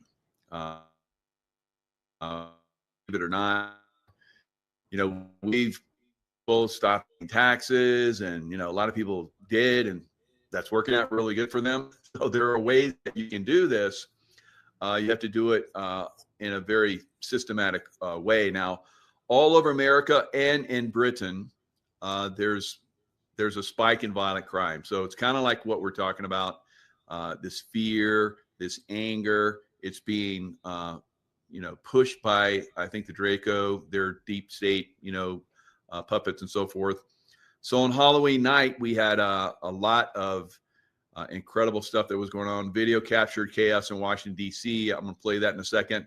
But it goes on to cities all around the U.S. and in England where you had a stabbing. Los Angeles, there were like shootings in Los Angeles. There were shootings in Ohio, Halloween party, 9 people got shot. In Chicago, 4 people got shot, and not far from Wrigley Field. In Texas, 3 people got shot, Halloween party. Florida, 5 people got shot. A large explosion at Harvard Medical School on Saturday morning. So we have all these different things. And of course, unfortunately, we had the stabbing that happened in England on the train. So what do you think is going on with your signal's a bit bad there, Michael. So what do you think about the as far as people having fighting and anger and all that kind of stuff? Is that being pushed? I think it is being pushed. I think it is being pushed, and from a spiritual perspective, because I think that is the realistic part of our nature is spirituality. That's our baseline. I think there's a lot of NPCs, soulless beings, or AI conscious beings. They are different, and we can go into that in a minute. And they are being hijacked by Draco overlays, and they are causing stabbings and violence to lower the frequency of Earth, to delay the awakening, because they can't stop what's coming. Oh yeah, it's absolutely.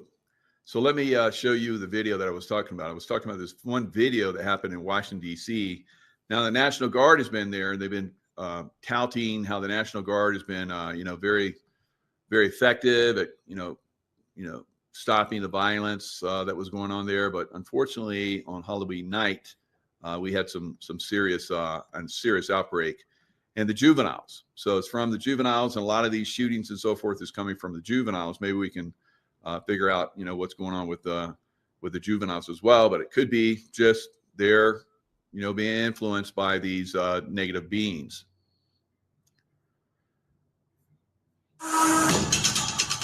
You got to put in the sweat and be ready for anything. So you see in the background, there's lots of police cars. The National Guard is chasing these people all over the field. This is close to the Washington Navy Yard, which is a secure location, military base. But out in the field, I guess these juveniles started fighting in the streets and so forth. So the National Guard shows up. Lots of police cars. So happening all over the United States. It's crazy. What do you think is going pretty much on? every major city. What do you think is going on?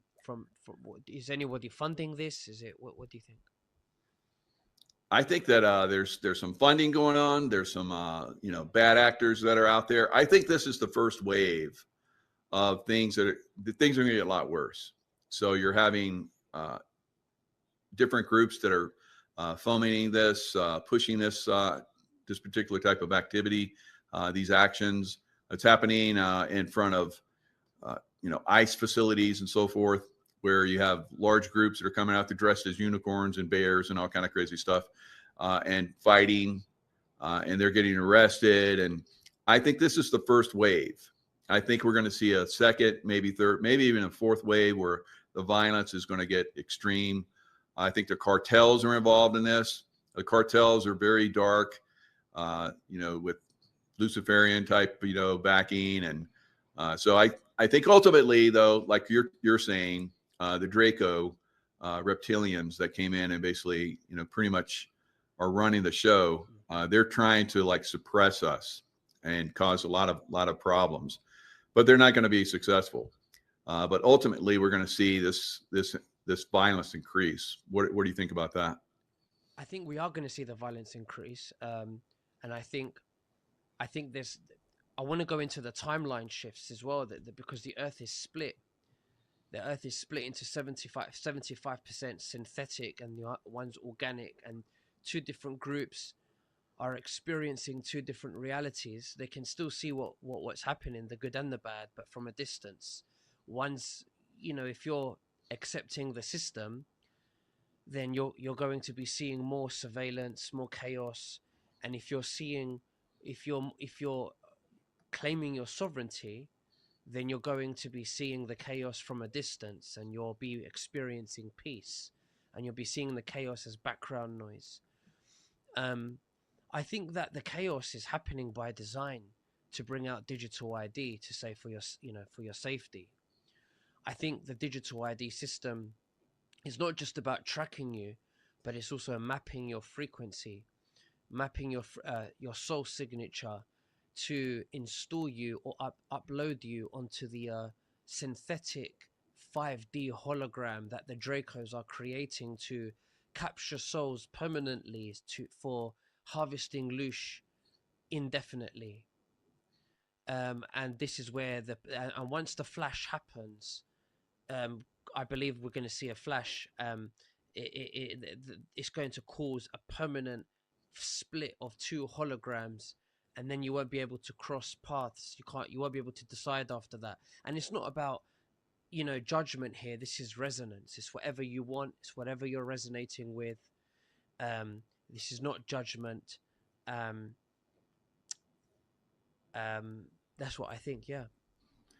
Wow, that's fantastic. Yeah, so I think the resonance, we've heard about this back in 2012, December 21st, I think 2012. There was a lot of people thought that, we're going into very violent and the earth was going to end and so forth. But there was a lot of us that focused the frequency to do a timeline shift. Now, this timeline shift is not like you're talking about. I don't think it's going to work for everybody going forward.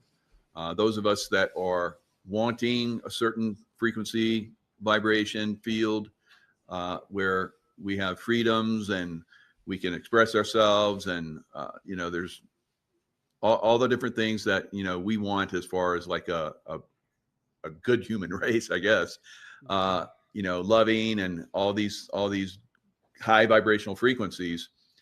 I think there's some people that don't like that for whatever reason. They're programmed, influenced, however you want to think about it or term it, are forced into those frequencies. They don't have the experience with many lifetimes, I guess, to understand that they're being pushed into a very negative frequency vibrational field. Those fields like you're talking about, I think there's going to be a split. I agree with you. Solar flash, we see a lot of stuff happening with the sun right now. Potential of lots of violence from Earth activity. So not only violence in the population, which some of this frequencies that are coming from the sun could be influencing some of these people to go violent. We're seeing earthquake activity, volcanic activity, tsunami activity that's been increasing so far this year, and I think it's going to continue to increase. That could be part of what's going to project, and the solar flash, like you say, project us into these different hologram fields. And from that point on, the split is there. I've seen myself in the past. I saw myself in the future. Like 10 years ago, I saw myself like going across this frequency field and trying to pull people into the higher frequency. I think what we're doing right now, talking about this, is helping to pull people into this higher frequency. Now, I see in the chat some people still don't understand. They're probably not going to actually go into these higher frequencies, and that doesn't. And like you said, it's not saying that there's anything bad about them. It's just that they don't understand, and their frequency is aligned to these darker draconian frequencies. And so I think that I agree with you. I think we're moving in that direction. Yeah, I hear that the people that are surrendering their sovereignty to the government and to the control grid, they will experience surveillance, but they will be happy because they will have the illusion of freedom, but they won't have true freedom. It will be a hologram slightly different to this one. This one is connected to source. This hologram is still connected to source in the sense that we can see synchronicities. We can get downloads in dreams. In this one, it won't happen. You won't get downloads in dreams. It will be disconnected from source, completely controlled by the AI overmind that's been developing, which is completely disconnected from source. And they will be looping with the illusion of freedom. So they will be happy, and it will be like paradise to them. It will be 5D synthetic. It will be much better than this. And the reason why they won't suffer, they won't experience suffering the same way we experience suffering here, is because the Dracos have captured those souls. So they want them to be happy so that they don't question their reality and forever harvesting loose energy from them. Yeah, and there's a lot of people in the chat that understand this and agree with us. And then, like I said, there are people that have what are they saying? Because you can different see the comments. opinions, but to the point where, I mean, you two should be ashamed of yourself. I just deleted them off the channel, but we'll continue to see that type of mentality going forward, and some of us aren't going to be affected by it. For me, I just delete. Bye. All right, so it doesn't affect me. It used to, but I think that's because my frequency was aligned to like everyone should be the same. Everyone should have equality and so forth. No, it's not that way. We're starting to understand that there's some, like you're saying, and you said it beautifully. Some of the best that I've heard, that it's not anything negative about you. It's that your frequency is aligned in a certain vibrational field. Yeah. Which those of us that I believe are, higher vibrations, notice it for what it is. It's like for me, being able to do like 50 push-ups, whatever, or 100 push-ups, whatever it is. I, develop my body. I can do this. someone else doesn't develop their body, they can only do 5 push-ups. It's nothing wrong with that. It's just they didn't develop themselves. All right. Can they develop themselves? Of course, anybody can develop themselves to do this stuff, but it's the same thing with consciousness. Can you develop yourself? Maybe not. You haven't done the work. It takes a lot of work. You have to work out. You have to work your brain. You have to work your consciousness. And if you haven't done that, your frequency, your ability to understand and to assimilate information that's of a higher vibrational field is not there. Yeah, I think most people watching this, I believe that there is a spark in everyone here, and we want sovereignty. We're here that because we don't trust the system, and we're here because we want freedom. We want freedom. We want peace. But there's people out there that believe in the system. They think that the system cares about them, and one of the hardest things that I had to accept is the majority of the population is made out of empty vessels. They are part of they are the architecture of the Matrix. They are NPCs, non-player characters. Perfect. And most of the population to make divine souls like us, the black sheep of our families, so they can stop us from remembering who we were, so they could suppress us. Their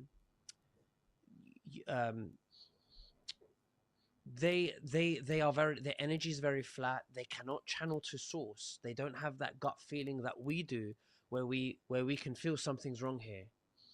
Okay, and they're the ones that make us feel that, like I said, like the black sheep.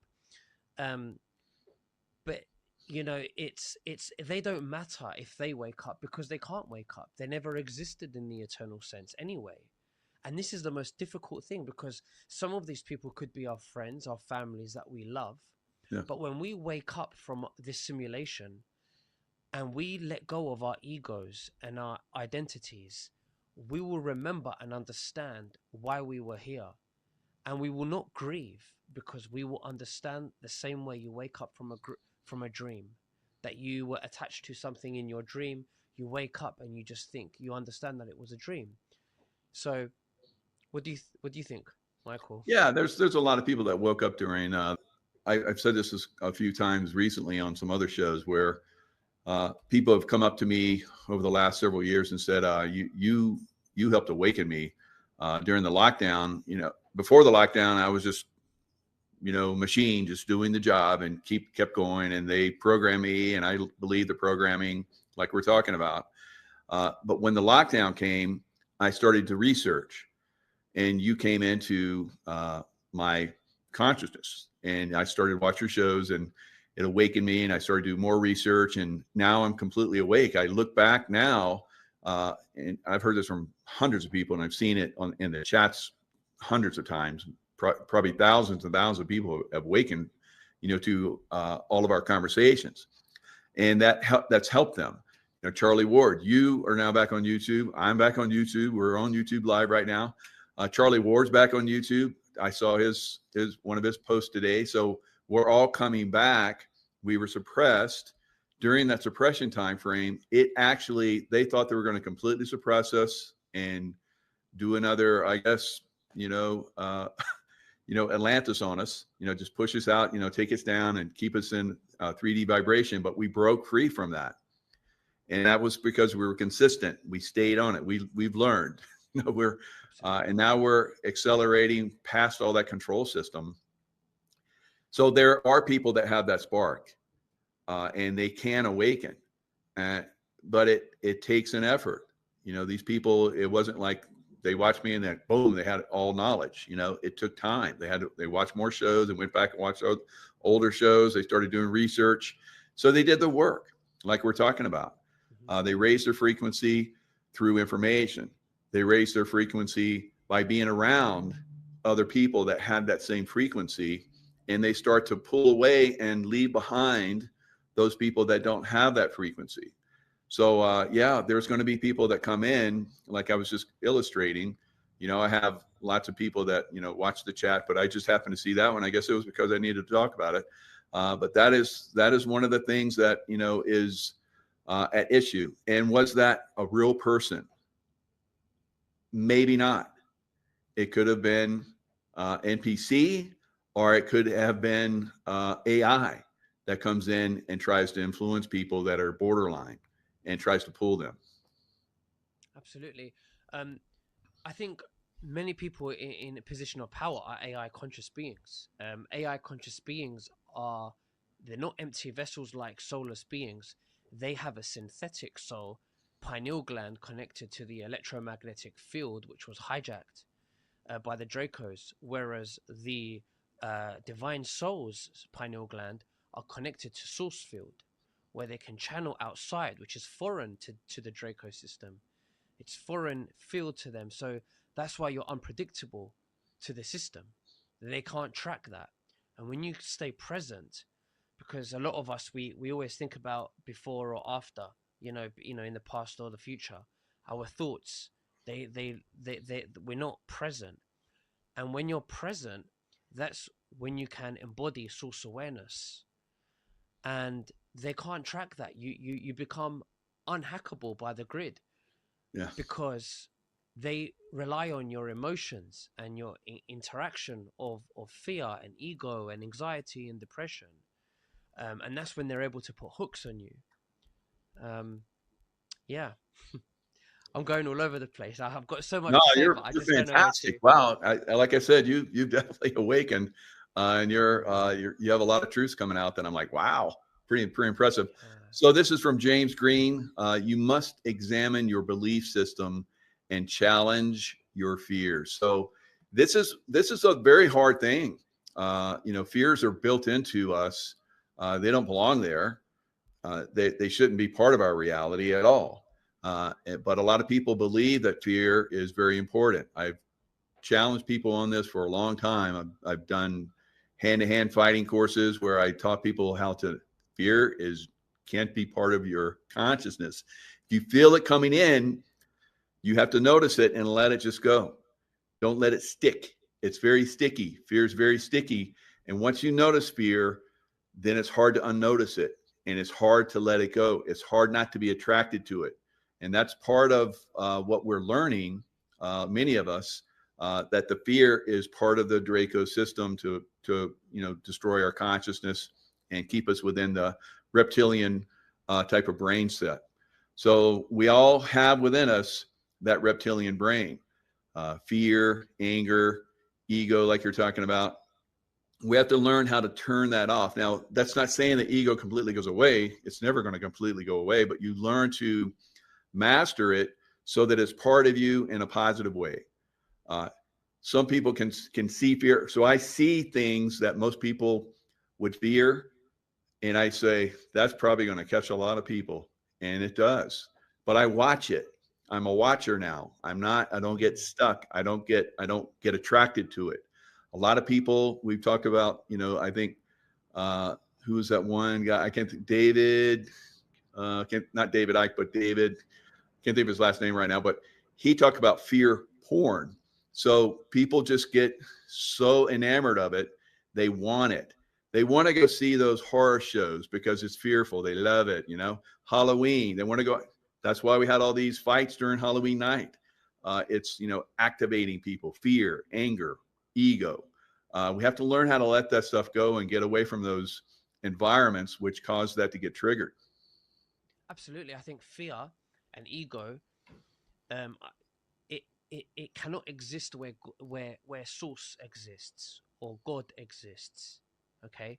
And it dims your light.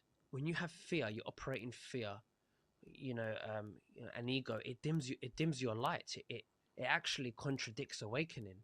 We want to expand our light, our toroidal field, expand our soul outwards so we could vibrate and we could have others be influenced by our frequency field so that they can awaken.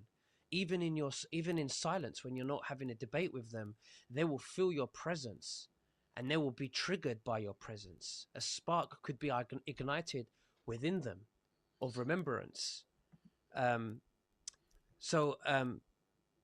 Absolutely. Yeah, that one gentleman I was trying to remember is David Wilcock. Great guy. I went to Hawaii with him. He did a tour there, and I went there and hung out with him. Really good guy. But yeah, there's a lot of people out there that are trying to awaken people. And then, of course, there's even more. The system is rigged, it's controlled, it's manipulated. And these are the systems that we're talking about that are collapsing. But are they? Are they completely collapsing? I don't see them completely collapsing. They still influence a lot of people, but they're collapsing to those of us that are raising our consciousness. So you don't have to like wait. You can observe them still there, but they don't have the same, pull or the same, trap for you.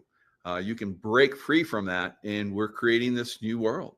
And I think that's what's happening. And I think it's a beautiful thing. And like we said in the beginning, President Trump is part of, helping us break free. Maybe it doesn't completely collapse. Maybe we see it just fade away, and it's like, whatever happened to so-and-so, or whatever happened to this and that, because we're starting to see people that are just kind of like disappearing from the scene. And I think that's part of the revelation to us, that there's another reality. Those people that are in that reality, and a lot of them are going, unfortunately, they're going to England. So they're leaving the United States and going to England. I guess they feel safe there because, here in the United States, we're almost going in the same direction. We may see New York become controlled by the Muslims, just like we've seen happen in London, unfortunately. It's a lower vibration. So I'm not dissing on it again, not dissing on any one group. I've been to the Middle East. There's beautiful people everywhere. I love everybody until they prove otherwise, right? And there's unfortunately a small group, just like we saw here in the United States, just like we see throughout Europe. There's small groups of probably Draco reptilian. When I look at them, I'm like, that's the reptilian. That person's reptilian, the king and the queen, So people were joking before we started the show. It's like, how did you get that picture of Charles, King Charles? So it's that way, but can we break free from that? Can the people rise up and push that out? That's the way many of us believe this has got to happen. Maybe it doesn't. Maybe we just do our own thing and let that system, let that city, those cities collapse. Absolutely. Yeah. When you say new reality, we're basically going to experience, and we're experiencing it already, is another hologram, and there's a slight overlay, because there's two Earths, there's two holograms merged into kind of one reality that's almost split. And how do we know that scientifically? We can tell by atoms how they're behaving. Since the year 2000, atoms have started shifting. So the more we know and the more we expand our frequency, just knowing, being positive, holding compassion, becoming more curious, having more love in you and truth, the atoms around you are behaving differently. And atoms are made out of 99.9% space, which means everything is space. We're in a frequency band, and I think that space doesn't really exist because we're in a frequency field, and our higher self, our consciousness, is powering this hologram, which was hijacked by the Dracos, because divine souls can actually have the gift of creating timelines. They can't create timelines. That's why they need us, so they can exist in using us to create timelines, realms, and harvesting energy. But we're seeing a shift, and the sun and 3i Atlas is playing a big role in this shift and awakening. And also the technology under Gaza, the crystal tech under Gaza, which is the real reason why Netanyahu and his controllers are wanting Gaza to destroy the frequency tech that was built by Atlantis. Excellent. And same thing with the Great Pyramid and other pyramids throughout the world. They have that frequencies, and they're starting to light up again. So wow, yeah, this is it's been an amazing conversation. I'm super impressed by what you're revealing. Nicholas. Thank you so They're much. For having me. stunning. Audience is loving it too. So this is a breaking free from the old and starting the new. I think this is where we're moving, and there's a lot of people that are starting to become aware of this. There should be no fear of this. Of course, there's still going to be fear in some people, but when you have that fear, start to let it go. Because you want the love frequency. It doesn't exist with fear. So if you find yourself keep going to fear, you're probably going to be in that consciousness realm in the future. So just be aware of that. And how can people reach you, Nicholas? Yeah, I'm on YouTube, Nicholas Ven. Hello, everyone. It's Michael Jacob with Unleashing Intuition Secrets. So we're going to start doing the show at this time because Congress and the Senate does not abide by our demands for decades that we do not want the time to change. How strange. We the people don't make any difference. We keep telling them we want this not to keep changing, time change. It throws us out of whack. So anyway, so we'll do 4:00 for this show instead of 5. So that'll be the new time. So it'll be kind of like the same time. It's like F you guys if you're going to play games, and we just want to abide by your games. We'll just do what we're going to do and do it the way we're supposed to do it, the way we like it, because you guys don't count anymore. I hate them so much. All right, so sending love and prayers always. That's right, Valerie.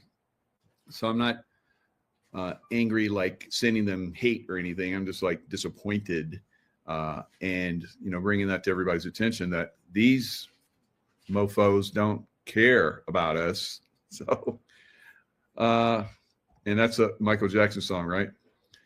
So there's Andrew Cuomo, Curtis Sliwa. How do you pronounce that guy's name? Closing gap on socialist Zohran Mamdani, and latest New York City mayoral election poll. So if New York puts this communist in there, and he said that he's going to be okay with making it legal to have prostitution. Now, some of you guys might have seen the show that Lara Logan did when she was I think she probably still works with Fox, but she did a show with Fox, special report, where she went down into Mexico and she was finding out where all of the trafficking was going, women, children, so forth.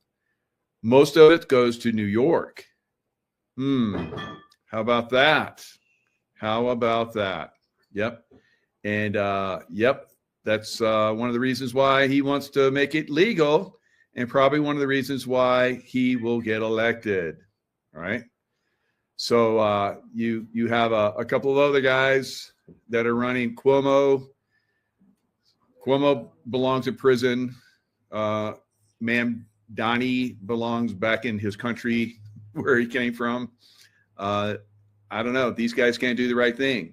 They can't stop changing the time, and they can't make this guy that should be going back to his country go back to his country. All right. So, and they can't put Cuomo in jail, who deserves to be in jail. So that leaves us with the GOP guy.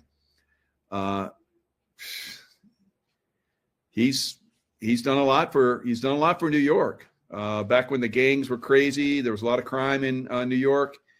He and a bunch of other guys, the purple or red, whatever, beret guys, right? Raspberry beret, like Prince used to sing. She wore a raspberry beret, and when it was warm, she didn't wear much more. So I don't know about those guys, if that's what it was for them. I doubt it. Hopefully not, but whatever. My wife's moaning in the background, so come on. She's laughing. She says, yeah, I sound like, oh, jeez. All right. So anyway, let's share the screen. Let's look at these people. Let's look at the only guy first that should be winning, right there. All right, this guy. All right, so I'm surprised that Trump didn't support this guy, but this guy really beats up on Trump. He's not a Trump supporter, and so Trump doesn't support him. So you would think New Yorkers would be like, they all hate Trump, so they'd vote for him, you know? I don't know. It's pretty crazy. So who knows? Maybe he'll win. I doubt it.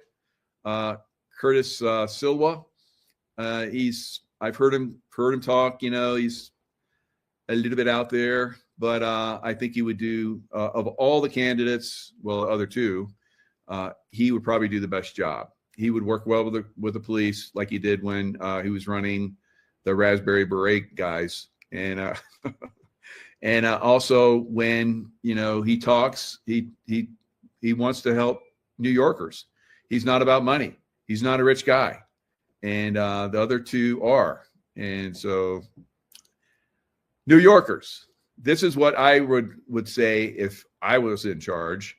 If you pick Mamdani, then the rest of our country is going to hate you, New Yorkers, right? We will hate you, right?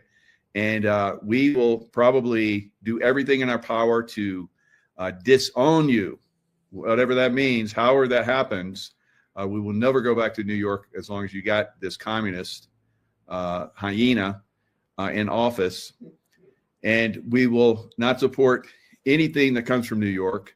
And if we can, we'll stop all food going to New York City. All right. So it's go ahead, make our day, as you know, Clint Eastwood would say, make my day. So how many bullets you think I shot?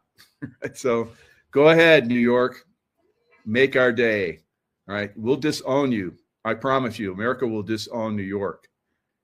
President Trump does some strange things, guys. All right. You can't, I know a lot of you guys are like, President Trump could do no wrong. And when you look at it on hindsight, it's like he really doesn't. But on the front of it, I think we all should be kind of like, what? Why are you endorsing Cuomo? So I have this intuitive gift, and I said Cuomo would go bye-bye. He would be the first. And I said that we would see, I think, two others that still seem to be there, but I'm kind of skeptical. The other one is in California, of course. You know, we want Newsom to go bye-bye. You know, remember when Newsom was 2 weeks, he was like, no one could find him. He was gone. And they already dealt with him, I believe. And then we had Whitmer up in Michigan. She's been real quiet. So I don't know. And, you know, they just disclosed that there was a terrorist threat that they foiled. FBI foiled it. Just like the FBI came out with like those white supremacists, supposedly. And they basically set them up. We know that now. I think they did that on purpose so they could go after you know, people that were, you know, gun rights people and so forth. Because we know the FBI really went after everybody. Now we're seeing Congress. Like we got Ted Cruz, his panties are they're tight. They're tight around those little ones, right? Because he doesn't have very big cojones. So they're tight around there. And he's screaming and yelling that the FBI, you know, looked at his phone records and all that kind of stuff. Where was outrage when they were arresting all the J6ers? Yeah. So anyway, these guys are, you know, getting exposed, I guess, and going away. I don't know. We'll see.